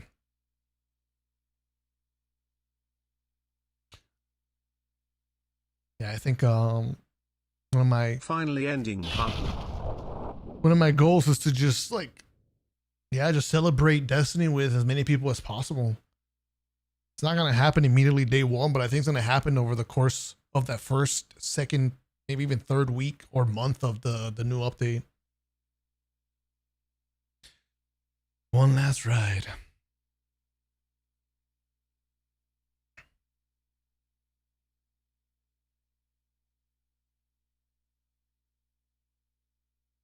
Crossing fingers, Eternal. I'll never forget your Fast and Furious on moment. Is that the song at the end? With the rapper? Lordy. Dude, did you see this coming, dude? Did you knew it was gonna happen? You sensed it? Are you a day one as well or no?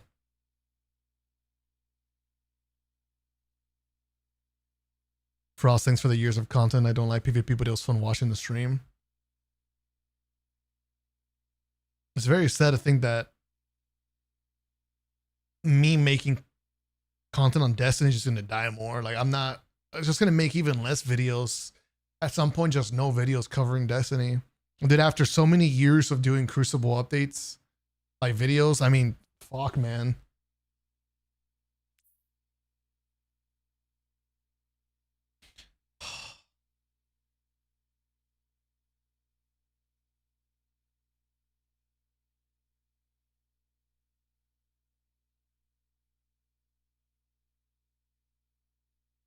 Dude.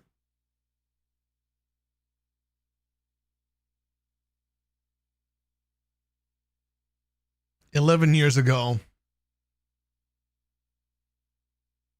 dude, I wanted to be a YouTuber so bad.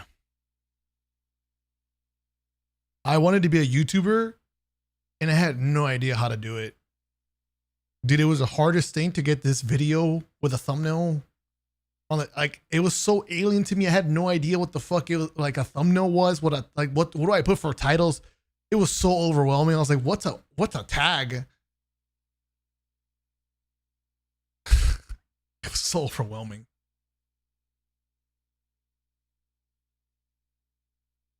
And then look at that.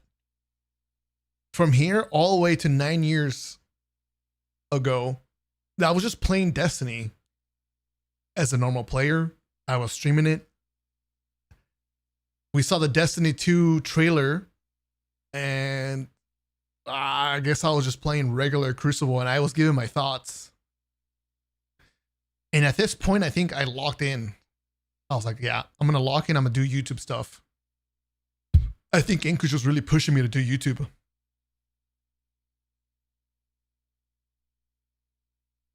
You know, funny story, bro. You know who made these thumbnails?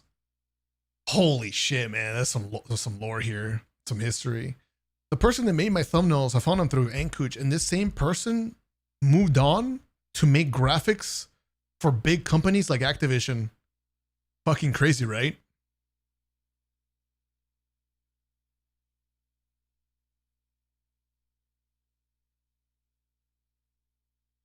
It's insane. Dude, he was making my thumbnails. And dude, he's doing graphics at Activision. Like, dude, he moved up big time. I think he even posted a picture on Instagram many years ago of him next to a Corvette. You know, obviously flexing on the TL. Good shit. He's doing good. So, kind of insane.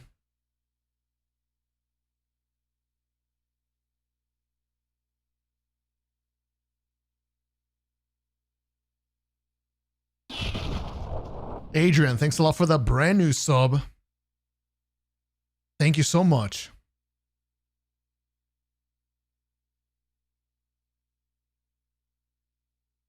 Savage Bear. Thank you for the 5 gifted, man. Thank you so much. Thank you so fucking much, man.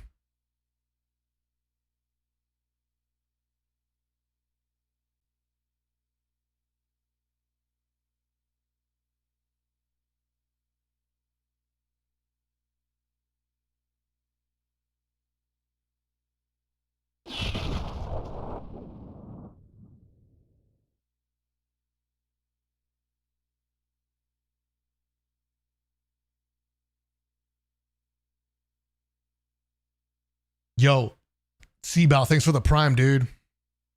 Thanks so much. What's up, Diesel? What's good, man?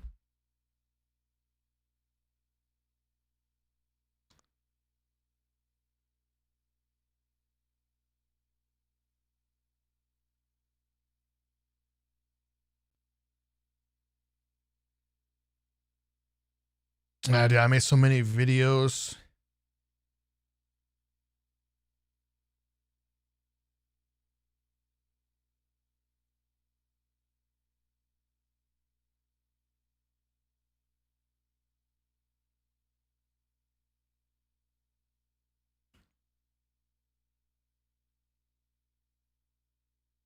Dude.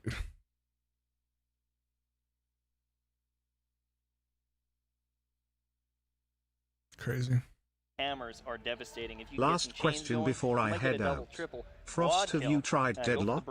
It might get your PvP kick once you get your teeth in it. Maybe Frost can help you. Trying to secure those crests. They're going to be running for their lives.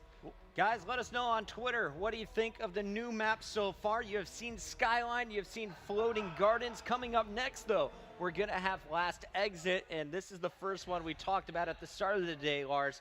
Lots of up-close and personal action inside the tunnels, but there's still some room if you want to pull out the pulse rifle, the scouts at times. Thank you for the biddies, Vikings. You have a good night, man. Distance, you know, medium and long distance range, but man, a lot of this map is inside, and you'll. I got a few hours on Deadlock, but it wasn't in a state when I was ready to grind it. Space, like, I have interest, yeah, yes. See what happened if you know, Alpha does the same thing they did in Skyline. I do have interest, yeah. Yeah. Hold it down, keep Bravo outside, and control the space, which is super important.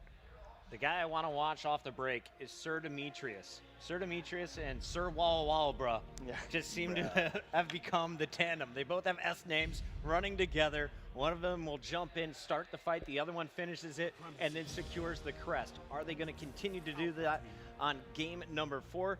Remember, the players, they haven't had a whole lot of time with these maps yet. Yeah, they're still learning it. They're running around. I've seen a lot of wasted supers. Seems hard to learn. It's kind of a good thing. How long it actually gets, takes to get from one area to another.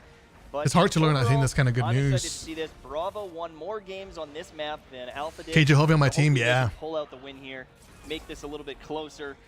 Yeah. But right now, all of a sudden, things are, starting to slide towards Bravo's favor. 6-2. I called it. You miss Ankush? I miss him too, Bravo. man. Bravo with the lead. As I always miss him, yeah. Killed by Vile and drop bodies. I think this is the only game we won, by the way. That's the thing with these guys, with how talented they are.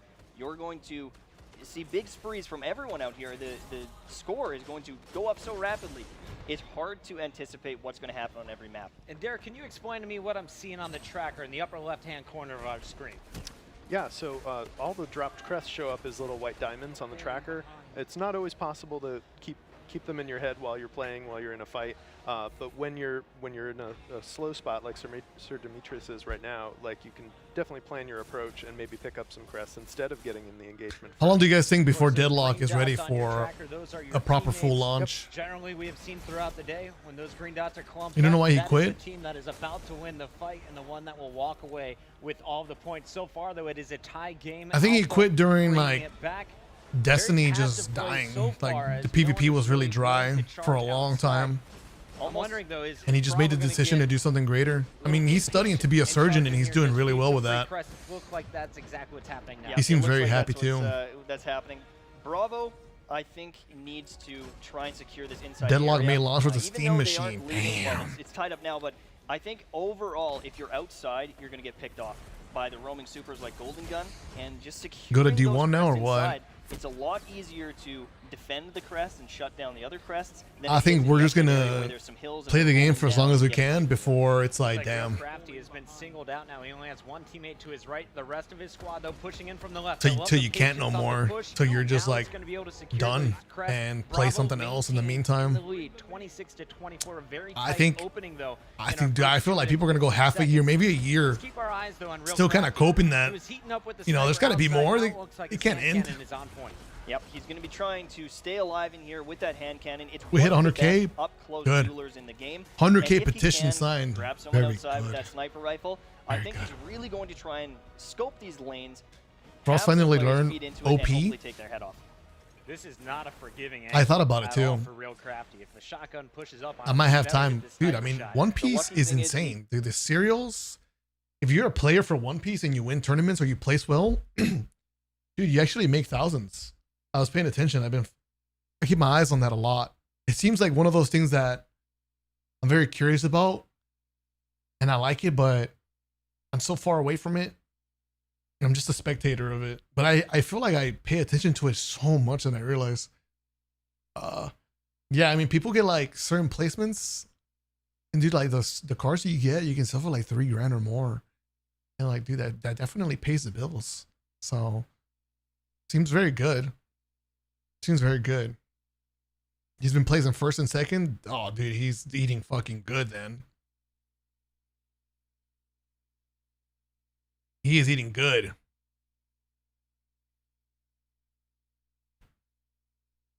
Did he win like a Red Bull tournament? Because like, dude, I swear one of those cars like 300K. I'm so jealous. You go for locals? No, I don't play. I don't play. But to be honest, there's a small seed that's sprouting, potentially sprouting as a flower in regards to TCG collecting and like making more investments on that. The word investment when it comes to TCG is kind of like frowned upon. So I get it, but it just does so well. I watch a lot of vendor POVs on YouTube on my free time. Yeah, I don't know. It seems kind of boring, but like I love watching vendors and like the whole day they spend there making sales, trading cards, buying cards. What like cool shit people come to show off, and the community too. Like people that watch you on YouTube and they go meet you at the conventions and then they try to make a deal with you. Like that seems really fun to me. So it seems like a seed in my brain that's like, I don't know if it's ever going to sprout into anything, but it interests me. I think it's really cool.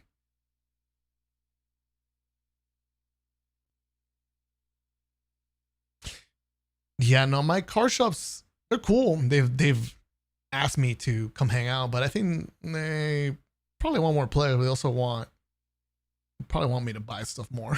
They want me there so I can keep buying shit.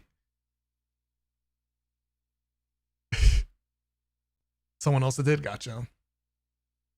Yeah.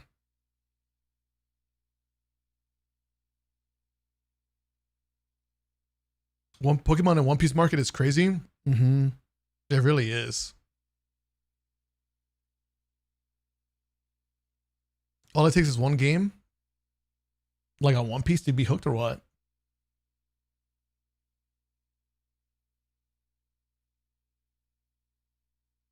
They might ask you to sell.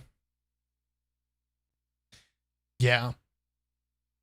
One game of learning. Oh, yeah. I should. I mean, I'm gonna have more free time for it, I think. With Destiny 2 not being a thing in the future, I'm definitely curious to see how like what ways I'm gonna get creative to just kind of grow, you know, like stream wise, but also like how am I gonna make moves, you know? Because I'm just a basic human where not so much number go up, but it's more like the sense of progression in my life that really matters to me. The way that I'm wired with my brain, I really got to feel like I'm making progress as a person, like growing, not in the sense of like my channel getting more subscribers or more views, but growing in the sense like I feel like I'm really coming out of my comfort zone, or I feel like I'm getting so much better at commentating or being entertaining, or like the type of ideas that I'm coming up with are way more refreshing and newer and unique. And I'm doing different things that I've never done before, stuff like that. I'm really big on that. And that type of stuff, the progression, feeling that progression as a person in my life, it really carries me. It helps me out a lot to stay sane. And I feel like it helps me do these things correctly and do them right.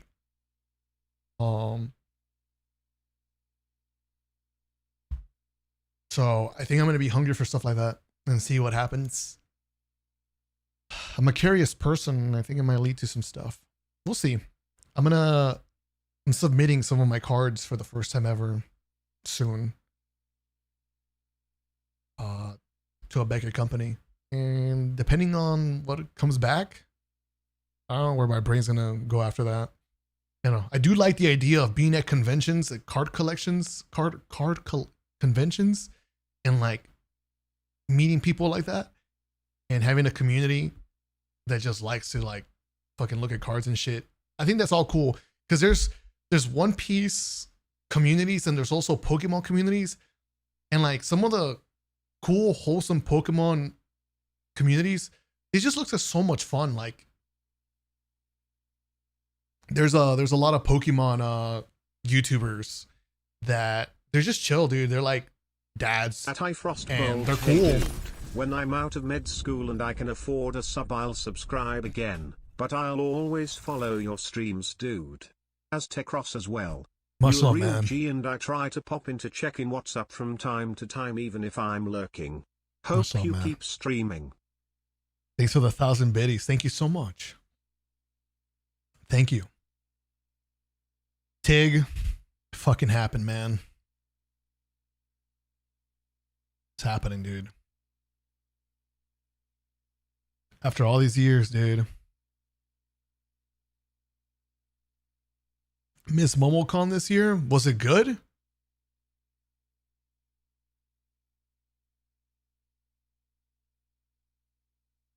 The gamer sells V cards. Yeah, I opened the first edition Divine Chaos box on stream. I don't know if any of you guys watched that video. I posted it on my second channel.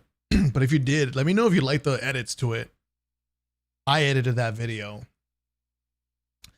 Oh, that was one of the first few videos that I've edited. I like came out of retirement when it comes to editing, so I'm practicing again, trying to get better at it. V card art is so fire. Yeah, bro, you like the morning wood card? Am I going to GCX? I don't think so. I don't think my mind has really changed on that yet. I don't think I'm going. I'm not really in the mood to like fucking party for over Destiny. I'm not trying to get lit. I want to be in a fucking cave and just fucking let time pass. I don't know, man. That's your favorite card? Just with that face, I can tell.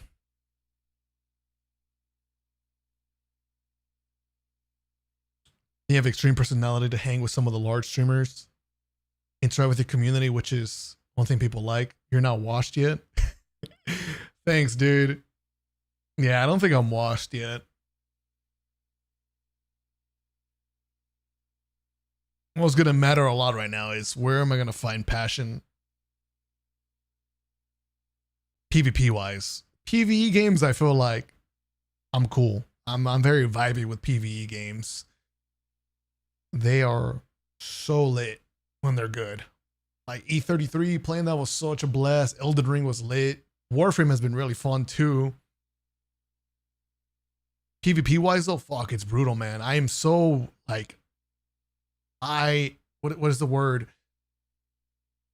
I'm in a PvP drought right now. Almost feel like I'm desperate for something new PvP wise.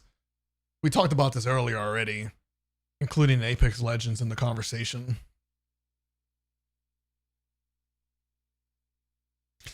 ECX isn't Destiny only anymore. Hasn't been for years. Yeah, it hasn't been for years.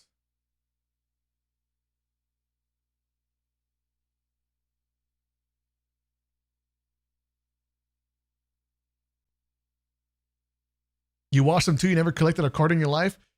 Yeah. I don't get a lot of packs at all nowadays for a long time. And I definitely don't get Pokemon.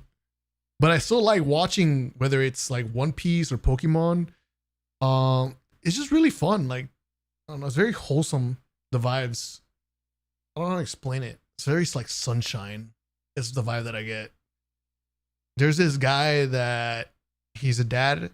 He has like these Diglett thumbs. I don't know I forget his name, but dude, he always pops up in my shorts feed. And I love to watch him. He's just so chill. It's so wholesome and it feels very cozy. I think that's the best thing about it. It all feels cozy. Same with the conventions. It just feels cozy. Toe thumbs Diglett. Yeah, Deep Pocket Monster. There we go. That guy. His content is just so cozy and I like it. And that's a trend that I see in a lot of the TCG stuff.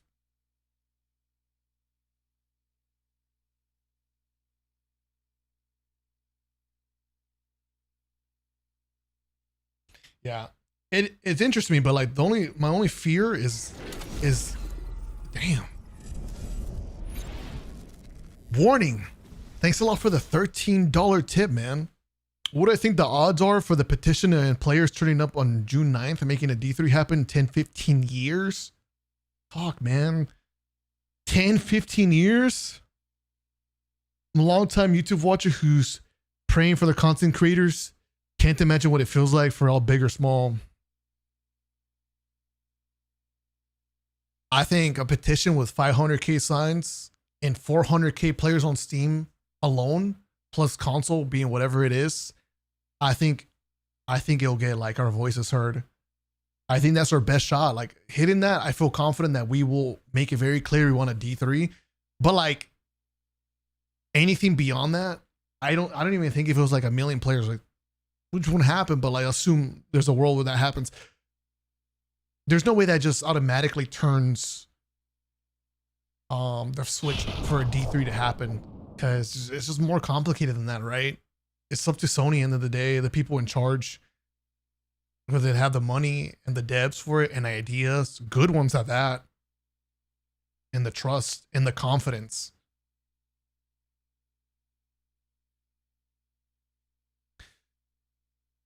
You're paying for the creators. I don't know. I feel like I've worried about other people more than I've been worrying about myself.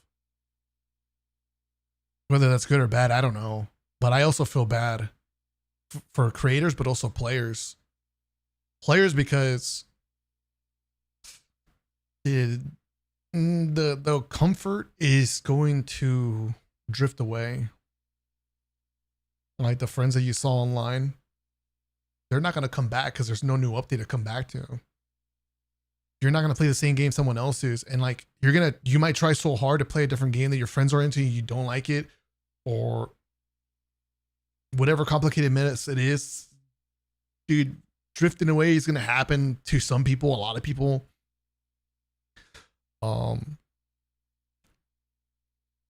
If people are not going to be streaming the game, that sense of like comfort in the home is just going to like disappear over time. That's such a sad feeling. I feel like in a way I've experienced that, a very small fraction of that in the past, which is why like kind of scares me, because I don't want people to deal with that kind of sense of like something slipping away, becoming more stranger to you, and just feeling a little bit more lonely. I guess I mean, like a very small way I've gone through that, because when Destiny goes through these dry periods and it dies, you know, like how it loses players and they don't come back. There's just been bumps like that throughout the years where it happens, and I always feel like this little sense of like, damn, I feel more lonely because these people that were my regulars or people that I used to see all the time are just not online or just not in my chat anymore. And it's not a nice feeling at all. But as for the creators, same, man. I mean, I think about all the people that wanted to grow as a creator to make it on Destiny 2. All the potential that was not realized in their career. You know, the video ideas they could have came up with, the stream moments they could have had on Destiny. Not to say it can't happen in other games, but like, it's going to be hard to transition to a different game because there's nothing like Destiny, and then let alone keep the same like community with you. And people are going to take hits everywhere. And it's just going to suck for people that feel like they were just barely starting to like come up or get something going, some momentum, and then getting that ripped away and having to like pretty much start over. It's going to be really demoralizing and defeating.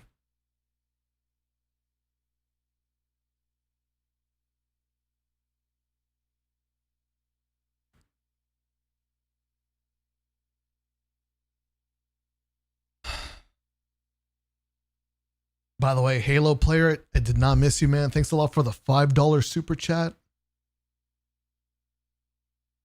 Sign in on June 9th. Sign the D3 petition. Yes, I will be there June 9th. Shout out to the homie Surge the Panda for the brand new Prime. Thank you so much. Thank you.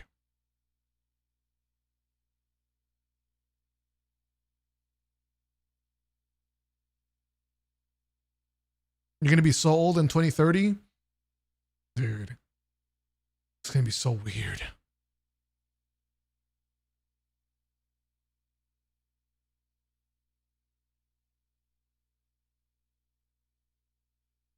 You like Marathon, but Sony has to be the dumbest live service decision maker award winner? Keep gummy bears, kill D3, tell Bungie only Marathon, then kill D2. They're going to kill Bungie.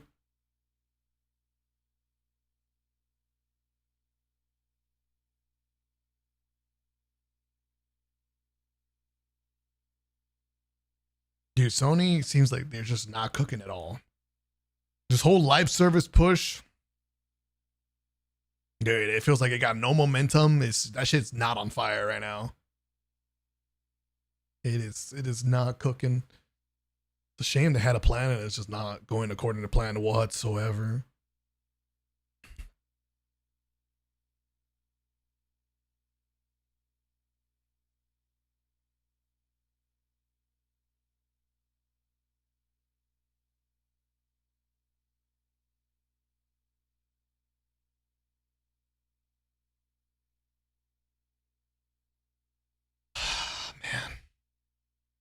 No more baking cookies for Space Grandma. Dude, I was so bored of that.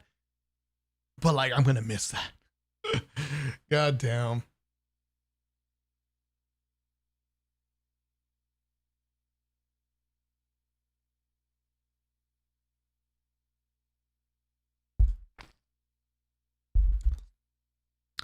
I was really scared of this like idea that I didn't have fully created in my head about what Sony was really trying to do with Bungie, because I mean, we were all so curious why they wanted Bungie for all the money they paid for, and it was only Destiny. And then the Marathon announcement, I was like, okay, I kind of get it now why they would do that, but still, it didn't really make sense. And the theories, some of the theories going around is that they might just want the name, you know? You slap on the Bungie name on stuff because it carries weight and it helps push games. Reminds me of the times where like High Guard will be like from the makers of Titanfall and Apex Legends, or what was it, like people that brought you this game and that. And it's like, what the hell? That's not the same studio at all, but they got devs, but they use that because they carry so much weight.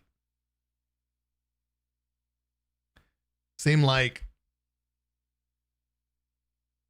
when that's why they kept Infinity Ward after the Infinity Ward, the OG Infinity Ward left and became Respawn Entertainment. But they kept the name. They didn't change it. It was different, completely different team. And it has been ever since. But Infinity Ward still, like, it still echoes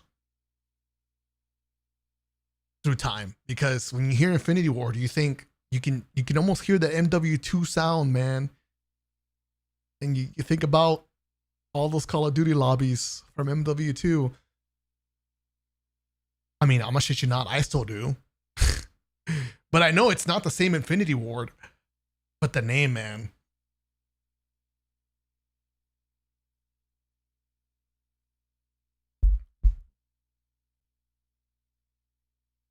We'll see. But it's a theory. It doesn't mean it's the exact reasoning behind the purchase. It could just be a part of the grand plan. I don't know. Did you guys, I don't know if it's a rumor. I think it's not. It was part of an article, which has to be somewhat valid. That a game incubation the Bungie had was passed on to Sony and they're working on it. But I'm like, dude, they could probably take that and then just slap the Bungie name on it and be like, this is Bungie's next IP. And it's like, dude, they might have not fucking developed the game at all. But if you hear that, if you read that, you're going to be like, oh shit, I want to play Bungie's next game too. It would work.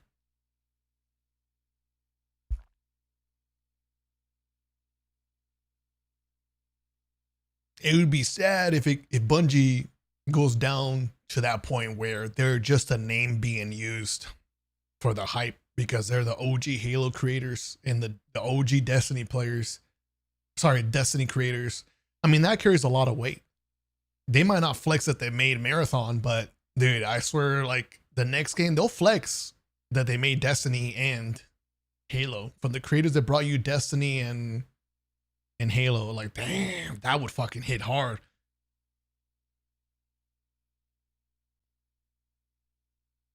Does have quick draw on that class, so if he does, he lands the body, he can These days switch feeling to the last weird. word Yeah. and get that quick kill. But look how close it is right now. There's only a 2-kill lead. Everyone is freaking out, saying that Alpha is going to take it, but this is a close game, and supers are starting to come up.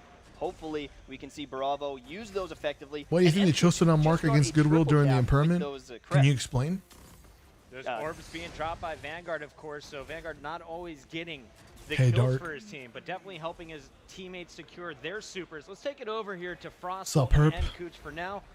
It's going to be FrostBolt on your screen. A huge Nova Bomb there that was wasted. He got the kill, but FrostBolt able to shut down all of those crests, stopping any sort of progress for the Alpha team. I like that play there.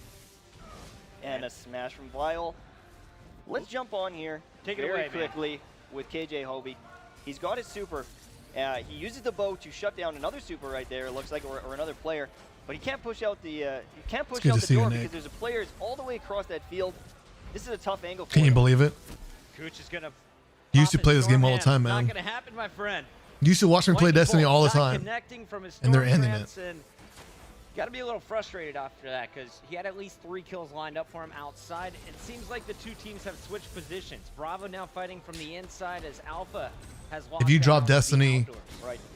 But if it was rotating a important little to you, bit more man, to I the definitely train encourage. section of the map. We haven't seen a lot of this. Normally we're seeing them Show on how the much it outside matters to area you and, on kind June of leading 9th. to the pipes room. So it's interesting how We the need map it. We need has everyone shifted we now can get to as sign the game on, progresses. sign in With on June Bravo 9th. 12 points ahead now, finally getting a bit of a lead here.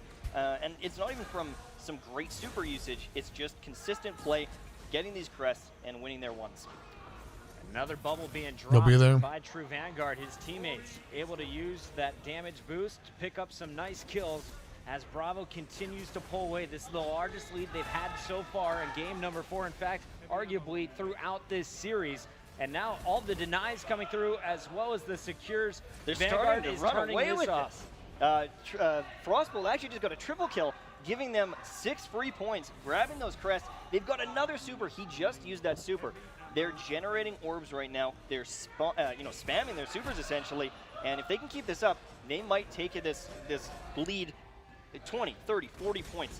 And Lars, this is the teamwork that we saw out of Bravo in the warm-ups. Yeah, it's funny, like this is what I was expecting, and now they're finally working into it. You see True Vanguard popping his bubble, giving those guys orbs of light, which is gonna let them get their super faster. He's moving that position around the map, giving them a safe place and giving them weapons of light, which also makes them a lot more deadly with their primaries. Real crafty, actually. Again, another super here. He's been very consistent with his Blade Dance. He's getting multi-kills. He mains Blade Dancer. He plays it all the time. So usually when he pops his super, people are going to die. Unfortunately, he gets a little kill stolen, but there's a lot of players on the inside here. If he can close the gap, he gets 1. He gets 2. Oh, yeah, There's cut him another up, in the buddy. corner. 3, and the triple down. He's also, unfortunately though, going to get shut down from those crests. The teammates were able to go in. Alpha, 3 crests seized. And I mean, that section there, 4 crests seized now. That's 8 points right there, trying to make a comeback. Even though Real Crafty got that huge kill, it didn't skyrocket their lead. They're actually winning this game after getting ran 3 games in a row. One more life. I want to see what this man has been doing. definitely went to work in the last minute. Now working behind FrostBolt, who's going to lead the charge. He's going to deny. You remember these days like it was yesterday? I was 17. I'm 28 now. Kobe is there to answer back on Vile as well. So nice even trade. Dude, I was like 19 years old at MLG tournament. The one and only Destiny MLG tournament. They need to be careful here. Nkuch actually just used his Stormcaller and was shut down.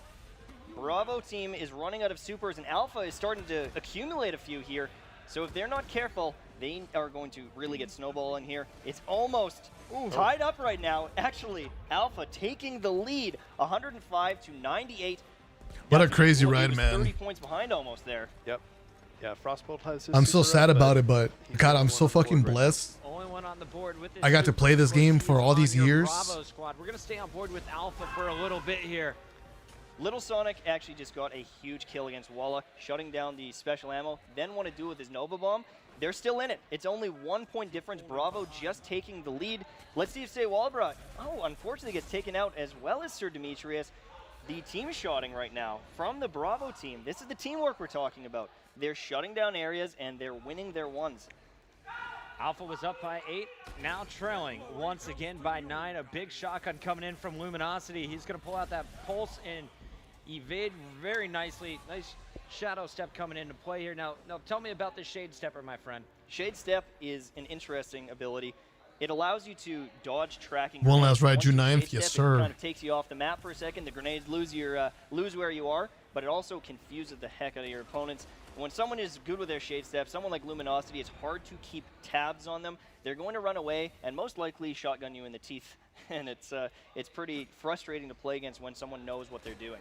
Another bubble is down for Vanguard. So decided to have their own knows, gaming stay division away to from lose. that area. Anyone Could who you comes share your out of that reputation bubble rather is than gonna let the be Bungie dealing name extra lose? damage, Could you share your Luminosity, reputation? he's going to make that call. Oh, okay, so it's Unfortunately, the basically only like player on his tracker backing who's what I running was away from it. theorizing about, Bravo yeah? now pulling away by quite a bit. That makes His teammates sense. not making the best decisions to close out this game. Yeah, Luminosity was Thanks for actually pointing running that away out. from a Blade Dancer. He decided to pop his bow.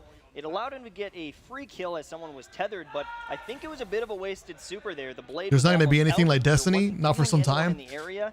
The super usage, if they want to come back, needs Dude, there might be nothing like Destiny ever again. Dude, why? There's never been. It feels like nobody wants to try to compete with Destiny all these years.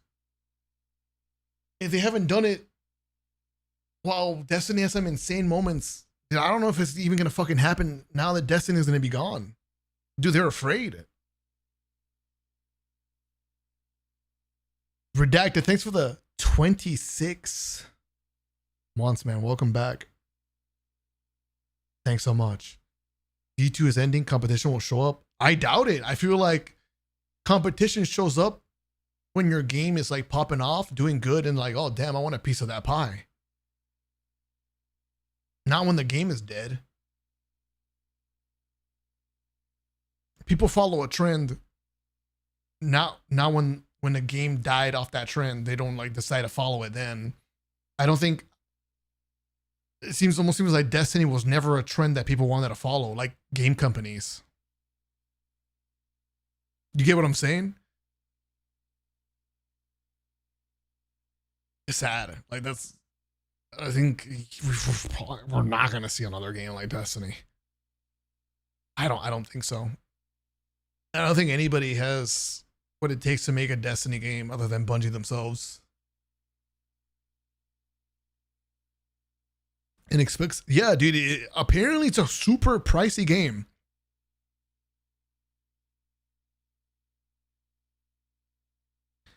To me, Destiny got to the point where I feel like,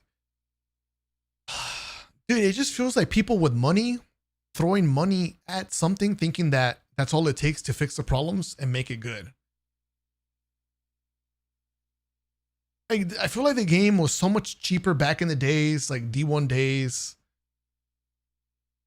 Some of these like non-expansion updates, like they were free updates or whatever to the game.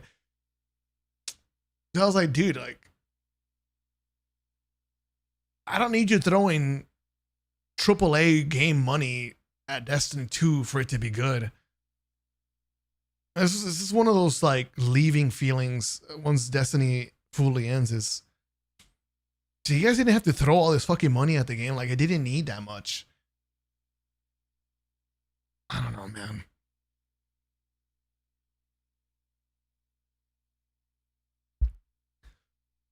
I feel like the game didn't have to be as expensive as it was for it to be good.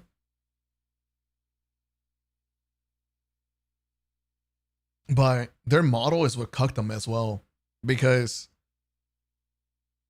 they wanted to charge $40 for expansions and $10+ for seasons. So like it was a game they wanted to keep charging for. And when you got that, the only way you can get away with that, I guess, is making content updates and making content that ends so that you can charge again for the next update. Remember the whole conversation in the community in the past years, like they don't want to make content that lasts forever because then you won't buy the new thing.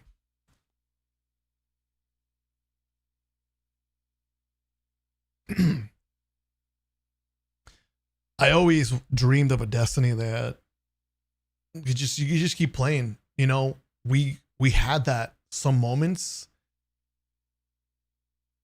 and obviously they didn't want that because they wanted to charge us more for the next expansion. Remember Menagerie? Dude, we're not getting Menagerie back now. I feel like everyone has quit on wanting Menagerie back, but dude, for the longest time we always asked for Menagerie. You guys remember that? Dude, that was the one time that it felt like you could really just play Destiny forever. I was like, holy shit. That Menagerie shit was fire. I could just keep playing something like that all the time. Dude, the Pantheon? What do you mean it's gone? I could keep playing Pantheon. And they're bringing it back now, but back then they just took it away this entire time.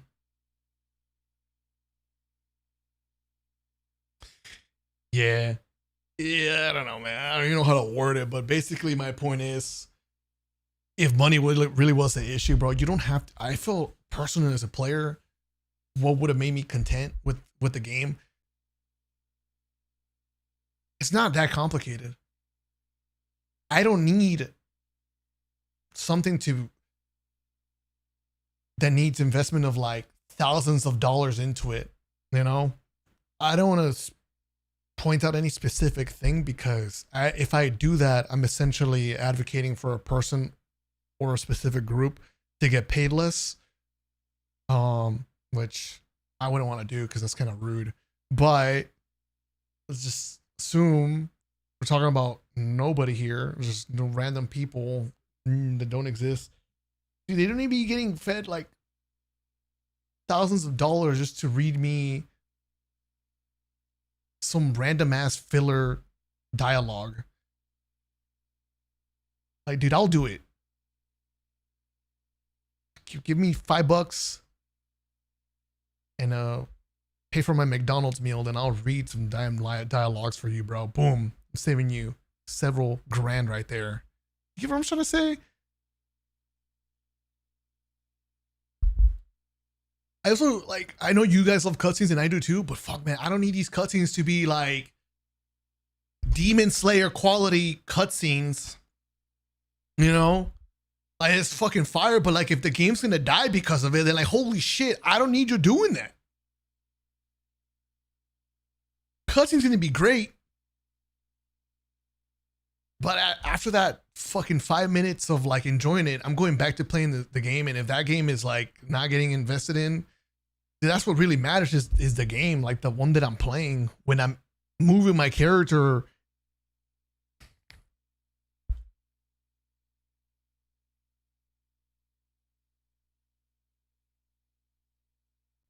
Why, Buns?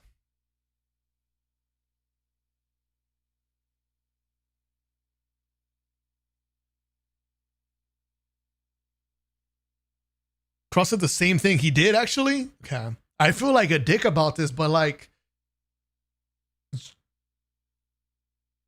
I mean, you can't disagree because it is ending the game. So like, I'm just saying that if the game is so expensive, then fucking cut some of this shit off that's going to make the game die, because that outcome is far worse than the other outcome of like just saving some money.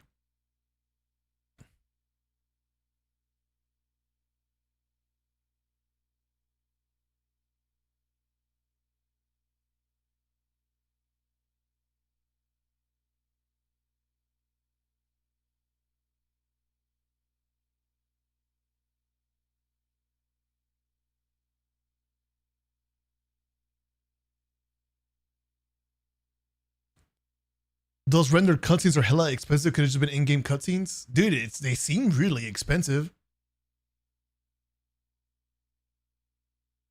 I would take some like 1460p, you know, basic cutscenes if it meant that more money could go into content, making the game more replayable long term, and the server staying.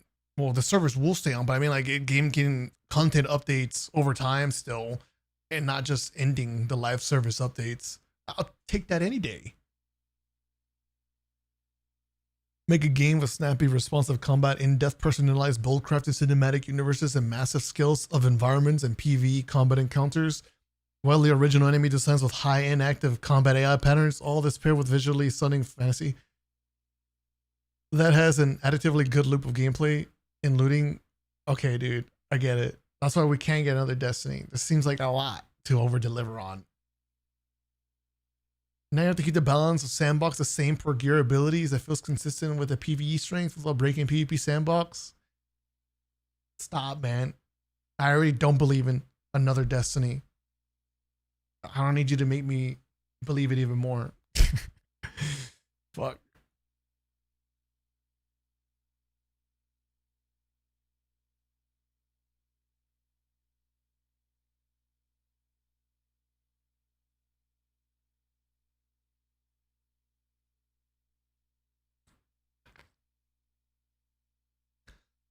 I don't know, man. I don't think you guys realize how much like money goes into things that I feel like it's just not the game. I don't fucking know how to explain it.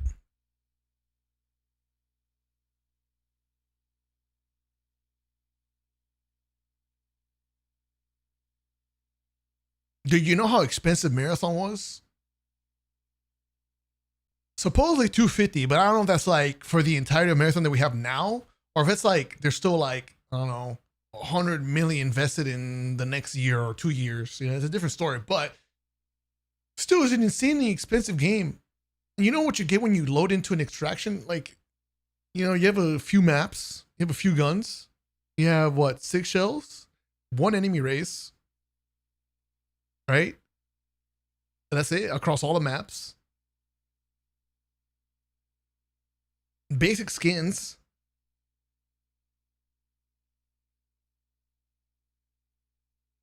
Cool. But then you see the factions. Holy crap. Dude, those cutscenes. Wow, badass. Bro. I bet you those cutscenes for the factions, the animation and all the money that went into like the scripting and the voice. Dude, I bet it was so fucking pricey. And like, dude, it was cool. Thank you. But for what? Like, I'm never seeing those cutscenes or hearing that dialogue ever again. I forgot about all that. Yeah, I can't recall anything you told me other than break glass. I don't think that's my fault. Because I try to listen, but like, dude, it had no staying power in my brain.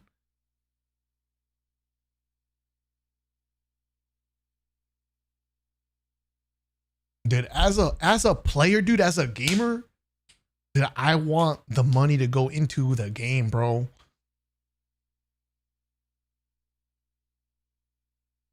Dude, if some of that money could have gone to just having more enemy races and more variety, I'm taking that shit any day. If it meant they would have had more events in game, like lockdowns and anomalies, I'm taking that. I'm taking that. See, if it could have meant like mini cutscenes, like story cutscenes twice a year to push like a narrative in the game. Like I don't know how to explain it, like a fucking PvE storyline almost. You gotta have to wait for the next update to play it again. I'm taking that. Hell yeah.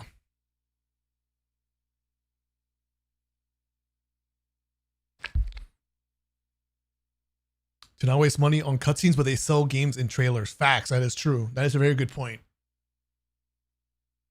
That's a very good point. In a sense, it's like money kind of spent well if the trailers get like a lot of views and it actually piques interest of players to play it. You're right. It makes sense. Which is annoying because as a player, like I don't fucking give a shit, bro. Like dude, I'm playing the game. Like cutscenes give me like 1-2 minutes of entertainment.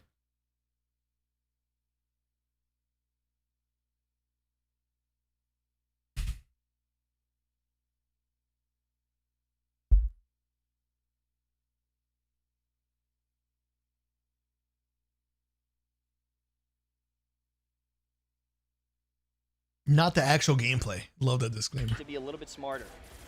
But from what I'm seeing, Alpha Team still really rotating well on these supers. That bubble is coming in huge for True Vanguard, creating those orbs.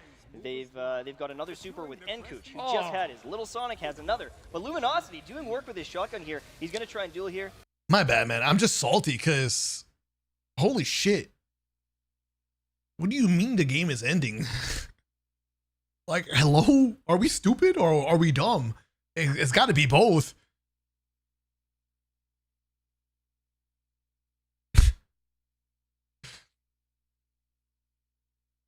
With the game getting its last update on June 9th, it never felt like the perfect moment to want to yell. Like, dude, all I wanted was some basic shit, man. Like, I wasn't asking for much. My bad. Dude, I already dropped my bar so low for you. I'm not asking for much. And yet you're making it seem like it's like impossible to do the bare minimum that's needed to make the game good. It's not, dude, I don't need so many of the things they're trying to do.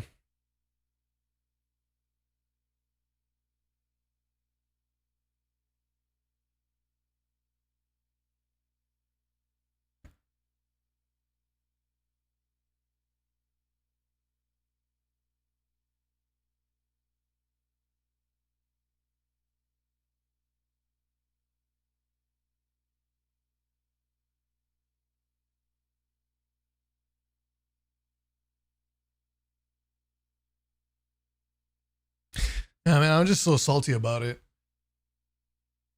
I get players are needy, and we always want content, which is true.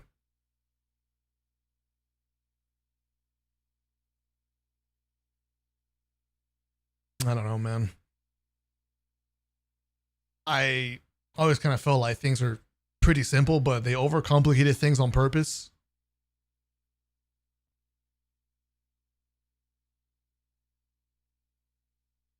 Like as a PvP player on that side, like I guess asking for a balanced sandbox is just too fucking much to ask for. Like holy fuck, like asking for cooldowns to be nerfed. You have a whole list of things that people already pointed out that need adjusting and how they should be adjusted. I guess it's too much to fucking ask for. Having one new map here and there, like it's just too fucking much, I guess.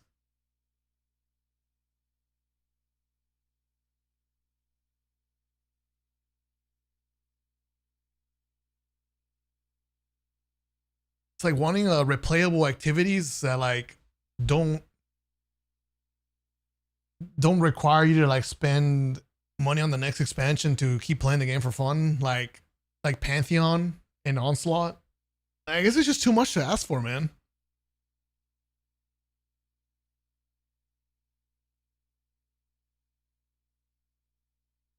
How does a game with build crafting struggle to add meaningful like build crafting progression items to the game? You know, I never fucking understood that. I think that was one of the biggest like indicators of like, dude, where's this money being invested in? Because how are we only getting one exotic per character when we're getting expansions in a build crafting game?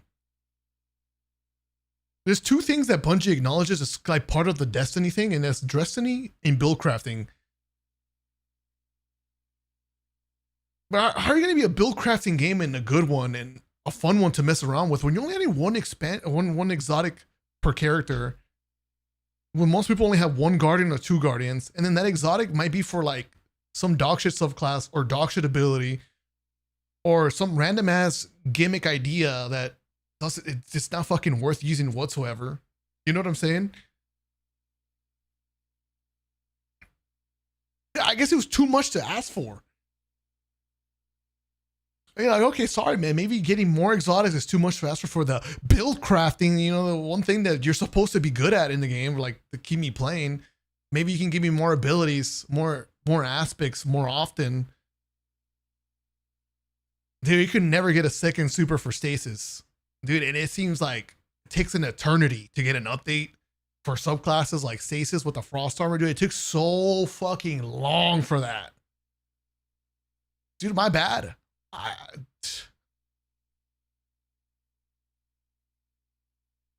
It's too much to ask for, man.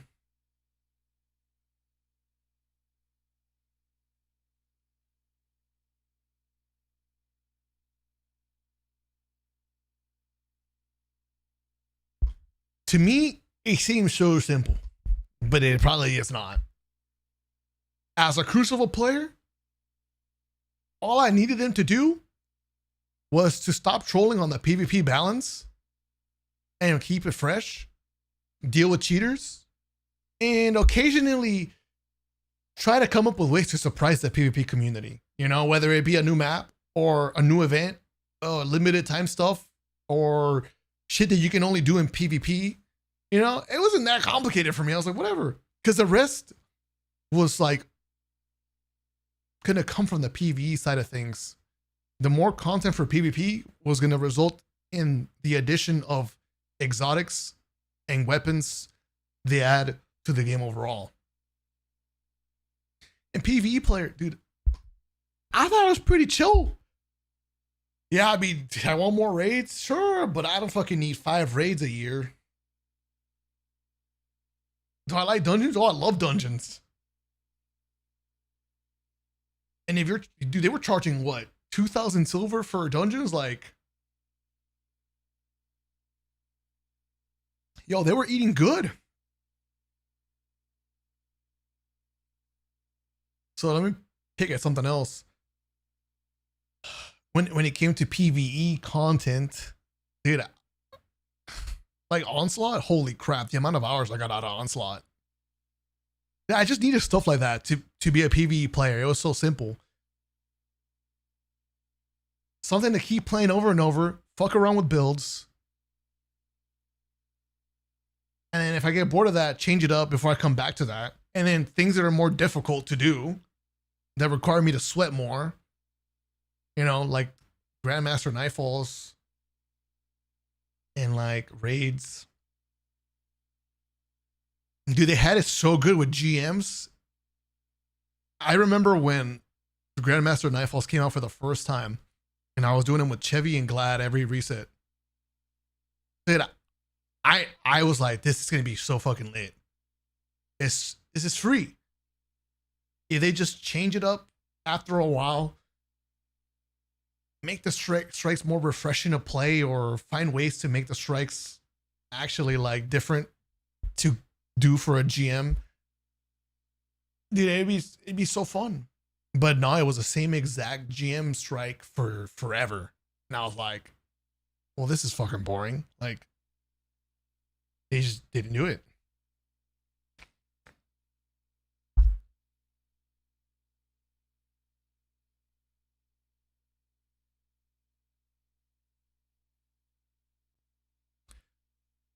That if they had the Onslaught and it was updated at Pantheon, they had GM Nightfalls and those Nightfalls were updated. And then we had the occasional like raid here and there, maybe once, twice per year or whatever. And the build crafting was like just way more, what's the word? Lucrative. Like if it was like this, and they just fucking explode the build crafting, the possibilities, the amount of tools, the way that you can like really mess around with build crafting. And I would have been good. I wasn't asking for too much, man.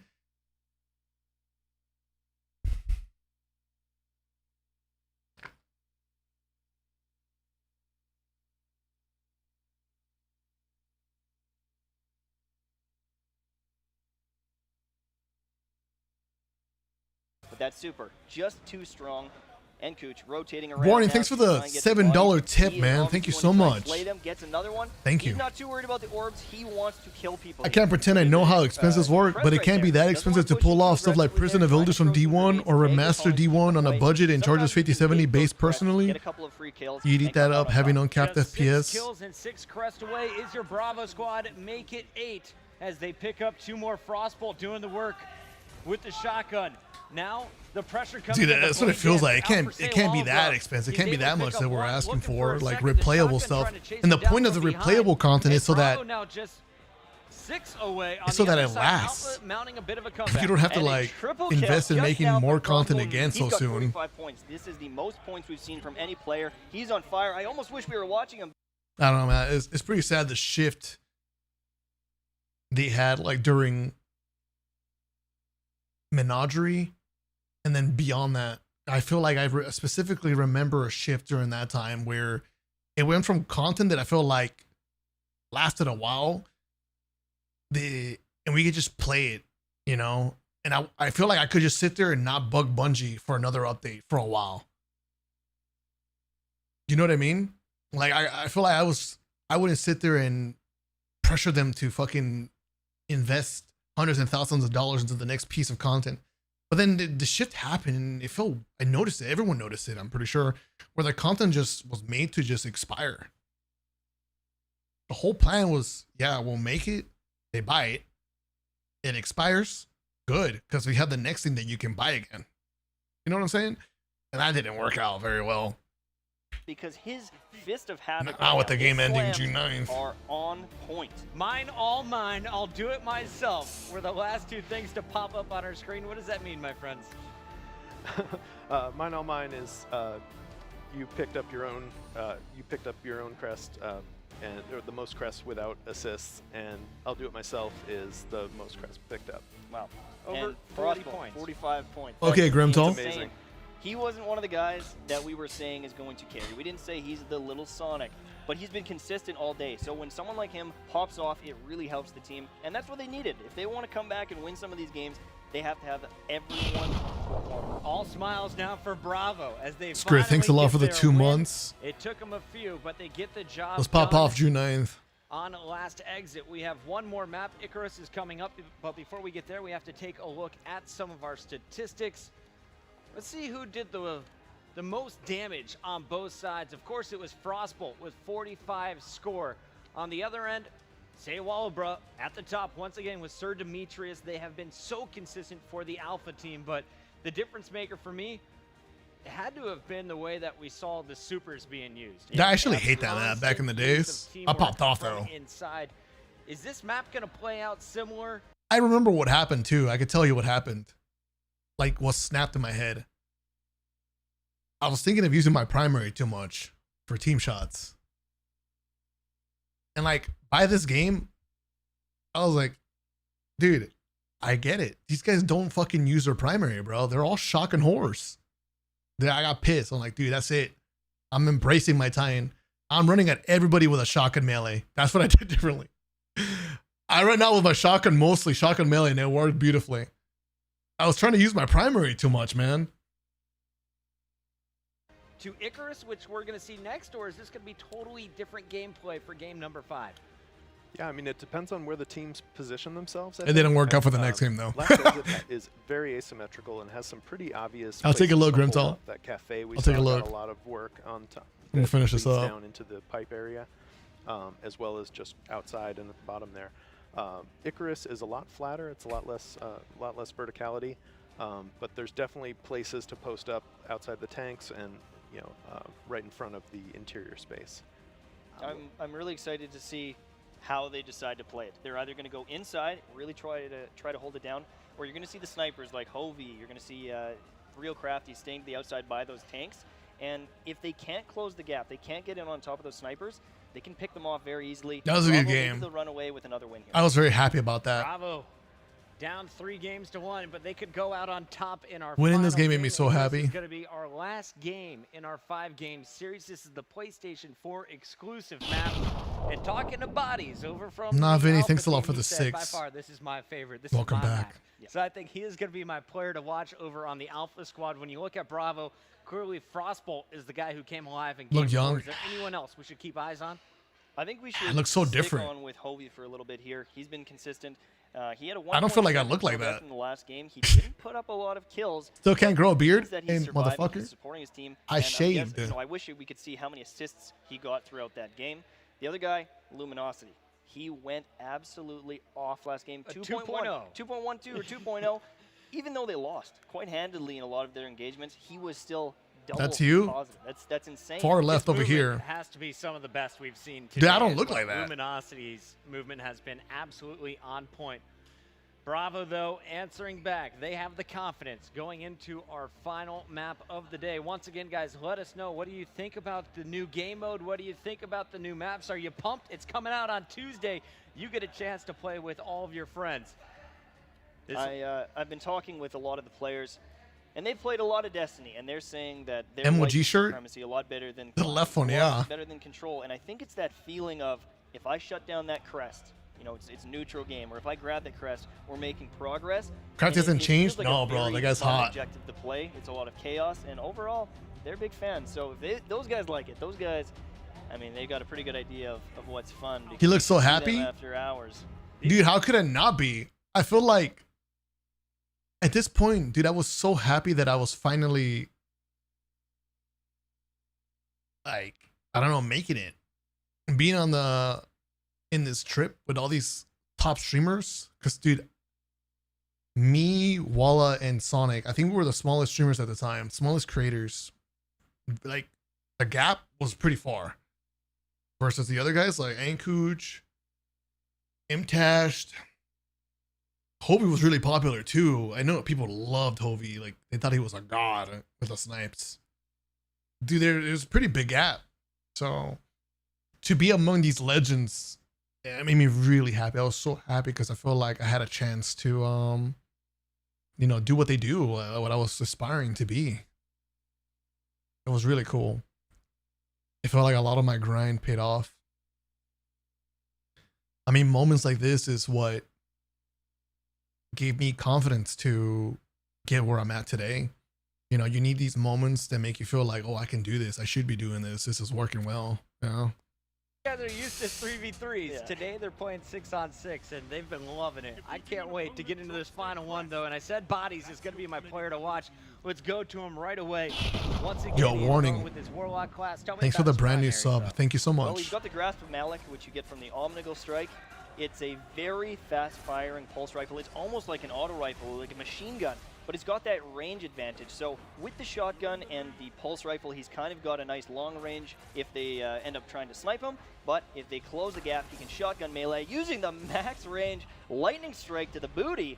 Huge plays, and look at the positioning of Team Alpha. All of these crests on this side of the map, they're all grouped up, able to shut it down, but a sneaky play from one of the Bravo players actually secured one and stopped a push there. So the lead isn't going anywhere for Alpha. They're only 6 points ahead here. Let's see what they can do moving forward with Wallabra. Yeah, guess who's on top of the leaderboard already? Wallabra. Once again, leading his squad. And earlier we were talking with True Vanguard. He said, yeah, it's got to be easy playing with this subclass that you're using. What is it about this subclass that might be helping him out to be on top of the leaderboard game after game? It's funny that he said that because he's almost throwing a little bit of shade because Blade Dancer is one of the tougher ones to use in 66, but his movement, his primary game is what's on point. He hasn't gotten a ton of multi-kills with that Blade Dancer because of the difficulty and the ability for the other team to shut it down, but Wallabra is outplaying his opponents again and again, getting those crests, shotgunning, pushing in, and again winning these duels. He's on fire right now. 10 points for the Alpha team. Right. You know what Walla's doing today, bro? And Vile already Same shit, man. Just being a shocking whore, bro. with 7 points as well. He is. I tuned in to see what he's doing on Marathon. Just miss Raya Knowing how to spam. play this objective game mode. It's going to be Alpha up early already, a 10-point advantage. They keep playing like this, though. This could get out of hand rather quickly. And Cooch right now is actually using a shotgun and the Hawk Moon. Hawkmoon, a very powerful hand. This is a cannon. one If you trick? get lucky, Yeah, it he's does good at bonus what he damage on does. some Why of would the ways. change? So you can get some crazy engagements. If you're a You beast get with some a shot, nice he'd do it. kill, still pushing it aggressively, and another kill for the double, and Cooch is going huge here, securing those crests, getting those kills, a triple down, Jeez. but a smash from Vile to It shut would take that a down. super to stop him right there. Yep. The boy was going in. Let's stay on board with him. Coming off the respawn, his super is fully loaded. He's ready to go. And honestly, it's been his shotgun that has been most impressive throughout the day for me. Yeah, and he's normally a guy that snipes, so watching him be so successful with that shotgun, the guy is skilled. It doesn't matter what he's using, but he's going to do it. Oh, and it looks like there's a blade dance here, but we should stay on Cooch. He's got his super up. He knows that a slam is down. If he can get an opportunity to use the Stormcaller, he might put up a bunch of points for the Bravo team. See his teammates picking up those crests, even though he was dropped. Unfortunately, Sir Demetrius Juice, thanks a lot for the brand new sub. Thank you so much. Nova Bomb picked up 3 straight kills. Alpha Thank you grabbing very every much. single one of the crests. It's 52 to 36 just when it was starting to get close. Now, we are seeing a shift towards Alpha here. They're starting to run away with it a little bit, but anything can change with the supers. Real Crafty now popping his blade dance. He's going to start pushing in. Real Crafty with his first kill. There's now a bubble down. We're going to start seeing an aggressive push here from these supers, trying to close the gap, get those kills. Wallabra sneaks in and grabs that crest. I think that Nova Bomb needed to go a few seconds earlier to shut down that push on the crest. And you see it just took 2 shots there with the hand cannon. Let's take it over now to True Vanguard, the man who's been dropping the bubbles. He's using a Lord High Fixer, and he's actually using a fusion rifle. I think the only player using a fusion rifle right now, which is a bit of a tricky weapon to use in these competitive games against some of the best players in the world. That is I wish we won this very game. aggressive fusion rifle pick. He was saying, man, I just want the Isoluna so bad. I wanted to know what was going to happen. Can't get it. He can't get lucky. He's one of the few here on the main stage who does not have it yet. But this man, FrostBolt, I wonder leading if his the devs squad were up, like and he dropped 45 so excited scores about in this, game an number MLG 4. tournament. Now, I wonder if they even give a shit. loaded with his super. He's got his shotgun.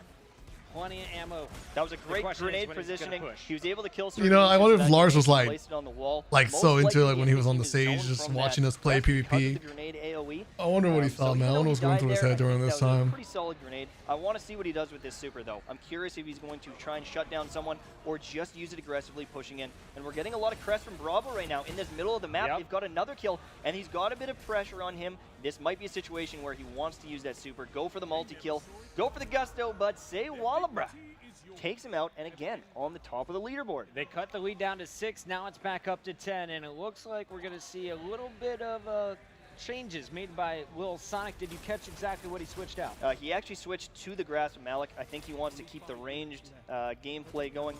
I think he was just losing his 1v1s with his primary, so he wanted to try and switch it up, see if it's going to change. But that might be a bit risky in the middle of a game when you're already used to that primary.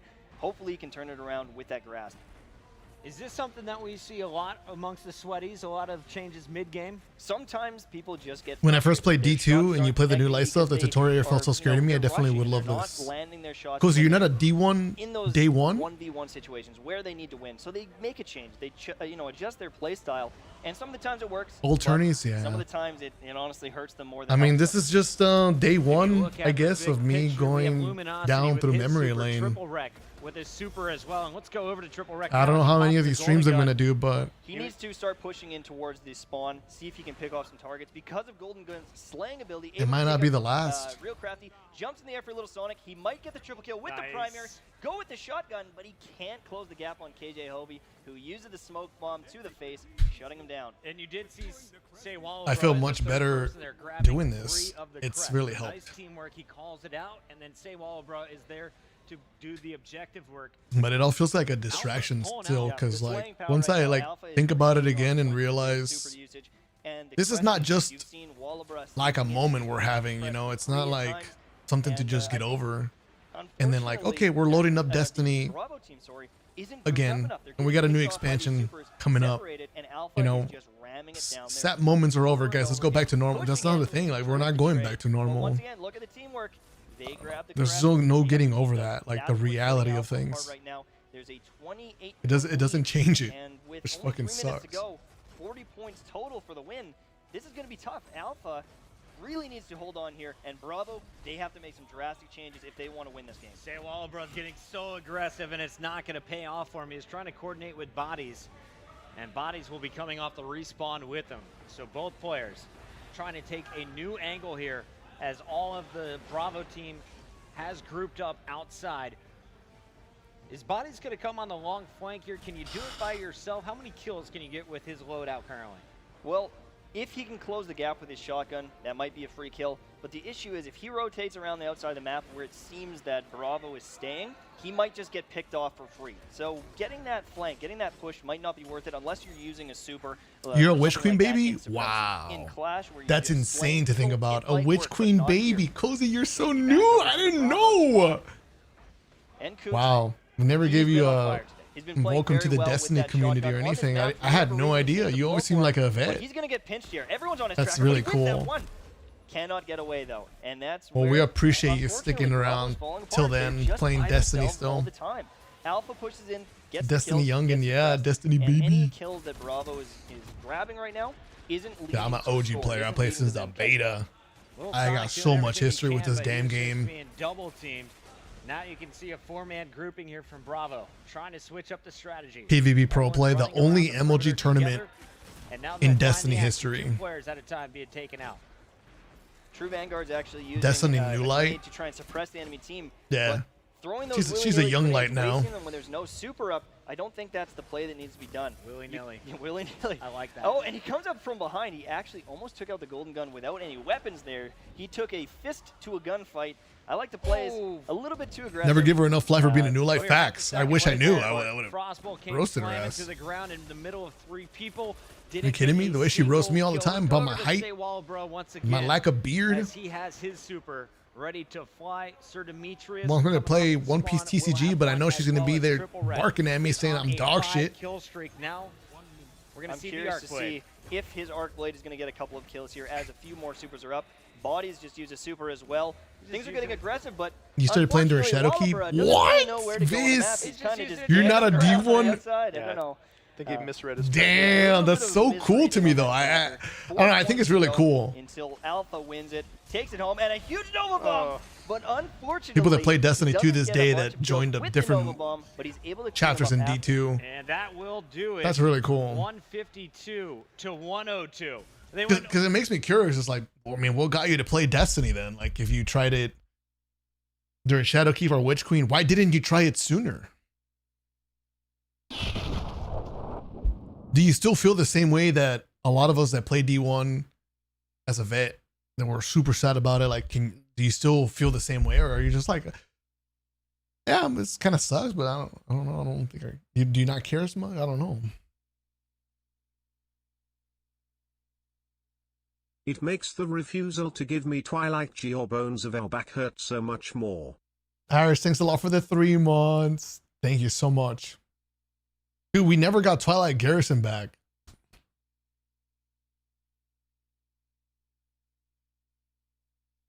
You like this guy, and he played this game, and I wanted to riz him up. Ooh, dude. Wolf said, got into D2 for the D. That's hilarious. Damn, I want the T. I wonder who it is. The T. over the score limit to close things out. What a finish here for our Alpha lineup. He plays This since squad the very was first day of favored according D1. to Twitter. When we watched them in Relationship warm-up, with the it game was is what so much is going to be closer, but the on worst game about day, losing. this Ups team and downs, performed. games have I them, think it's because they but all the got good up early, times they are were doing some gonna be jogs gone. outside, they were ready to go. Alpha, Yeah, they man. wanted to prove that No they more were the queue top team. times And to wait sorta in. say, No more I day just one lost the contests. No bet. more watching the stream. Me and my team do day one raids. No more trials at reset. The first moment of the show, the Alpha team That's fucking living dumb. up to the hype. Yeah, they had a very aggressive And the play. D, In warm-ups, we saw that it whoa! didn't come together as a Congratulations, team, even if you but are on kidding. game day, Congrats. again, they just gelled. They did it. Maybe. And in that final game, was there anyone who stood Nah, out that was to you, or that was trying to be just a team funny. I effort? get it. Well, at first, Enkuch was doing so Dude, well. I and wonder then who it saw that was. Crafty played had a nice blade dance, and I was really thinking. I that can guess who Bravo it was. had it. And then it fell apart. It just seemed like they weren't pushing together as a team. They weren't securing those crests. And once again, Wallabra at the top. We've got Surge I can Adrian, guess who. Luminosity. Those three guys were consistent Who? every game, putting up points.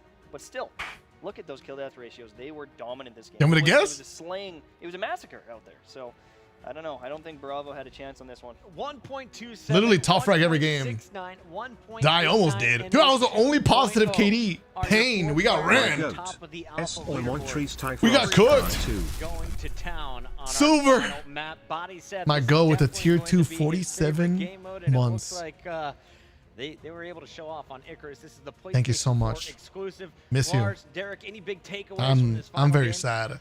You know, I was just As well. You know, other than being wrong I've been about here Bravo, I'm sorry, guys. for 5 Sorry about hours. that. We wanted to have You know, we faith. tried, but yeah, like we said, the games were a lot closer in the practices. But you know, that's what happens. Game day happens. You know, teams come together, teams fall apart. Hoping that, Someone's like, gotta win, someone's got to lose. Supremacy proves that, right? something's gonna happen Supremacy was so fun to watch. where I'm I'll be like, honest, okay, fuck I yeah, was kinda we're good, out of chat. We're getting Destiny for a back, while, and been it's busy not. traveling all over doing different It's not shows. But happening. after seeing Supremacy today and after watching the new maps, I know I will be back next Tuesday. You've already got 3 agreed to chances? carry me, All right. help Oh, me I'm get there. my gear up, ready for the showtime. But any big takeaways on the day for you, Derek? Starts with a Z. Yeah, no, I mean, this is just exciting to see really high-level play all in one place, showing off private matches, showing off the new stuff. It's just good stuff.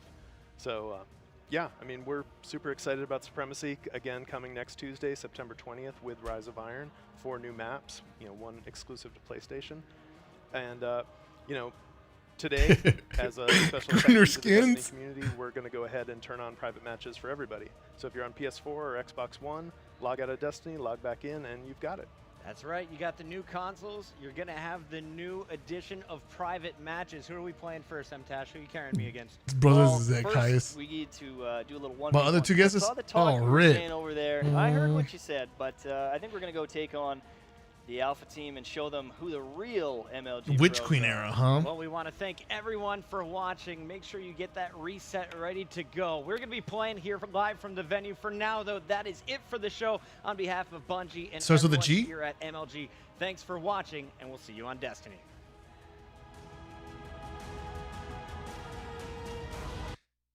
Oh.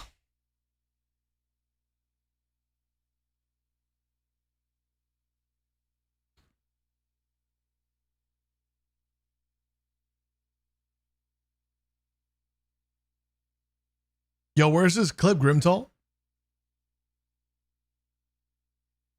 You didn't DM it to me?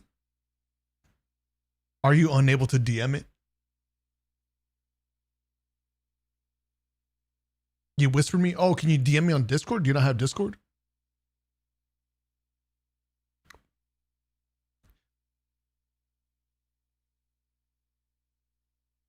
Rise of Iron?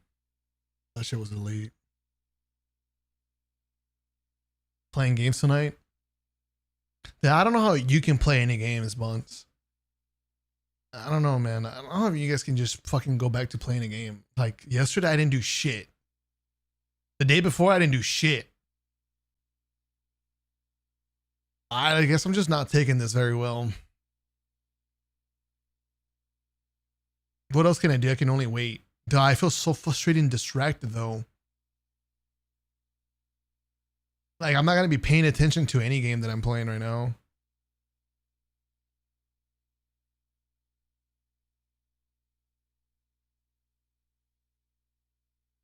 If you don't guess it right, you have to give me that private jet now. All right, quit. GG's.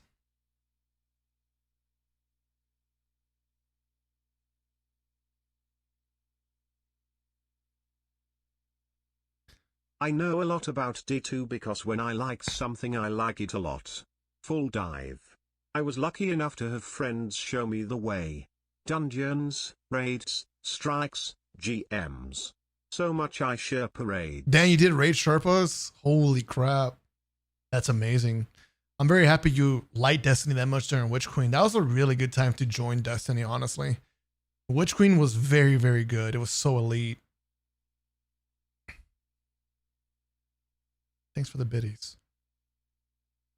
You know how we always said, bro, we just give us another Witch Queen, like, it sounded really easy to us. But if they just made Witch Queens every expansion, I always thought it'd be good. Like, man, we'd be in the golden era. But they made it seem like they couldn't do that. What do you guys think about this rumor that Lightfall was supposed to be actually good? And that, I guess, what is trying to be said in the rumor that it was sabotaged on purpose. Stop your fucking shit, dumbass! Viz, thank you so much for the 10 gifted subs, man. It means a lot. Thank you. Thank you. Thank you very much.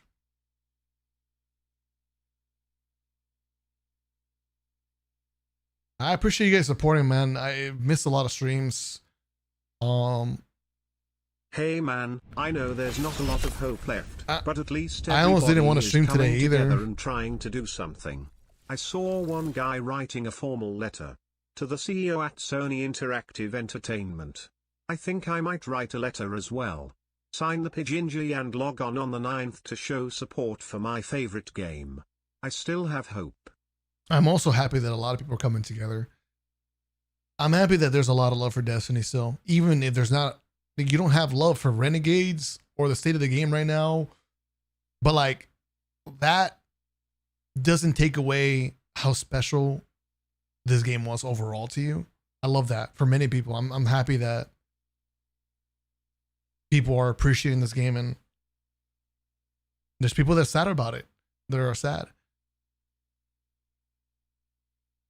It feels like I restored my faith in humanity kind of situation. There's so many people that do care, because I care a lot, and it'd be weird if I had nobody else to relate to about the situation, because what I'm going through is not, it's not something that I feel like I can go through alone, because it's not something I'm going to get over in a day. And as much as I probably didn't want to stream today, I think it was for the best that I did, because I need you guys to know what I'm going to be going through from here to June 9th and beyond June 9th. It's not something that you could just get over with. You know, some days it might be easier. Other days it'll just be like, fuck, I missed my favorite game. You know? Some days I'm going to fucking feel like, nah, there's gonna be another expansion coming out. And then some other days it's just gonna be like, dude, they really ended it. I'm gonna get fucking pissed off about it. I might want to make a rant video. I might get salty one day and sit here and talk about Pierre Parsons for 2 hours bitching about that guy.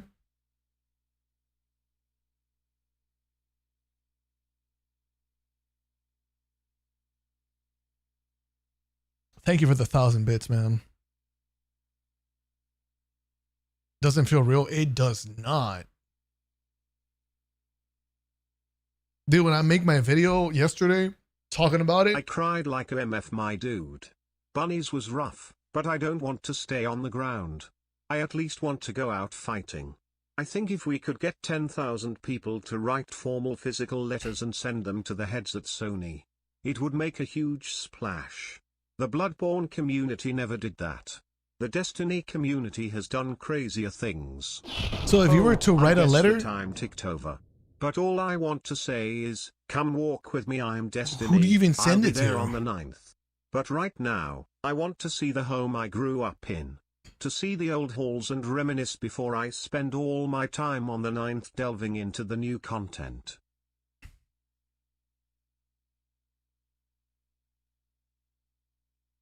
Thank you so much, Buns, for the 36 months. I appreciate you, brother.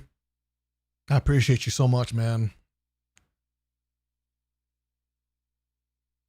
I'll be there on the 9th, but right now, you want to see the home you grew up in, see the old halls and reminisce before I spend all my time on the 9th.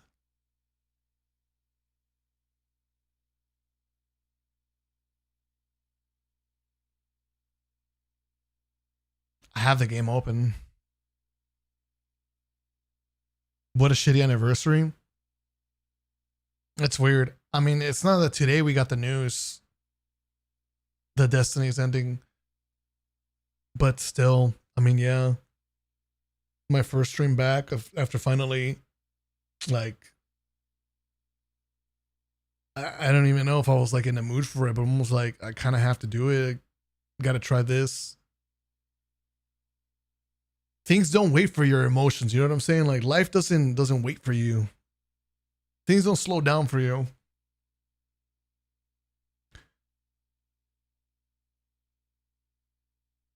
And that's kind of the reason I went live. But now that I have been live, I realized right away, 30 minutes in, that this is good. This is definitely something that I didn't know was the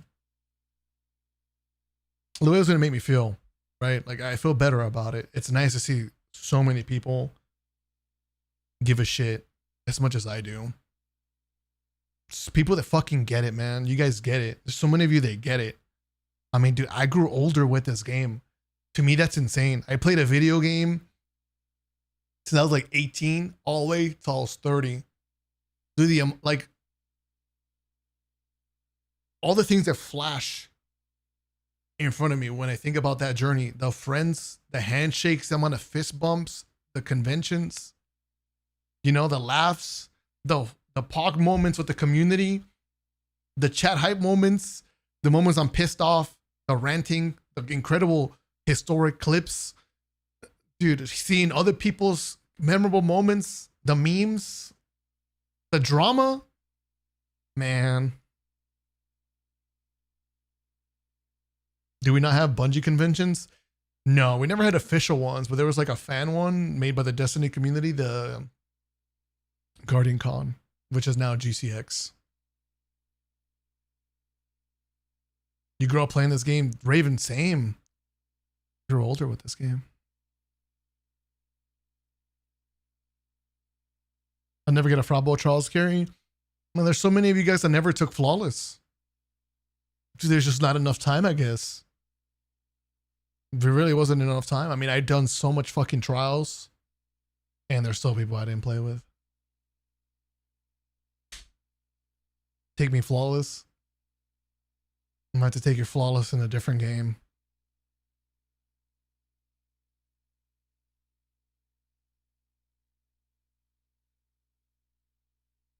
I missed your random trials. Me too. It's crazy, like so many people that are fans of random trials, and to me that's like so recent in terms of like an idea that I made for Destiny.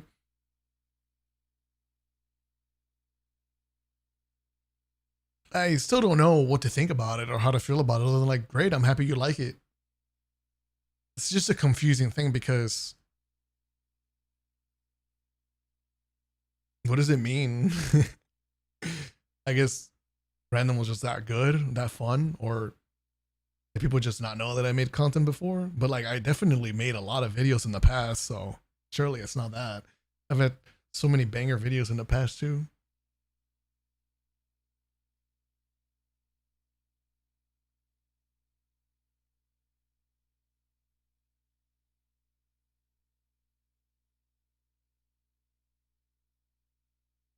Theorem, I really appreciate the $10 super chat, man. Thank you very much. How you holding up right now?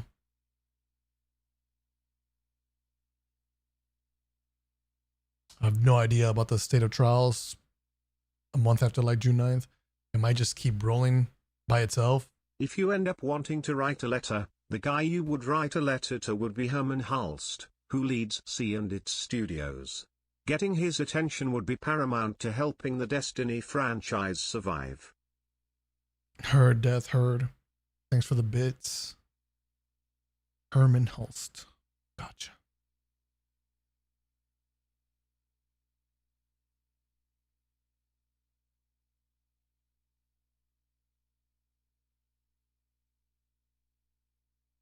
Assembling the right squad one last time. I'm going to assemble many different squads, yeah. The day one raid team for Pantheon. The OG Trials team. There's so many different Trials teams I've had that we're gonna run it back. The versions with like ZK in it, Glad in it, MTash in it, Grenadier Jake in it, Astacross.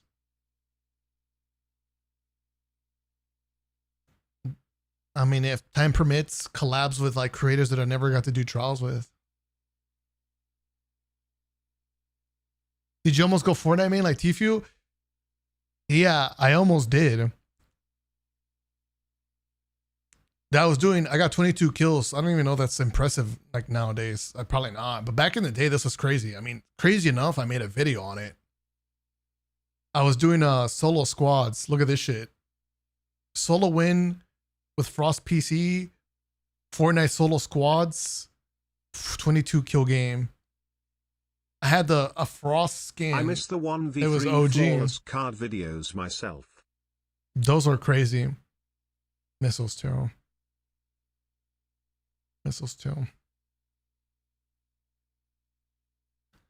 But yeah, I played Fortnite. I liked it. It was different. I mean, how could you not get addicted to the build crafting? Sorry, yeah. Build crafting? Is that the right way to say it? Just building things. The skill gap on that was really cool. Yeah, I was trying to do scrims and stuff. I met some cool people. Don't talk to them nowadays. But yeah, we did scrims. And in one of those lobbies, we got we would like play like the actual pro teams because we were not a pro team. We were trying to make a come up type of deal. And we killed Tfue's team. FaZe. I was like, oh, I felt like I could do something on Fortnite after that. I was like, okay, maybe I'm not dog shit, maybe I'm legit. But then something happened because I ended up going back to Destiny. Not sure why. Crimson doubles. Well, I was still playing Destiny too. I had Fortnite and Destiny, so I guess I was doing both.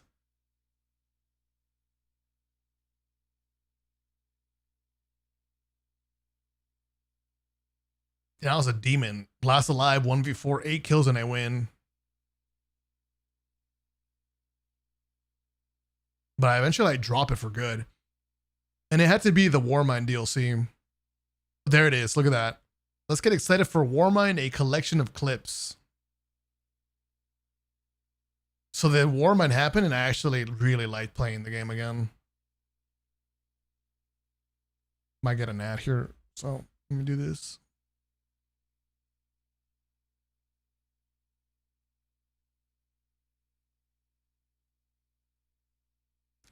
Fair warning, I have no idea what these clips are. They might be ass. It's a collection of clips. He got 3 of us. That's why. Just crouching back there. There's the actors. It's gonna go for the revive. So I don't even know what's happening here. It's just all 4 of us? Okay. Just doing countdown. Oh, he has Blink. He's taking an L. Just running circles. Oh, shit.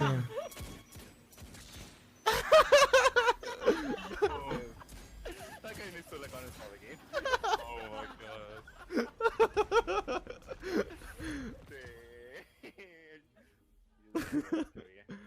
Holy. PvP in a nutshell, dude.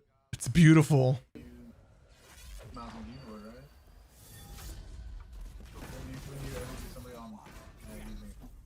Oh shit, you just got all of them. What the hell did you do?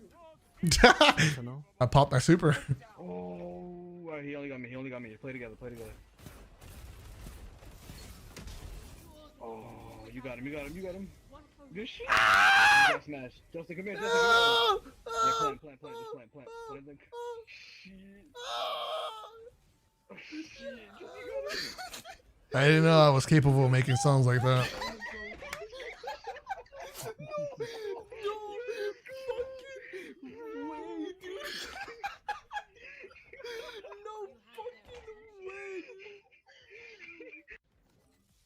What happens when you add perks like that and just make you question, did I really miss though?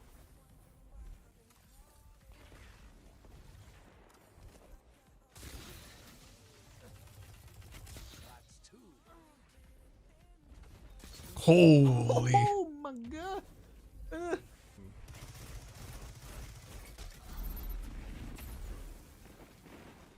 There has to be probably like just one of the only maps that has like a little bit of imbalance.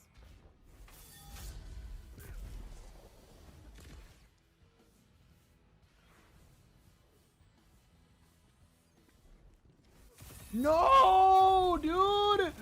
Fuck me! I wonder if that was something that I did all the time. Seems like it. Holy shit. Oh, I hate. Oh.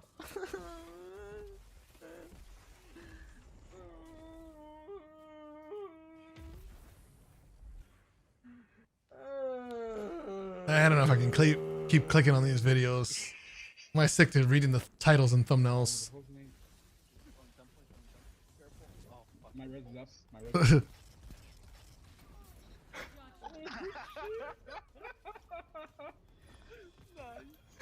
Nice, bro. You baited himself. You baited.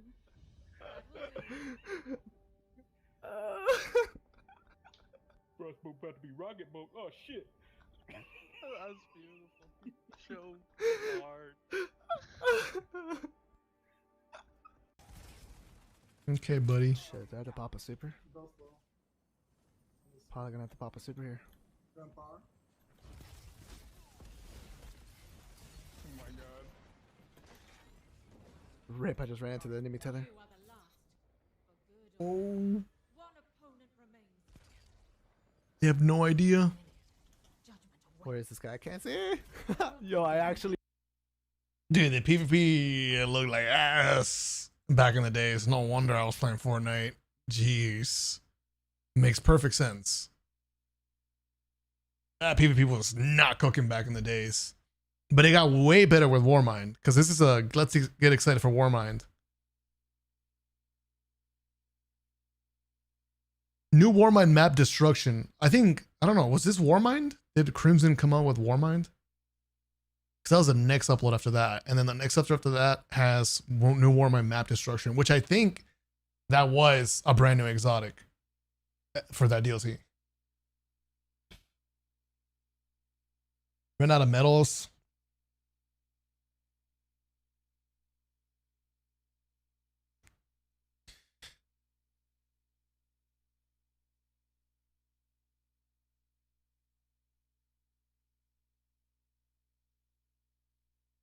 Party hat happy partner anniversary. Hey game, thanks a lot for the 20 months. Welcome back.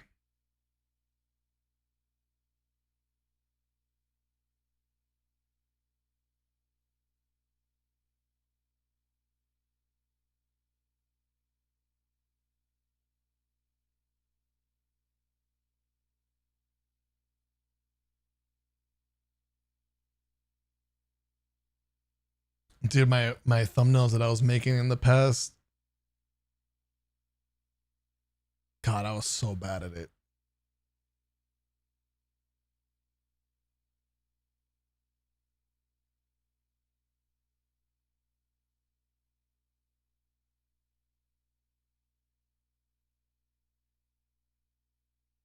It's crazy how early I started to like mess around with weird ideas. Make it burn, trying to do a Sunshot Sunbreaker kind of combination. Doing double SMGs, Peacekeepers.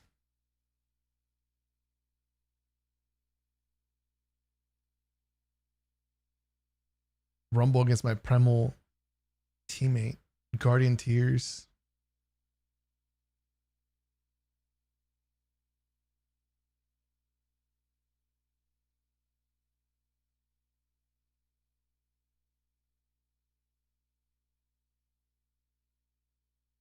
Dude, the Fortnite Rocket event.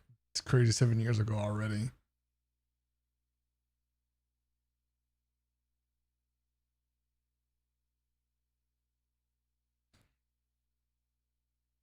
Bring back aggressive shotgun plays. Dude, I was bitching about shotgun playstyles being too slow.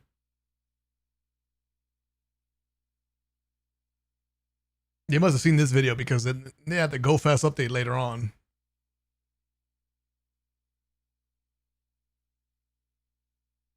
Yeah, I played a fake FrostBolt and made a video on it.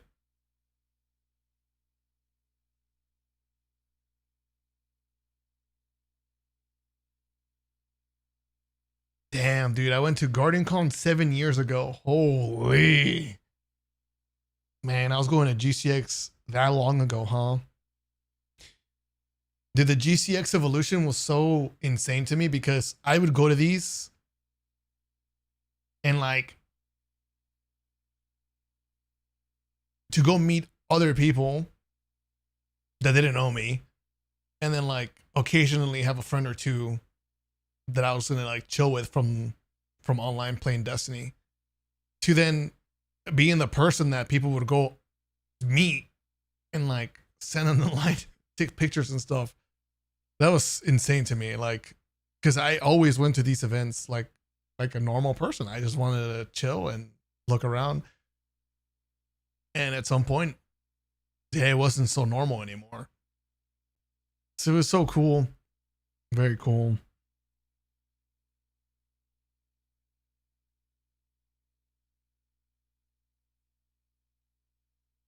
I got to feel the growth as a creator.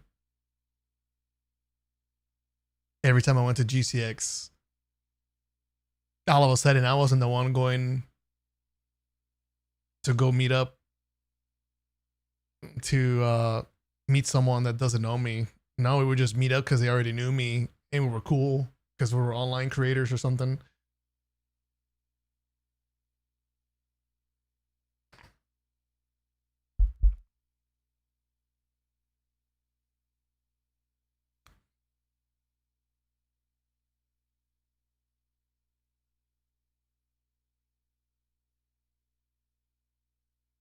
Dude, not me trying to use emojis. Dude, I was so bad with thumbnails. Look at this. Like, what is this?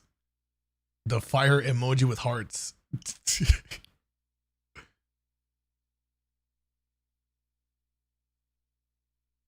Dude. Like, what are these emojis?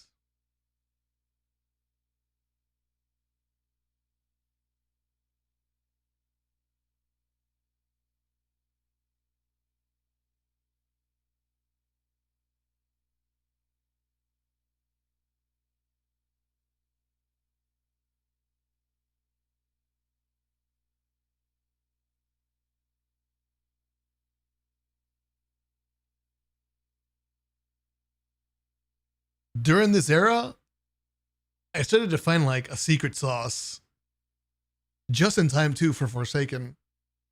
I started to like come up with a format that was like gonna click.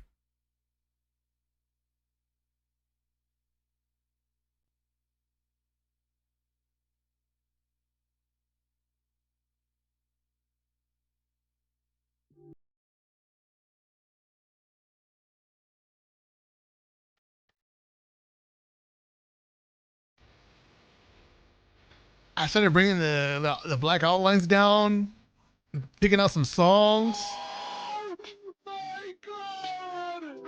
No way! I just hit that! And I was like, I want to find some crazy like clips to make with these guns. And then trying to time the song beats with like moments happening in the song.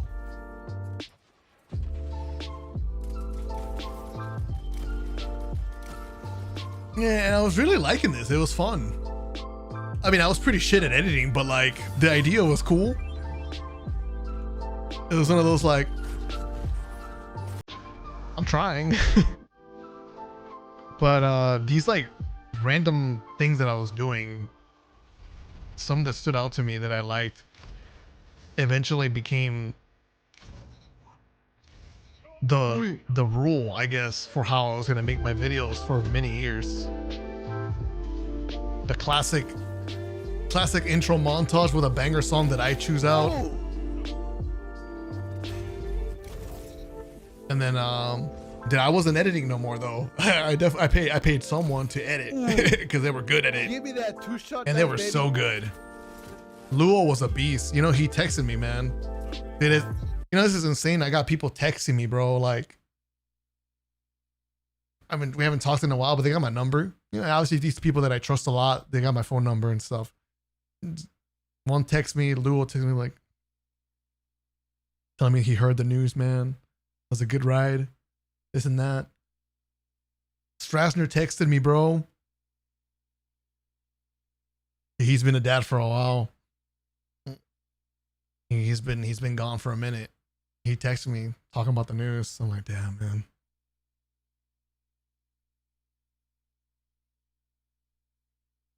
Dude, even my brother texted me. He's like, dude, did you see the Bungie news? I'm like,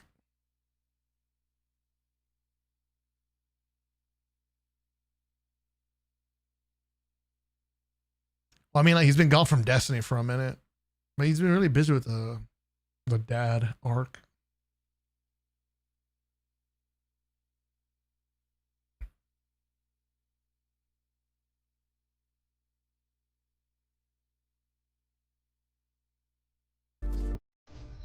RuneScape sucks. Don't let Astacross see your name.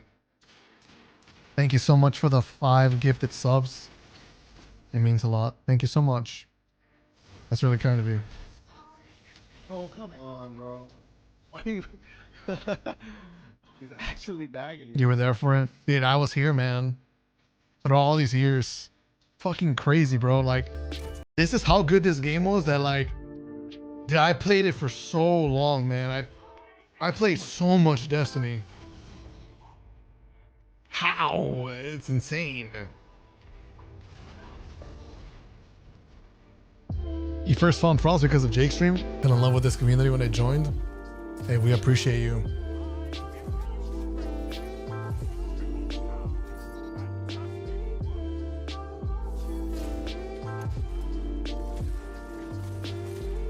So, I want to find my first legit video that Luo edited. Shit, baby. I chose. No! That was pissed. I was pissed. I wonder if it was the first legit video that this guy edited.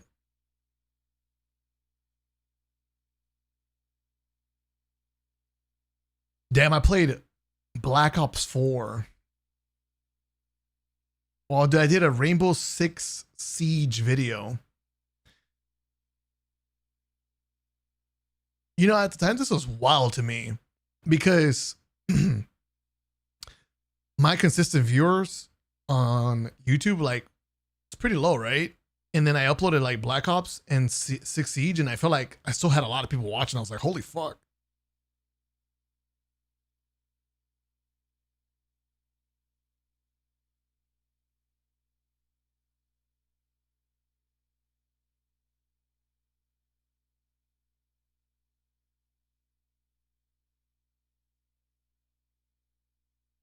Dude, and then bang. Did happens. The blow up with Forsaken. Holy fuck. That, dude, after this, it feels like I entered like a trance. Is that the word? I entered something. Something happened. It was a dream. Like a good one. That just lasted for so many years. This Forsaken era beyond was fucking crazy, bro. That was what an insane ride.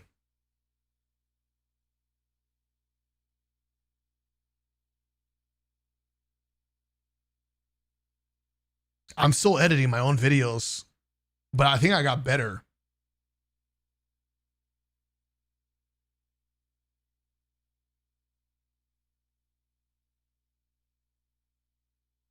I was getting better. My thumbnails were getting better.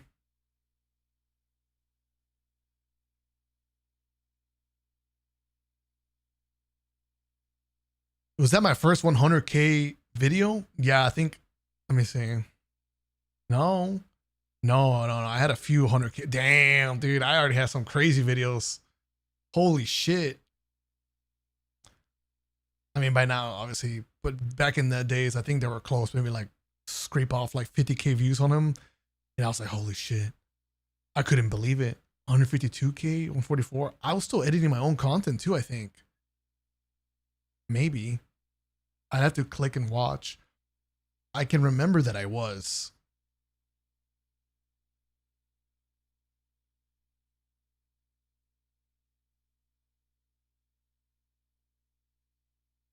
Here, let me click and find out.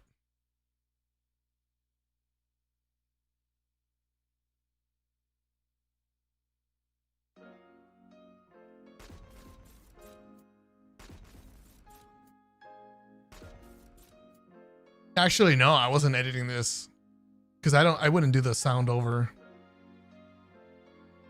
Or maybe it was me. Yeah, it was. Yeah, it was.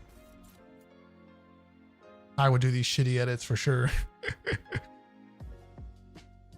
I don't know what happened with this clip. It had no audio, so I guess I used it and tried to add my own.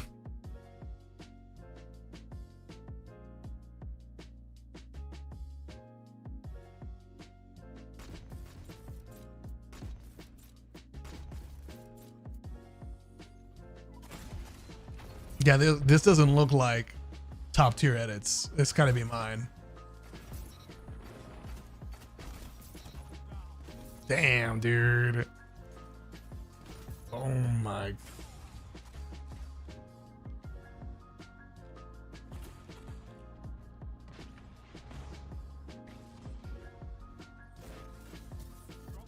Yeah, I remember that edit. I love doing that edit. I was so proud of that. The ballistic slam into a thunder crash.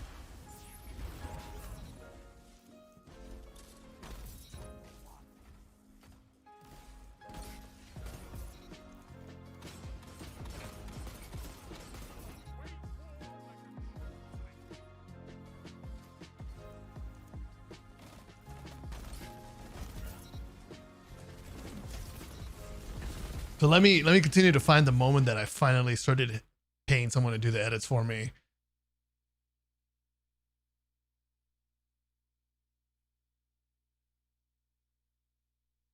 Dude, look at my thumbnail evolution. Making bigger text, getting better like graphics on the background. Dude, people absolutely love the fucking 50 streak videos.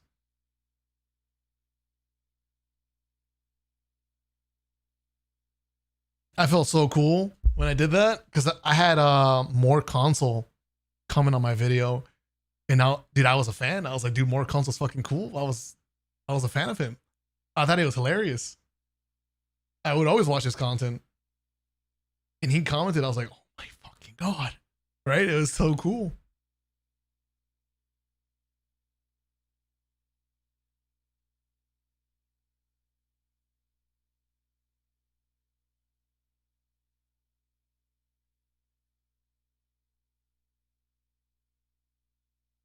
So how about an emblem giveaway? Dude, I have so many emblems I never gave out. Damn. I do have so many. Oh my fucking god, bro! Business Dave! Damn, dude. Dave with the 100 gifted sub bomb. How you taking the news, man? How you taking the news, bro? I miss you too, man.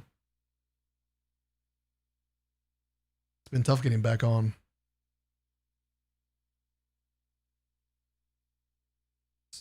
This has been good though. Helps.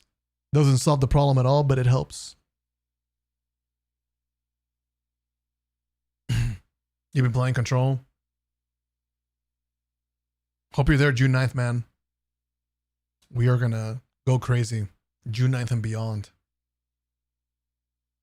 Thank you so much for the love. I really do appreciate that. Hope you've been taking good care of yourself. I have not been taking it too well. Not been taking it too well.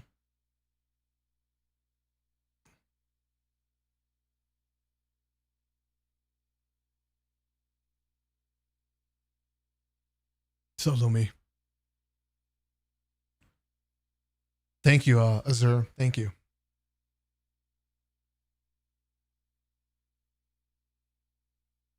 Giving season 2 of Marathon a try? Yeah, I'll play with Cross and Benny. I mean, there's no reason not to. What else we gotta do, right?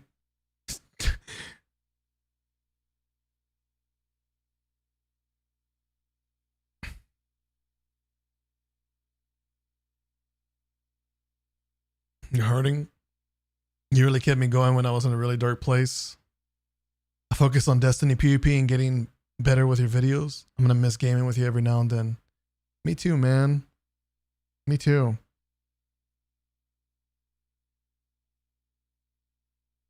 I've been deep diving on the odd PvP players I liked. OG PvP players. Who's the most OG PvP player you've watched? I'm curious. How far do you go in terms of like who you used to watch and how long ago did you play? IFrostLove. True Vanguard. Damn. You know, I wouldn't have guessed. I would not have guessed. War, Real Crafty, KJ. Yeah, I mean, dude, I could just tell how long ago you guys used to watch when you bring some of these names up. That led me to you.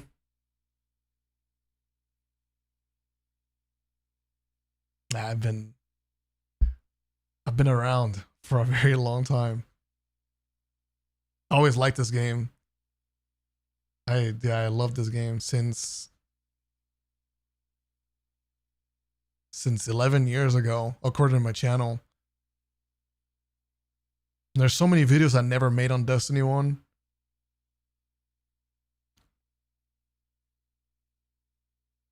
But there's a few. It gives you a taste of the D1 Frabo, I guess. And then D2 is just, I was always there, man, in this game. Played so much. I grew so much with this game. There's so many different ways. I learned so much. I can't believe how many thumbnails I was making by myself this entire time. All these videos that I was editing myself. Here's the Dark Zone, by the way, the Division 2, not the Division 1. PvP livestream highlights. Oh, shit.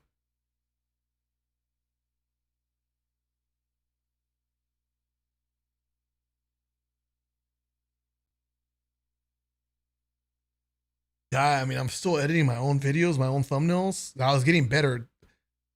I remember I was getting really proud of the sauce of some of these thumbnails. I felt like I was finally figuring it out. How to fucking make thumbnails.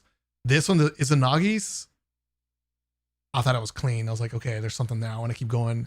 And I did this last word one. I thought it was so fire. And then I did this Golden Gun one. And I was like, that shit looks cool. I mean, it's just a Goldie picture in the background, but fits well. And then this Mozambique one. That shit was lit. And then here's the first ever random. Can you believe that? Random trials.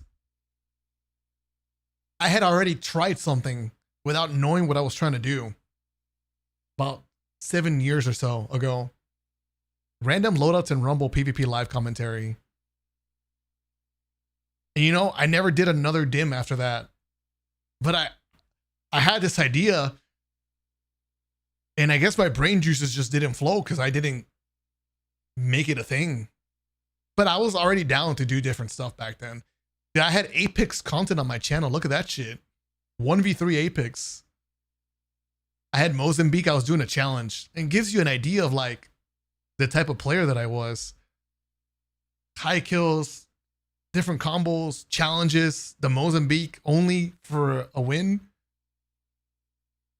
I just like playing games, dude. Games are fucking cool and I love playing them.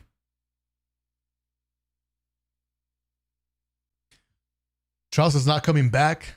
19 kill game, 51 streak. Oh, I think this is where I announced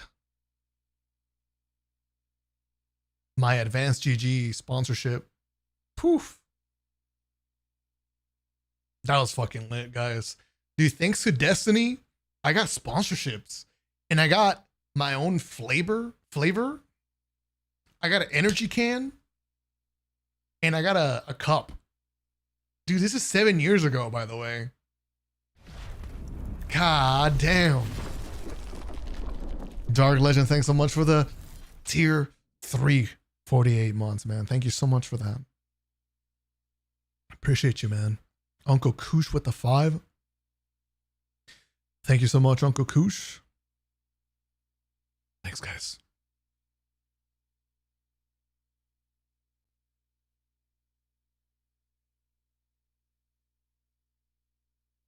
The only reason I didn't keep playing Apex after this is because when I played Apex, there was no ranked.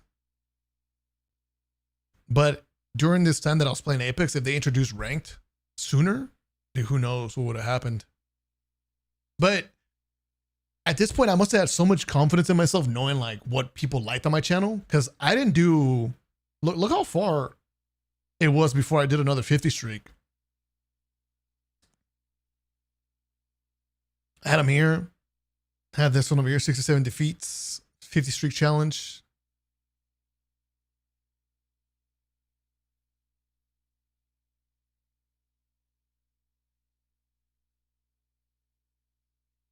But I feel like people were losing interest too, though. Like these were banging, right? Getting a lot of traction. And then I noticed the Hunter one was like, oh, okay. Seems like people are not as interested, even though it's a Hunter video. And then there's the Shax made this for you. And then I don't know, to me, it stood out that people were more inclined to watch if there was a 51 streak versus there wasn't. So I don't know, something about that didn't really like, I didn't really like something about that. Because it meant that I was going to probably like push myself into a corner where like the only way I can get good videos, like banger videos, is if I did a 50 streak. But like I wanted to make banger videos regardless of like the streak. You know what I'm saying? And I was trying it. I was committed to it, doing the double primaries, changing it up. So then I was like, I guess trying to do different things. I took a break. You could tell I didn't do another 50 streak for a couple of videos. And then I got the sponsorship from Advance. And I was like, what's a good banger video that I can post that I know would work? I was like, just got to get a 50 streak. That's it. And I did it. And it worked. It worked. I was like, okay. But you could tell, like, I was hesitant to just spam 50 streaks on the channel. I probably could have gone a lot more, but I didn't. I didn't go for it. Because this is more in line with what I wanted to do. Different variety stuff. Messing with different things. And the question is, when the hell does Luo start editing my videos?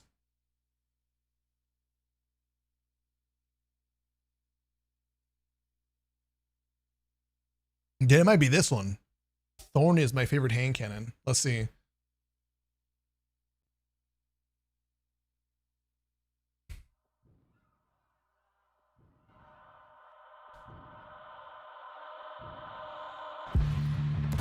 One down.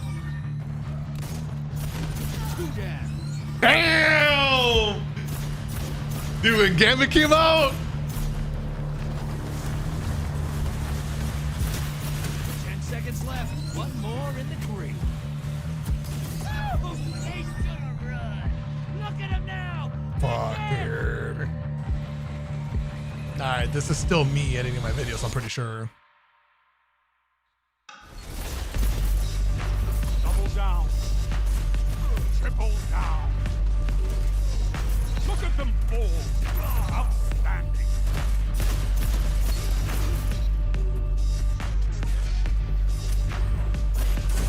Yeah, but when Luo takes over with the edits, and then I just focus on finding the songs that I am imagining for the clips, dude, shit gets crazy. This is not it yet.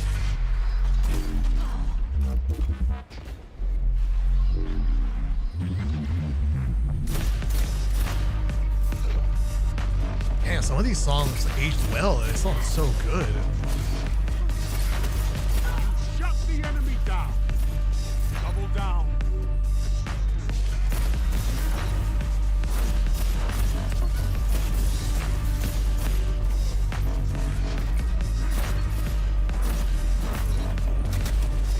Double down. Triple down. Crazy, man.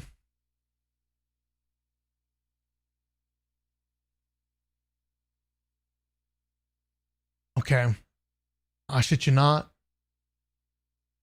No, this is not it. 49 streak.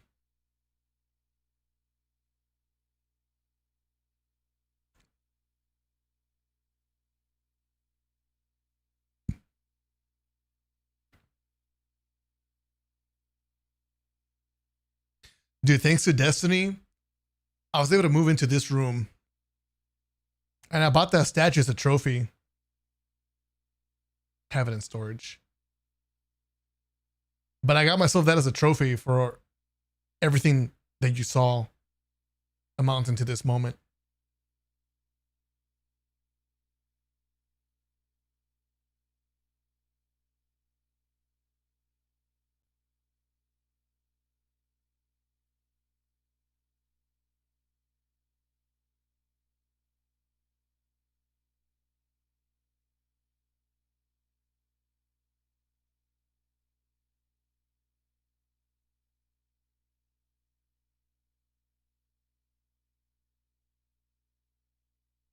$60 with green weapons. Oh my god. Azure. That was incredible, dude. Because of this warlock. I was playing Crucible just like any other day on stream. And then there's a warlock in the lobby whose entire focus was throwing heal grenades and keeping you alive. And it was a random match. I don't know if he stream sniped me. I don't know if it was intentional to be in my lobby or not, but he followed me around, healing me, throwing me wells and shit. And I dropped a 45 KD. Dude, chat loved it so much. YouTube loved it so much. We had to get him back. So I said, all right, Azure, I need you, man. Let's do a crazy challenge. I'm doing green weapons and a green armor set with you. And I did a 1v6. Wait, it was a 1v6? Wait, I think it was him and other warlocks doing the same thing Azure did. They're following his lead on how to heal me. And then I dropped 60 kills and I won. That was cool. I did a Gambit video. I don't know what the hell this thumbnail is though.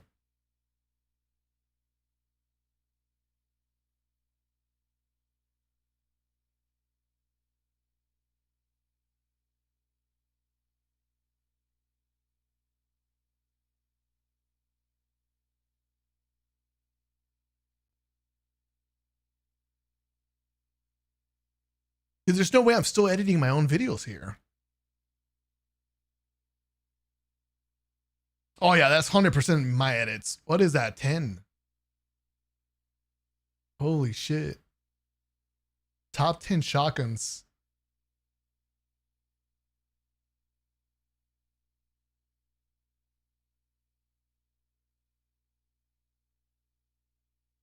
Dude, with the Frosty dog, that's definitely my edits. I remember editing this one. The first time using Stompies. Dude, I was a Stompy hater. I thought Stompies was easy mode, hunter mode. So I said, I'm putting on the Stompies for the first time. I'll show you guys how OP that shit is. I played the entire time just flying to the skybox. God damn, dude. Brian. I appreciate the $20 super chat, man. Thanks for that, dude. You remember that IB when you glad DFP, Cami TV, and someone else ran 6 skyburners? I remember howling. Yo, we might run into it now, like the 6-man Iron Bandit with creators. Yeah, I'll pull it up. I'll pull it up. Thank you, dude. Thank you.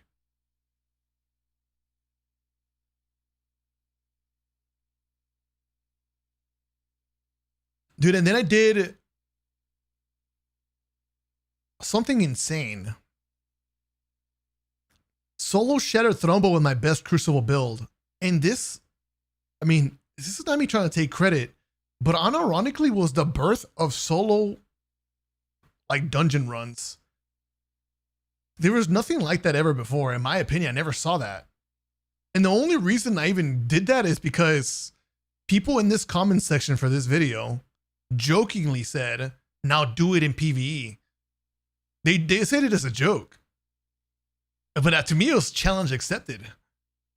Because I did a Crucible with the best PvE loadout. So I put on my Crucible loadout, Huckleberry, Fusion Rifle, and whatever the fuck that gun is for the challenge. Because that was the meta at the time. But yeah, I took it as a challenge They thought it was funny. It was probably like, haha, he won't do it. But then I got to thinking, okay, what would that even look like? Where would I even do that? What would be a proper challenge in PvE? Because, well, if you ask me, I thought PvE was easy. What if I did a solo dungeon with a Crucible load? I did that challenge and it was like incredible. I loved it.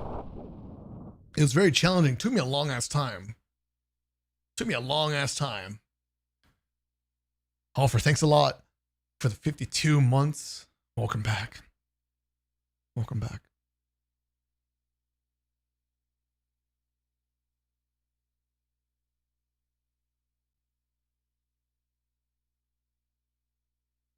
Look at this, guys. Got the M&K cam.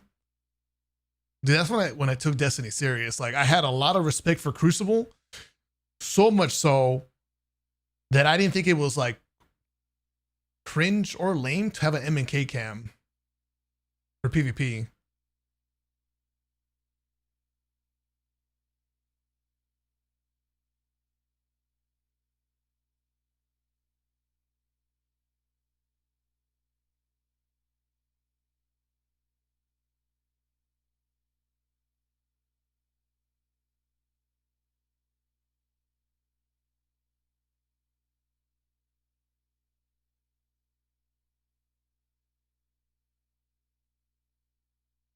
Dude, that one time that I secretly got to play with NBA superstar Gordon Hayward, and nobody knew unless you knew or you were there to hear me say it. I had no idea how to react to the fact that I got to play with an NBA superstar in comp. We would play comp, and you know, I had so much respect for him. Even though I didn't follow him like that on basketball, I didn't watch basketball, but I was respectful enough to just never stream it. Yeah, I never wanted to stream it. I didn't put him in my title or anything like that. Now that time has passed many years, like, it's definitely one of those things like, dude, that shit was fucking cool. I mean, I didn't know how to react to that at the moment. Like, what do you even do with that? You know, it was crazy. Destiny has so much aura. I couldn't believe it. My time playing with him was pretty fun. He cared about Crucible. He wanted to play comp. He didn't want to get carried either. He wanted to slay. And I remember just chilling, asking me random questions. Who do you think is the best Destiny PvPer? He was curious. This motherfucker would ask me that. Who do you think who could beat you?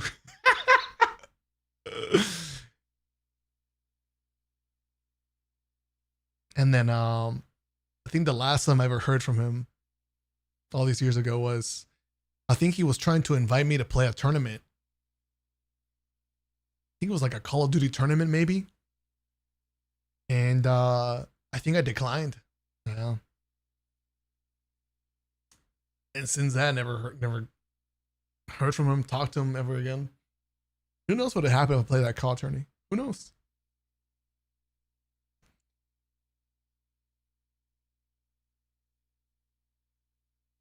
And here I am still making my own vids. Holy crap. Here we go. Here we go. I can tell. I could tell the edits are about to switch up with the thumbnail switch up. So this is the first video low edited. You can tell by the font. I can't do that shit. It looks clean. It looks crispy. It was a top 10 hand cannons for PvP. I love this thumbnail. To this day, this thumbnail inspires me on how I make my thumbnails. I think this is insanely looking. I love the way it looks. So when do I do more intro montages? Because that's when bro starts editing for me. There we go. That might be it. That might be the one.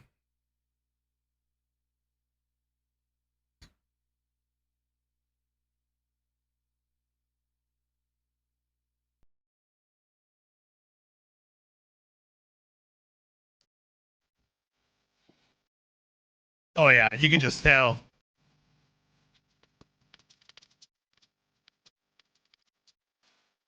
He's got that like smooth FPS.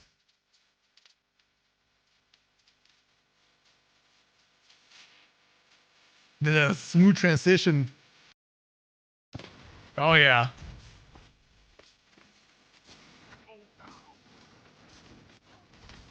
Better cuts. Oh, the fast forward. Yeah, I didn't know how to do that shit.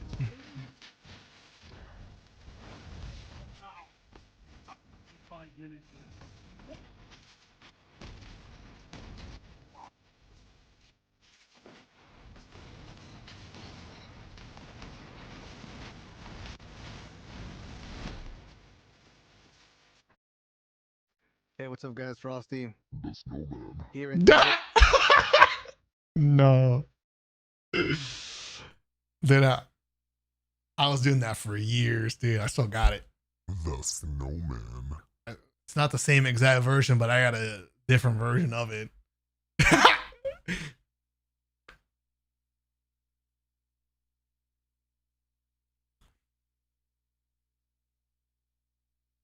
Play it back. Next video, you'll hear it again. So what's going on with these videos? They got no intro montages.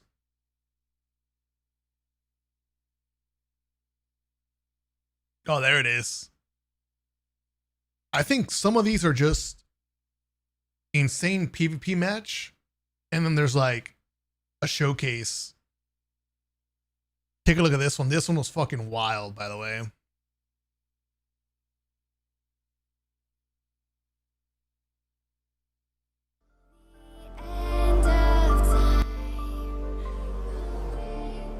Second intro montage edit from him.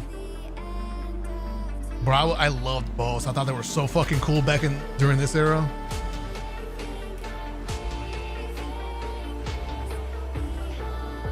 That's right, you're seeing a one-tap bow. It's just wild.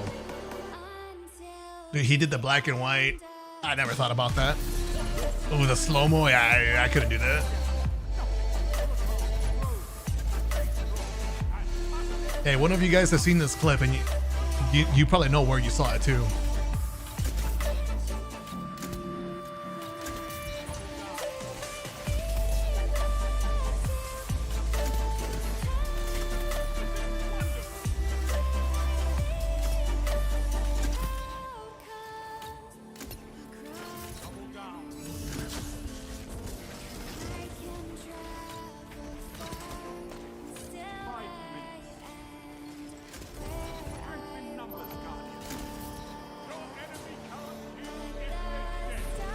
That's such a cool edit.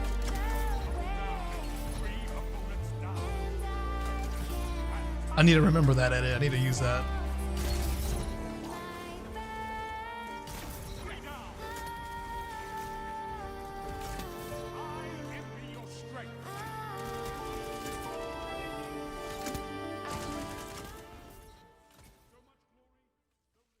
That was cool.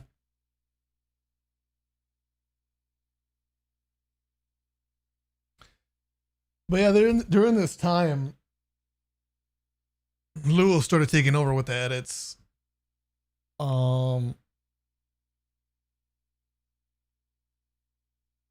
Dude, I was just lost in the sauce after this. After Lewis became my editor, I was just so lost in the sauce. Like, dude, I was a fiend. I was making so many videos. Dude, I was good at it too, man. I was so good at getting content. I was so good at making Crucible PvP videos. I loved it, dude. It was so much fun.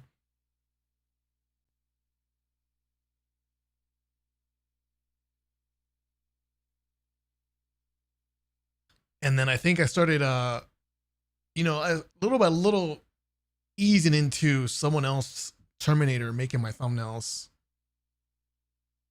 It's crazy, bro. This crazy mode one, the enter momentum control, dude, it feels like, dude, this just happened last year, man. It feels like I just got these clips. I know these clips. I remember them. I remember them so well. I remember the Jade Rabbit being so OP in momentum control. It was an easy 7th column farmer in momentum control. Dude, it feels like it wasn't that long ago.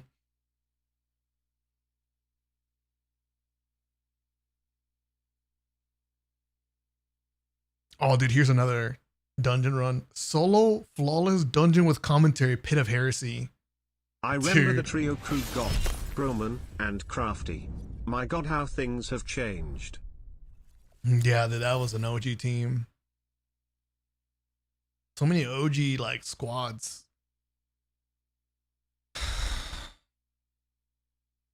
Thanks for the biddies, man. Thank you.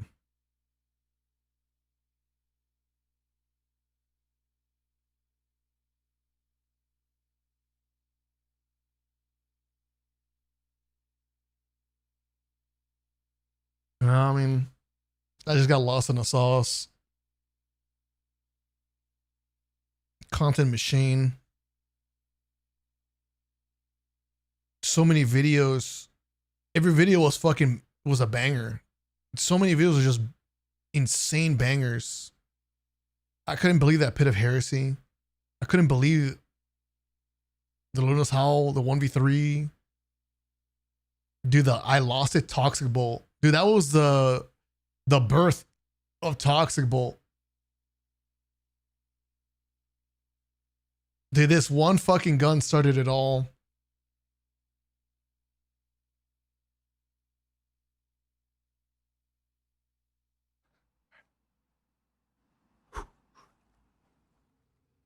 Kind of like wakes up a little bit in your life, huh? You see what I'm saying?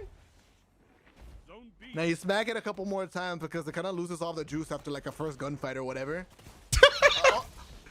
Oh, I got body shotted. It doesn't count. It doesn't count. We all know if my melee successfully registered, that guy would have gotten destroyed. Now, honestly, I'm lying to you. It was the gun's fault. So I didn't smack it enough. And I think it should be good enough now. Apparently, I gotta smack it a couple more times. Hold on. Trust me, bro. Trust me. Something's not working. Shake it a little bit. Shake it in there. I don't know. Something's loose. Alright, let me go take this thing and show off the... What in the fart? Know what I'm saying?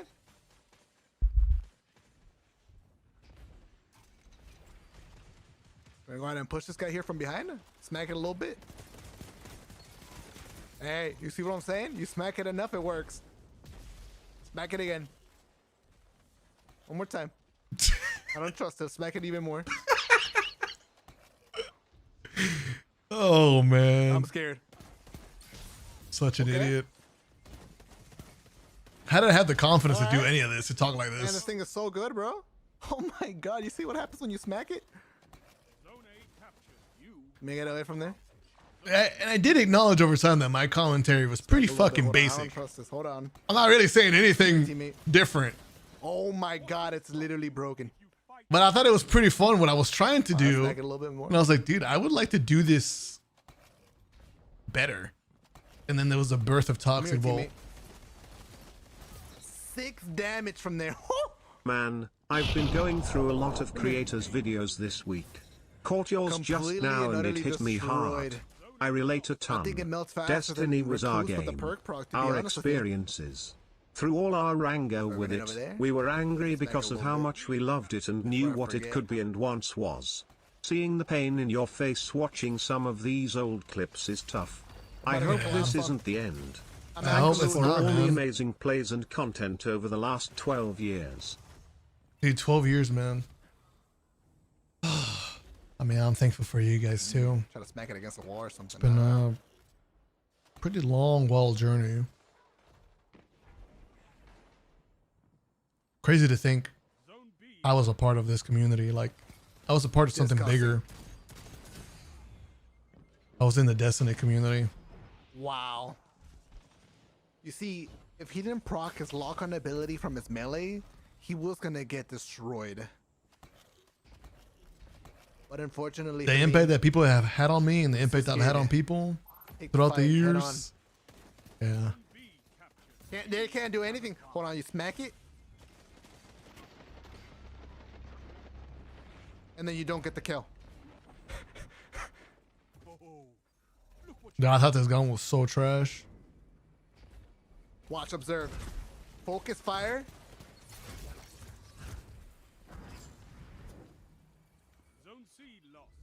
So you can focus on how terrible this thing is. Man, I think I get mad because the bar moved, right? Maybe then in that situation. Oh shit. The sanity meter. Is this stupid thing gonna work? Oh shit.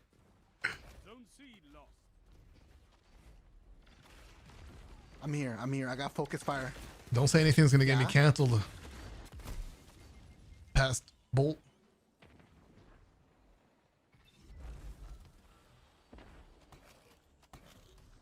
Oh my god, here's my chance. Yes! Instantly one-shotted him, bro. It's like a shotgun. When they're 1 HP. When do I talk shit? Because wow. Because that wasn't a thing till like later on. But I might have tried to talk shit. Like I might have snapped. Because I wasn't trying to be toxic, mind you, by the way. I'd never done that before. Remembering myself. Smack it a couple times. Pre-PR train Bolt. You see?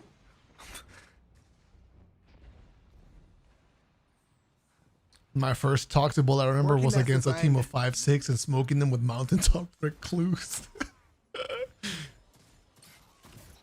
This must have been an incredible, fun weapon to use. You sound so nerdy. That's the voice of Toxic Bolt. Like Recluse, Mountaintop. That's how Toxic Bolt talked. They probably had this thing in there trying to outgun Recluses, and they were like, damn, this shit fucking beast, bro. Hello, Zavoler.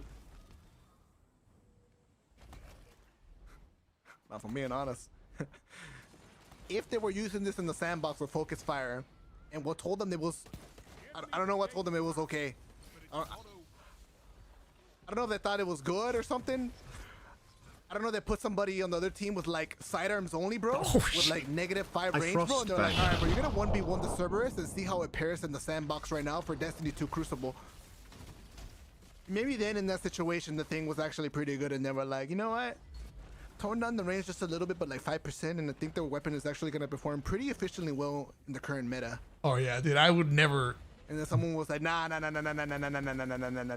I would never throw shade at the Again, devs. You got things that increase damage buff.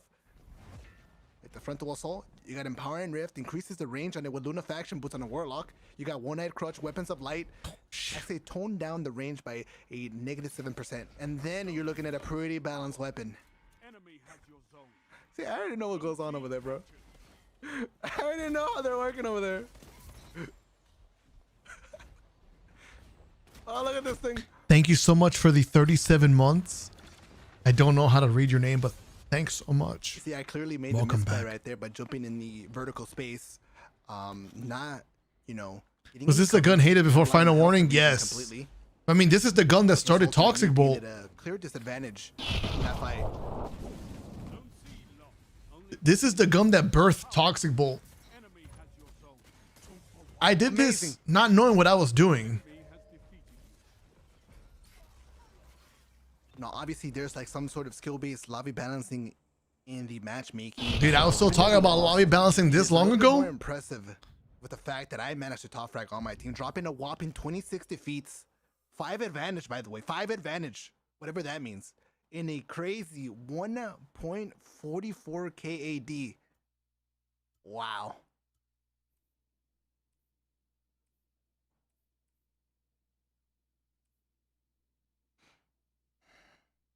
Okay. I think I'm broken, bro. I think the game officially broke me. I think this catalyst was so bad it broke me.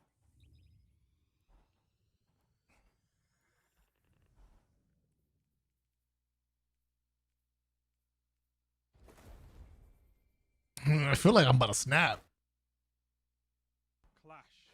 I'm officially triggered. Oh. Don't know what that means. I don't remember this video, but Slap this stupid piece of shit. Oh, fuck. Let's go, teammates. That was an aggressive smack. Assist. With the little worm husk, arc battery crutch. Oh!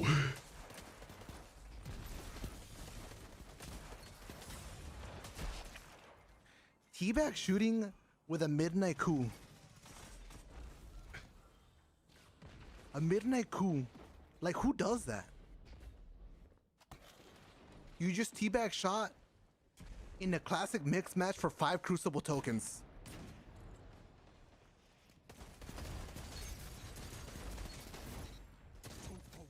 It's Mr. Let me teabag in a classic mixed match for my Crucible tokens. Slap this thing 'cause it's so ass. Oh!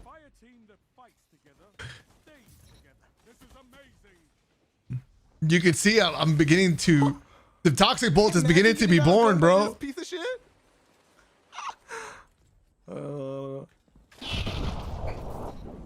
I got the kill though. That's all that matters. Some guy was so thirsty for the rocket launcher kill that he killed himself. Or maybe this thing is just so good that it has like that hidden exotic perk. Look at this tryhard with tractor cannon. Baby toxic bolt IFrost type 2 IFrost type 2 IFrost type 2. Kind of like how Shoddy the tractor cannon, an exotic power weapon. I can't tell if this is how I really talked or if I was just making a voice. See in comp, you know what I'm saying? Missing those snaps on So purpose. that's actually my voice. Why did it take me so long to go through puberty? Spare rations. It must be a voice that I'm making. It's been so many years. I granted 5,000 hours of reckoning just to get a weapon. That's barely gonna help me go positive. Can I get some help? Or am I gonna continue getting team shotted while someone with a recluse is shooting at me? It's definitely a voice. You know, a weapon that I can barely beat in a 1v1 as is. Am I saying 1v1? A little smoke grenade, dude. Yeah, I gotta be trolling, right? As if that's gonna do anything for you. You give me the ones, it's over. Oh my god, it's broken! Oh my god, it's broken! Oh my god! Oh my god, it's actually broken! I take it back, I take everything I said back! Imagine being in the enemy team, getting clipped by this terrible weapon, alright? If it hasn't synced in, that's like the equivalent of dying to somebody using a Rat King, a Skyburner's Oath. I don't know. What else can you put on the list of weapons that are so terrible that it's embarrassing to die to? Damn! See, I'm telling you, bro, the birth of Toxic Bolt. I don't feel like dying. I feel like wiping the whole team here. Scratch that. I don't have health regen anymore.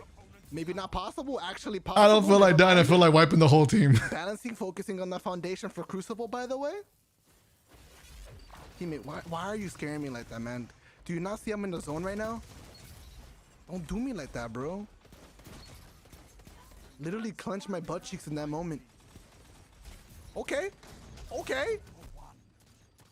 Did you see how fast it melted him that it appeared that I got a one-shot Thunder Coil melee punch? I have no idea how. I don't know. I don't expect anybody to be. Dude, I don't know if I'm just not locked in as much. Maybe I still got it in me, but like, dude, I don't know how the fuck I yapped so much as I played the game. I have no idea how to pull that off. Like, I could just talk as I'm shitting on people the entire time.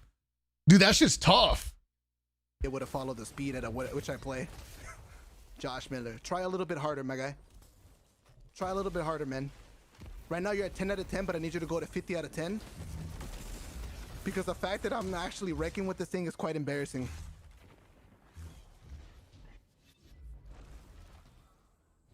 So I had to think a couple times so it actually works. Shake it a little bit again. The strategy seems to work pretty well for me. Alright, here we have a arc staff player. He's gonna get completely destroyed out of it. Help me, teammate. Help me. I don't need your help. Oh, they're part of the match. Yikes. Dude. Is that from the enemy team? I think it was. Throw a little grenade, see if that does anything. I need help. Yeah. Yeah, this was the first ever Toxic Bolt video, but I had no idea.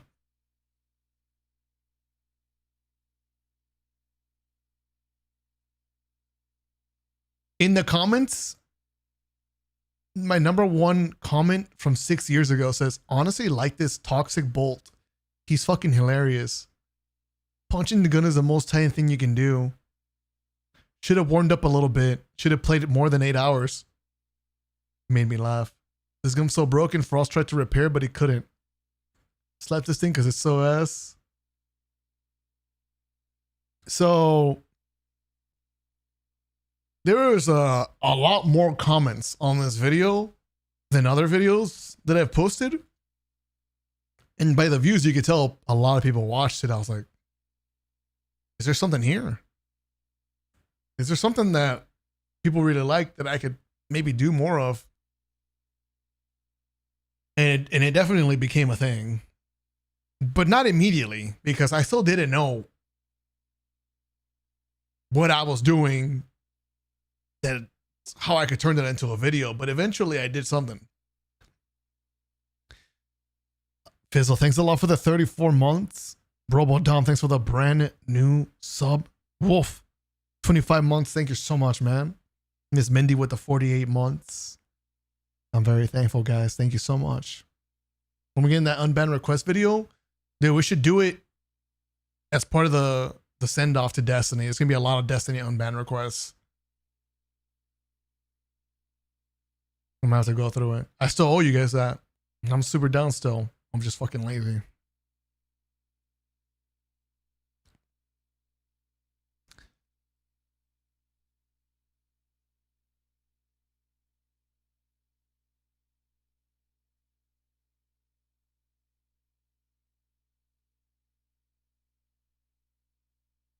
Did my first ever montage.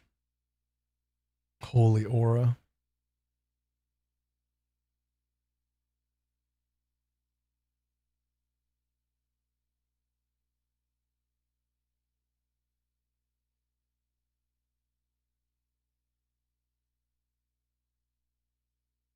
Dude, and then the era of Terminator taking over my thumbnails was crazy. It took so long to let him do my thumbnails. I was still making them this entire time. And then boom.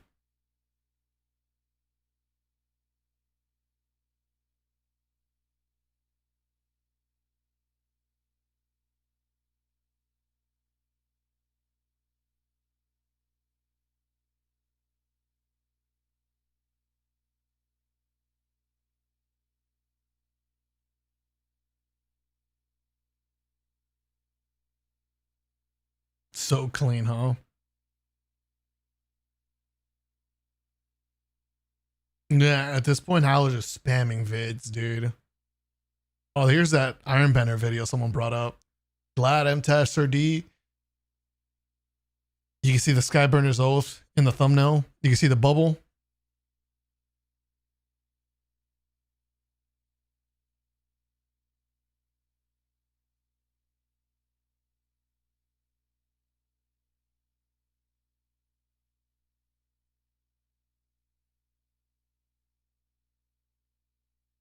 I don't know what happened, but eventually I started making my own thumbnails again. Yeah, I don't know what happened. Knowing Term, though, it was probably a consistency thing. He probably wasn't available all the time. I needed more thumbnails. Like thumbnails on demand. So it looks like I just went back to doing them myself.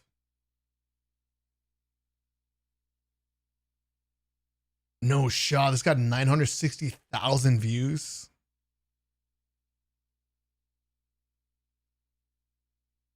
Wow.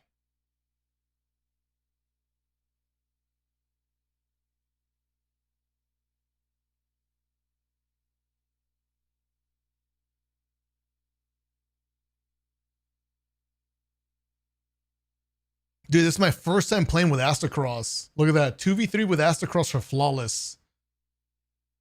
I don't think I ever played with Astacross. But the first time I played with him was 6 years ago. And you know what's crazy? After this moment, I don't think we ever played again till we became raid teammates. Crazy, right? Floor's lava chilling ZK and Glad. Apparently I cried. It must have been fucking hilarious.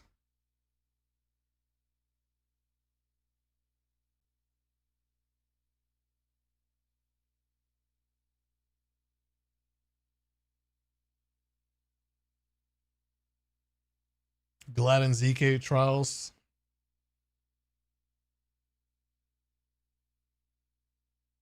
Dude, so many trials cards with Glad and ZK. Dude, the history goes so way back. No HUD trials, shoulder charge, flawless with Glad and ZK. Dude, I mean, you guys probably think of different OG squads for trials, but like this one with Glad and ZK was the most OG. We had some insanely special moments. Dude, I even brought DMG into a trials challenge. Can you believe that? I can't. PvE loaded into trials, feed DMG and Glad. We were doing a challenge and we brought DMG along for it. 6 years ago. Oh, we did the From the Brink challenge. This is by far one of the most like insane flex challenges. Where we would let people get 4 round wins, yeah. And then we would make a comeback and win 5 rounds in a row. It was very sweaty and intense. And it banged, people loved it, so I did it a couple times.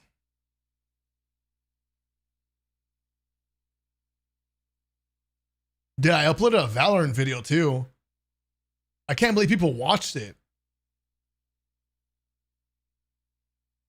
There's so many moments I'm seeing here like, man, what happened if I play with this person more? Or what happened if I keep playing with this team? What if I played that game more? What if I uploaded that game? What if this one video never got uploaded? Like the toxic one. Because look at this entire time, I don't think I've ever done a toxic bolt video yet, right?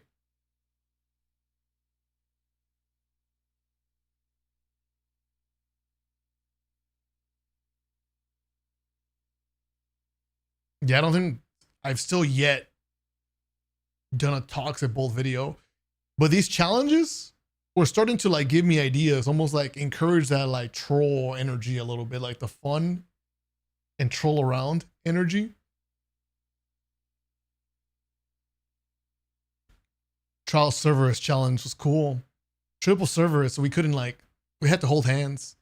Reverse gun game. Dude, infinite hammers. There's a glitch in the game where you could just throw infinite hammers. And we were just trying to spam them across the map for fun. And then the Charleston became MTash and ZK. Crazy, man.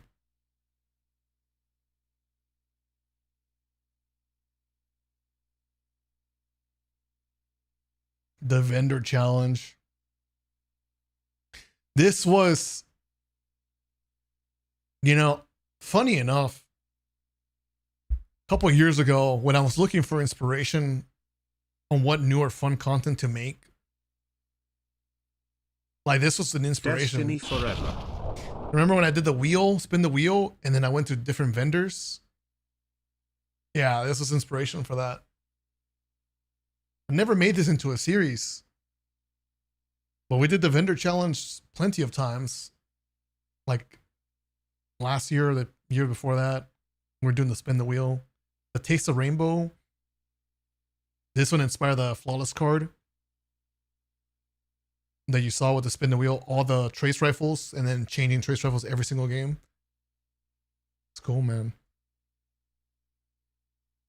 Raid loadouts and trials feed MP edits and ZK Mushroom. Crazy.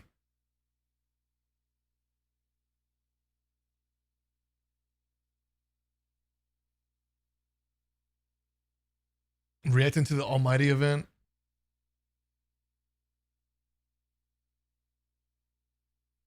Trials will be copy someone else's loadout. 5 years ago, by the way. We did a copycat trials.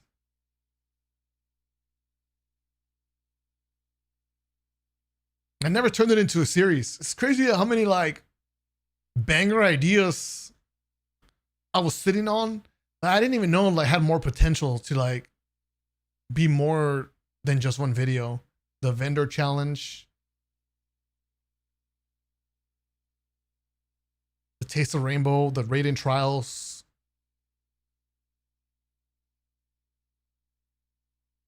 the copycat,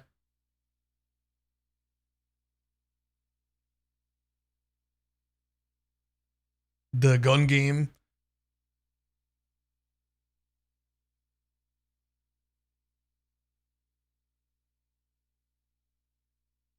Oh my God, the undercover trials. Why I didn't do more is beyond me. I'm so dumb. Those were peak, man. I only did like 1 or 2, but they were so fucking good.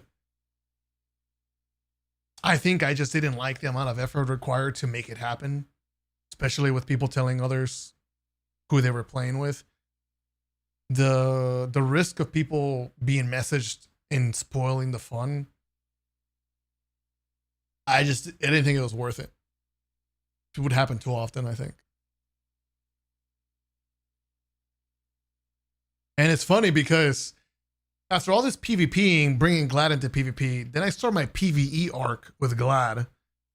And dude, we had some of the most insane moments. Hilarious, by the way. Like, this team up was fucking hilarious. We start here with the first ever Grandmaster Nightfall.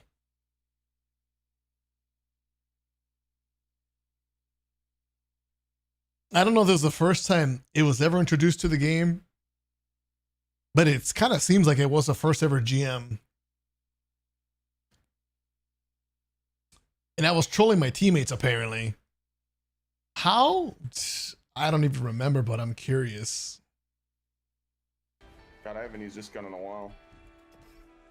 Do you not like Ariana's? No, I like it. I mean, when I was doing all Grandmasters last season, I mean, I was running the double primary. Oh, he's right behind me. What the heck? Dude, he's in the box! He's in the box! He's cheating! Wall hacks. Get him, Glad. I find ways to die in this game every day. Go get his rest, bro. The hell? The fuck? He's right in the box, bro. Turn around. I'm out, dude. See you later, bud. This is bullshit. Yo, what are you doing there, bro? Are you good, homie? You need some help? I'm fine. I'm pissed. I bounced, dude. Fuck you. Dude, I feel bad for him, man. Okay, bro. You can't kill him. I can't kill him. He's literally unkillable. That guy's cheating, bro.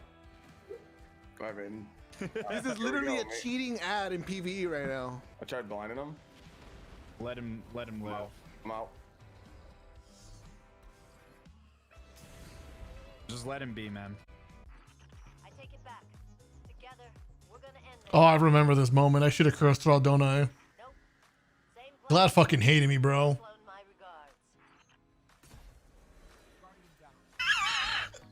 Yep, didn't even make it that far, bud. Nice job, buddy. Did somebody tell a joke or something?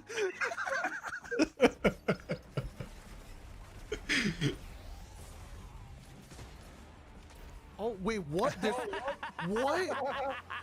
Didn't we farm those fuckers? Oh no, here he comes. He's going aggro. Can you believe we're just laughing our ass off playing GMs, dude? We're gonna light this guy up with no unstoppable rounds. Laughing over a hive killing us. I'm ready. It's crazy, right? I'm going right here. Boom, baby. It works. Huge shot here. Ladies and gentlemen. Idiot. I'm gonna fucking bag the shit out of this mother. You just bagged him. Oh my. Are you fucking kidding me, bro? Oh.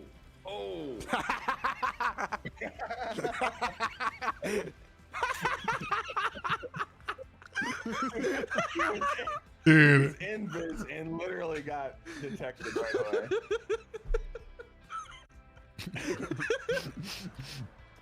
Something funny there, pal. Oh. I played Ring Around the Rosie with him. Frog ball hit him.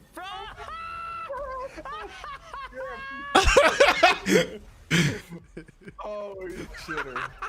Dude, he fucking attacked him in the corner. He fucking popped the bubble, bro.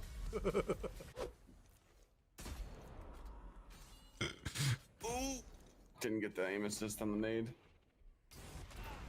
This fucking guy, dude. No, Frost, I'm dead. I'm dead. My bubble, I was going for a special finisher. Ladies and gentlemen, here we have FrostBolt in a solo situation, attempting to try to get a revive. But notice this Clyde is getting jumping. spammed He's jumping. by the He's knight. literally jumping like a moron. Oh, we're good. Get me, bro! What are you doing? Attempting to make some top tier strategy plays here. Fucking get my res! What the hell kind of res is that? Bro! What kind of fucking res is that, dude? It res me outside. It res me outside in the puddle. Get me. Yo, Oh my you guys gotta solo a champion now. That's fine, get me. Bro, I got you, bro. Fuck that. He's shooting me. Who cares? Bro, just pop your super. No. You can get me, dude. Don't be a bitch. Jesus. I'm outside again, dude. Bro, back up. Dude, I'm fucking out, bro. I'm not jumping. You better fucking get back here. Can you make me invis glad so I can go get these orbs? I can make some more here. Hold up. Let me just make some. Never mind. You got another super. What the hell just happened? I don't want to talk about it. Just focus up, bro.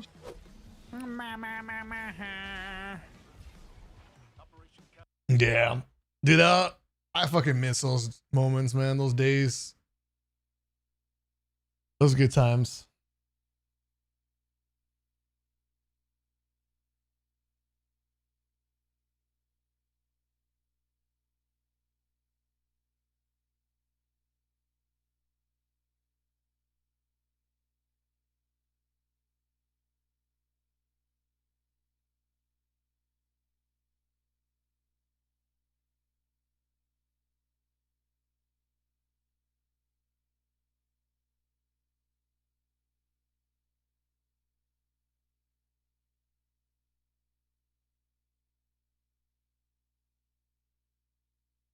Dude, stasis. I can't believe it. Holy shit.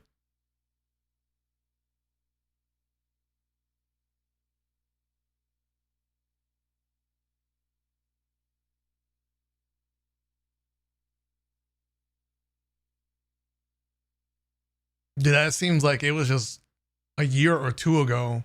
Wow.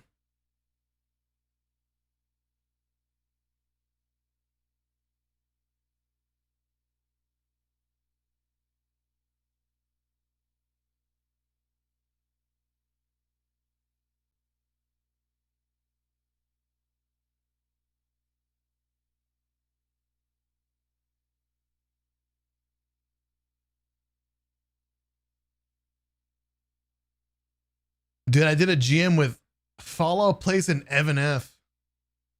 What the hell? GM Devil's Lair with Fallout and Clyde. Arms dealer. I did it again on Fallen Saber.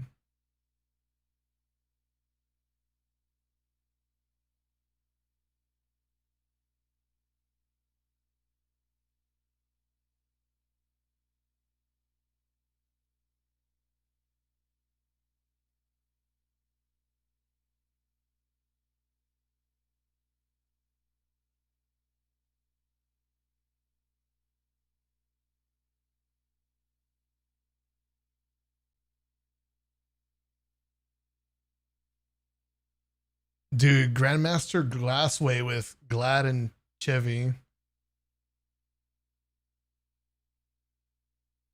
Damn.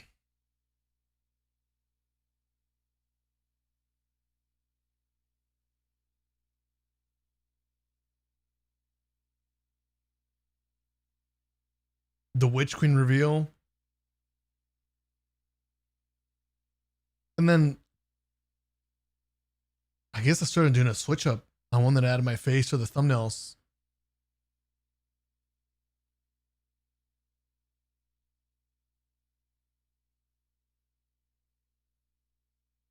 Just, I'm sorry. Some of these faces, man. Dude, like, what is that? What are these faces? Dog. Dude, what is that? What the fuck was that? Dude, what is this? Bro. And then here comes Stonewall to save the day. Oh my god, man, I might cry. That's gonna make me cry, not fucking Destiny ending. What were those faces, bro? Holy crap.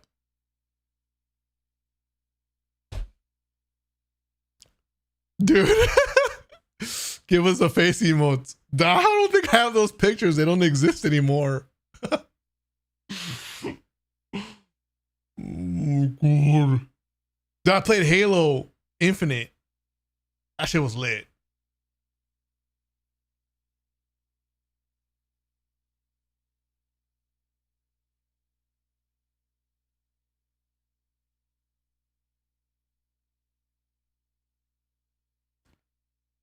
Dude, people hated the face thumbnail. Face thumbnails. This was during the era people hated the face. They thought that it was clickbait. Nowadays, people are okay with it. They don't mind. It's just a normal thing.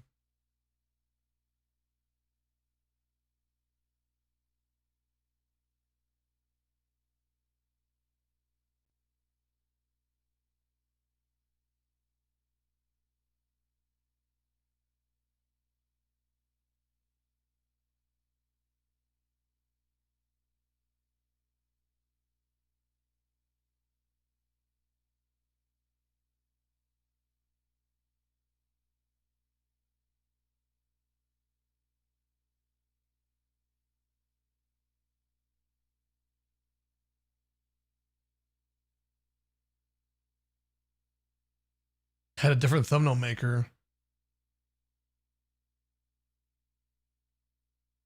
Actually, this wasn't Stonewall. This was all Remy.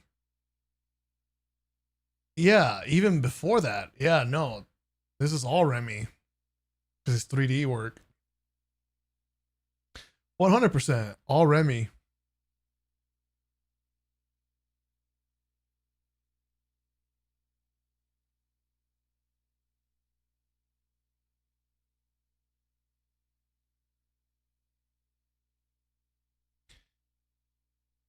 Crazy, dude.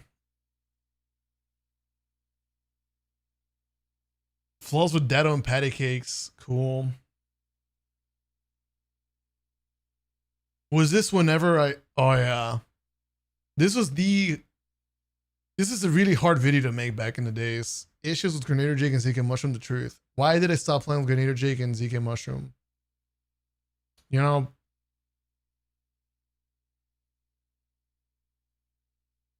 I got so much hate. People were upset that I was breaking up the team. But dude, they stuck together.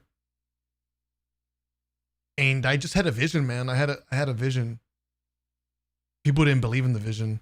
People try to understand, but like I just had a vision in it. And the only way that I felt like I could make that happen was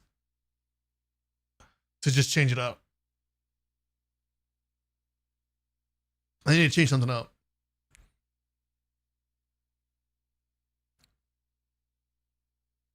D1 with Crafting Gathalion, and then Flawless with Benny and True Vanguard.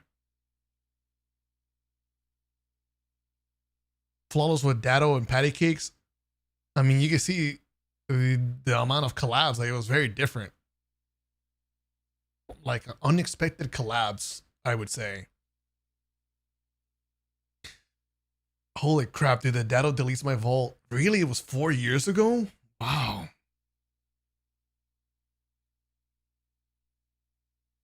Look at this. Cool guy and Ascended Nomad. Damn, I honestly could not remember I was doing any of that.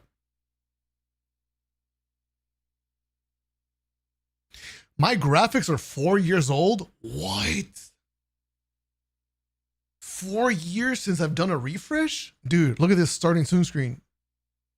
What? Am I ending soon? No way, that's 4 years old? What? It's been that long? Gotta do a refresh. Disjunction? No fucking way. What?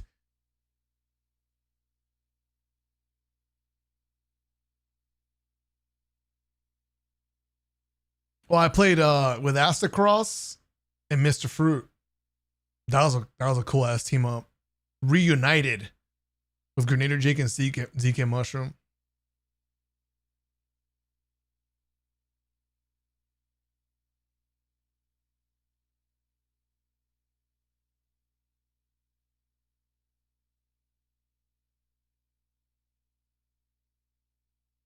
And then Stonewall came into the picture.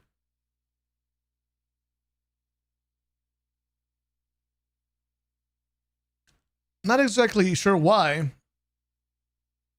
but I think I was craving for more. I wanted to do another like progression. I wanted to go the next level. And I think this is the time that I don't know why Crucible was drying up. I think there was a trend that I saw.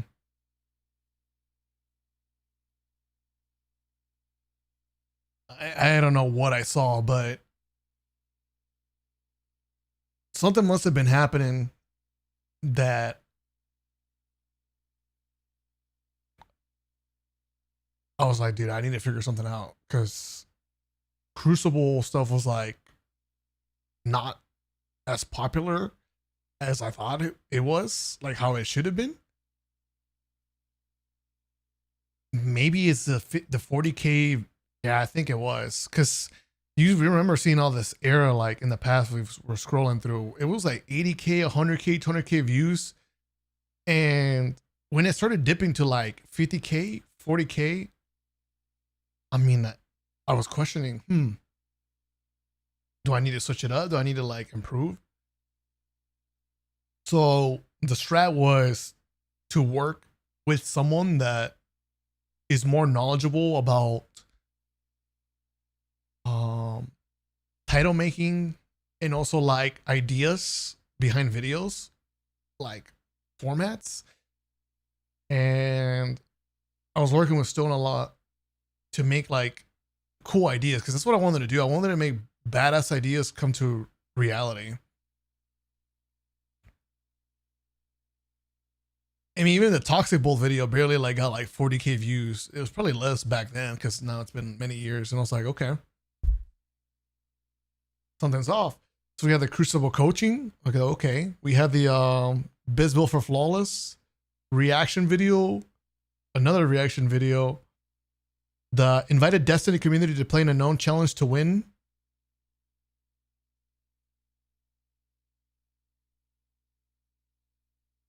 But I had a vision.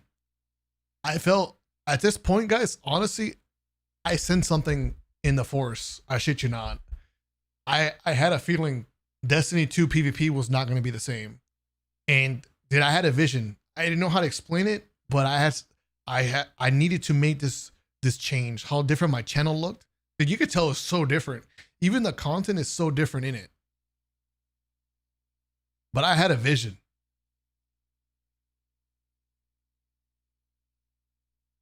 Oh my God, did that.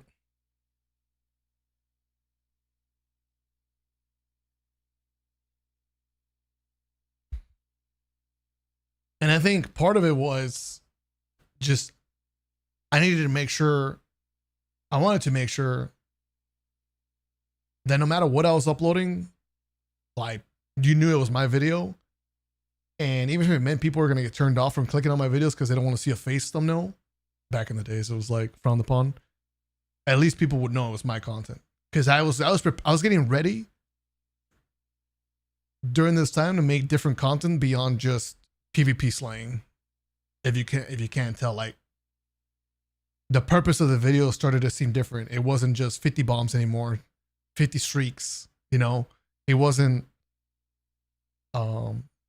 dropping 40 kills flawless or we run out of medals anymore. It wasn't a gun anymore. You don't see the guns in the thumbnails because it was supposed to be more than that. And I knew that gun reviews were still gonna pop. But I was like, what about when I don't make gun reviews? You know what I'm saying? Holy shit. This was a very... What an interesting era. You guys might remember this screenshot. Be prepared. You're about to see an idea that I had. On one side, we have PvE players loving the content as a user new. With my craving to just find a way to just kind of evolve as a creator. Loot versus pirate dregs. On the other side, we have... I mean, shit, compared to what I was doing originally, like, I'm doing introduction commentaries to my videos. Players I wasn't doing that in a lot of the videos we had. It was just intro montage or straight... And asking for new maps. And somewhere straight in into, like... corner, we have what the point of the video is. Begging for just a single drop. Well, here it is. The new Gambit Pulse Rifle yesteryear is an adaptive frame, and there's something unique about it that will make any player interested in trying it out. That, ladies and gentlemen, is Desperado, or as me and my Hispanic brothers like to say, Despacito.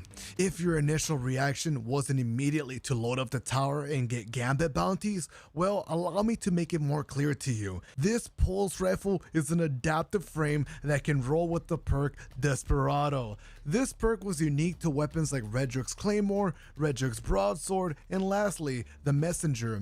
It was the pinnacle perk that made these pulse rifles stand on top of any other pulse. I mean, this is a perk feared in Crucible, but unfortunately, all good things come to an end. This perk got nerfed in Season 17. So, at base... I'm still yapping, bro. Dude, I was trying different stuff. And this shit right here was crazy. I wish I could have kept it up, but it costed a lot. It was very expensive. Time-wise, and also what I would have to pay if I wanted to keep doing it. This weapon has a And it wasn't efficient either. It wasn't efficient. This just made videos take longer to upload, videos longer to cook. It just took longer overall to get to post the content. Go direction of 50. So I'm going to recommend Arrowhead Break.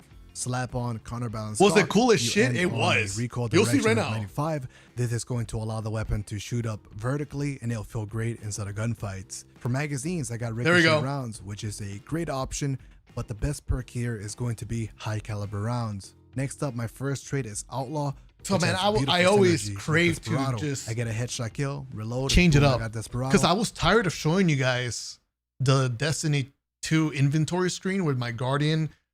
It was just so repetitive. I thought, like, dude, how do I change that up? Because I feel like some of these things are just boring, you know, and I wanted it to be more exciting. So for PvP, the best perk here, in my opinion, is Perpetual Motion. After 2 seconds, you get 5 stability, 5 handling, and 5 reload. After 10 seconds, you get 15. This one doesn't show what I'm trying to show you, but I know which one does. This one.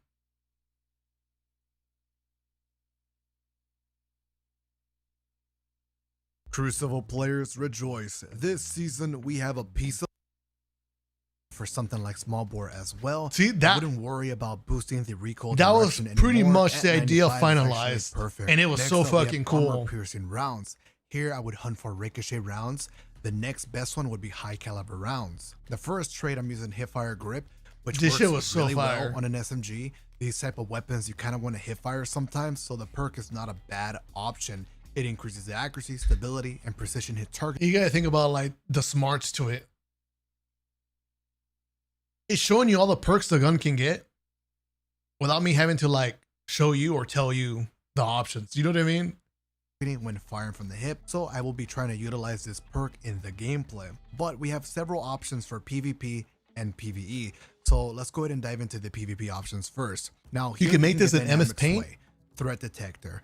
Moving target. What are you gonna do when I for grenade builds, killing make it give me an example? You're not gonna have shit to show. And your range, but the best perk here is definitely going to be Perpetual Motion. This one states that after moving for 2 seconds, you get +5 stability, +5 handling, +5 reload. And then after moving for 10 seconds, you get plus 15 stability, 15 handling, and a 15 reload, which is great on an SMG because you're always moving with these type of weapons. Now, the next trait I'm using, Kill Clip. This one says that after reloading from getting a kill, you get increased damage. This is a great option for Crucible and also PvE. Now, some other options here, you have many perks to choose from. For Crucible, you can go Swashbuckler for some melee builds, Adrenaline Junkie for some grenade builds. If you just want a consistent weapon that doesn't rely on getting like a grenade kill or a previous kill to get a damage bonus, then go Tap the Trigger or Rangefinder. Rangefinder being another top contender perk here for me, right next to Kill. Crazy, man. I can't believe how god tier Lua was. Like, dude, he was making all this shit himself in the edits. Impressive. Dude, if I try to pay for this stuff today, oh my god. Impossible. Times are so different now. Dude, my videos would never be able to fucking pay for this shit anymore. This type of work is crazy. Like, he was so like ahead. I never really realized it. I never realized how insane that guy was. Dude, he just knew shit. You guys ever heard like about these like boomers at certain jobs talking about how like, yeah, they don't teach the new people what they taught us back in the day. They don't know what to do, or they don't know how to do the things how we know how to do them. And they want us to teach the new ones because they can't learn it anymore. They forgot how to do it. The company forgot how to do certain things. Oh, did I think about that when I'm thinking about Lua and this shit? Like, I was like, dude, this guy is so elite. Like, I don't see stuff like this. I feel like people don't really know how to do this anymore. How efficient he was time-wise, I don't know how he cooked all of this with the way we were pumping out videos so fast. I have no idea. That guy was a demon.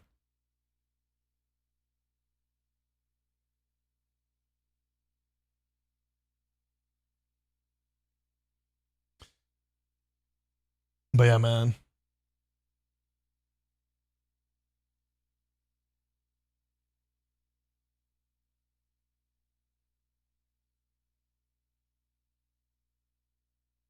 Look at this video. Destiny started ruining the game I love. Something must have been going on. Something bad was happening with Destiny that I had to post a video like that. Dude, people hated this video. I think I just explained it wrong. You know, I didn't explain myself in the title well, and I didn't explain myself maybe the right way that I wanted to in the video. But I feel like it flew over people's heads a lot. That was an interesting one. I feel like people didn't get me. And I was like, all right, I'll take the L.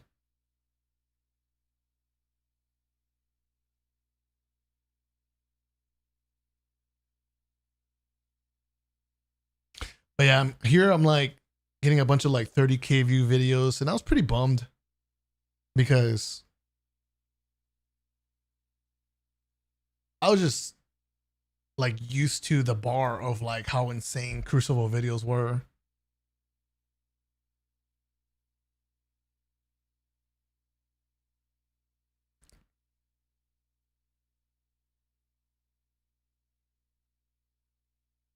But I stayed locked in, you know, following the vision. And I feel like it paid off long term for sure. I managed to keep people interested in the content. Still had the opportunity for some bangers. Not everyone was a banger, but I was still making some, you know. And it was fun, and I really liked it. I liked the switch up because it was fun content. 6 times Yotun, 6 times Arc Souls, you know, your occasional PvP slave video, a little challenge here and there. It was a lot of like different type of content being uploaded. Like it doesn't all seem like the same exact back-to-back kind of video. You know what I'm saying? If I scroll back up another 2 years before, dude, it was just constantly like gun reviews back to back to back over and over and over. And like, while I still like doing that, to me, that wasn't the vision.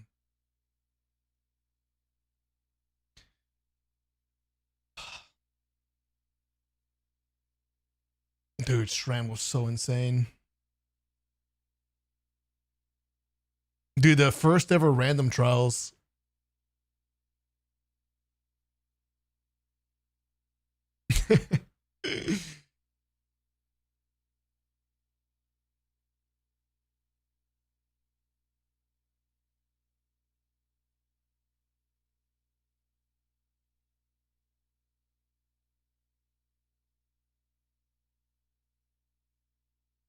And this shit started getting hype again. Everything started coming together. The thumbnail ideas, the titles, the vibe, the commentary, the gameplay, the purpose behind them, and the shit was pretty good, man. I liked it a lot. I was having some good vids, having a good time. Thumbnails looking beast. Having a good time doing the content that I was doing. Comp videos are banging.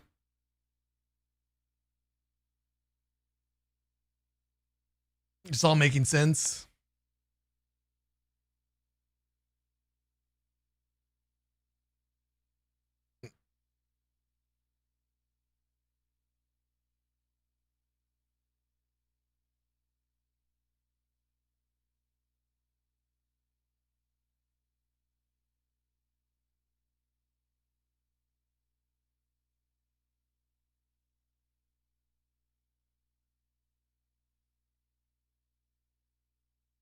Dude, it's been more than 2 years since I've been doing random trials. Shut up.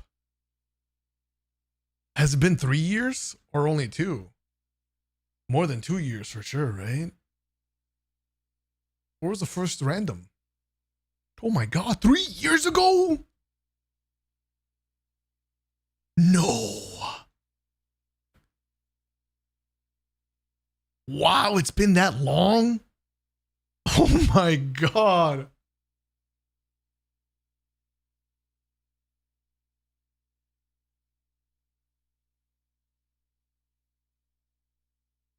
Damn, bro. No wonder people keep bringing up random trials. It makes sense now that I think about it, how long it's been around. I've been doing random trials for 3 years. Damn, to me, it feels like it's only been a year, man. I feel like I haven't done random trials long enough for it to be like a nostalgia thing. Like, I'm going to miss your random videos, or like, I'm going to miss those days. But like, no, it very much is something older. I guess to me, since I'm the one that's been around for like the 10 years, there's things that to me it's more like nostalgic and older content wise, but 3 years is still a very long time. Crazy stuff, man. Wall chat.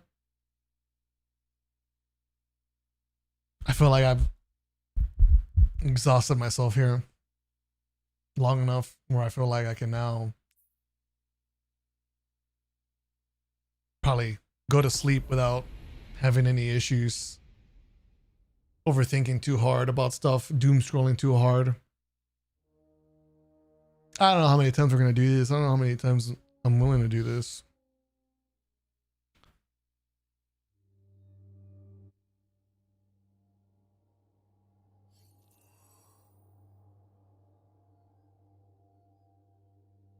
Time for something new. It was nice chatting. That definitely helped. It helps. While it did not solve the problems, not my solution that I need, it's at least very much helping me just, I guess, deal with it. I'm fucking bummed, bro. My favorite video game, man. Fucking love this game. And it's nice to know there's so many other people that love this game too.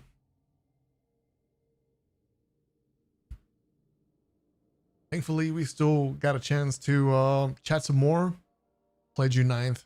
I mean, I'm sure all this time leading up to that and the many days we're going to play June 9th could hopefully make it easier. It's not something that I guess we can just get over in a day. At least not for me. I got too much history with this game. It means too much to me. Too much for me to just be able to move on. I feel like I'm expected to just go back to normal and just pretend like it never happened almost. But I can't do it. Not with this game in this situation.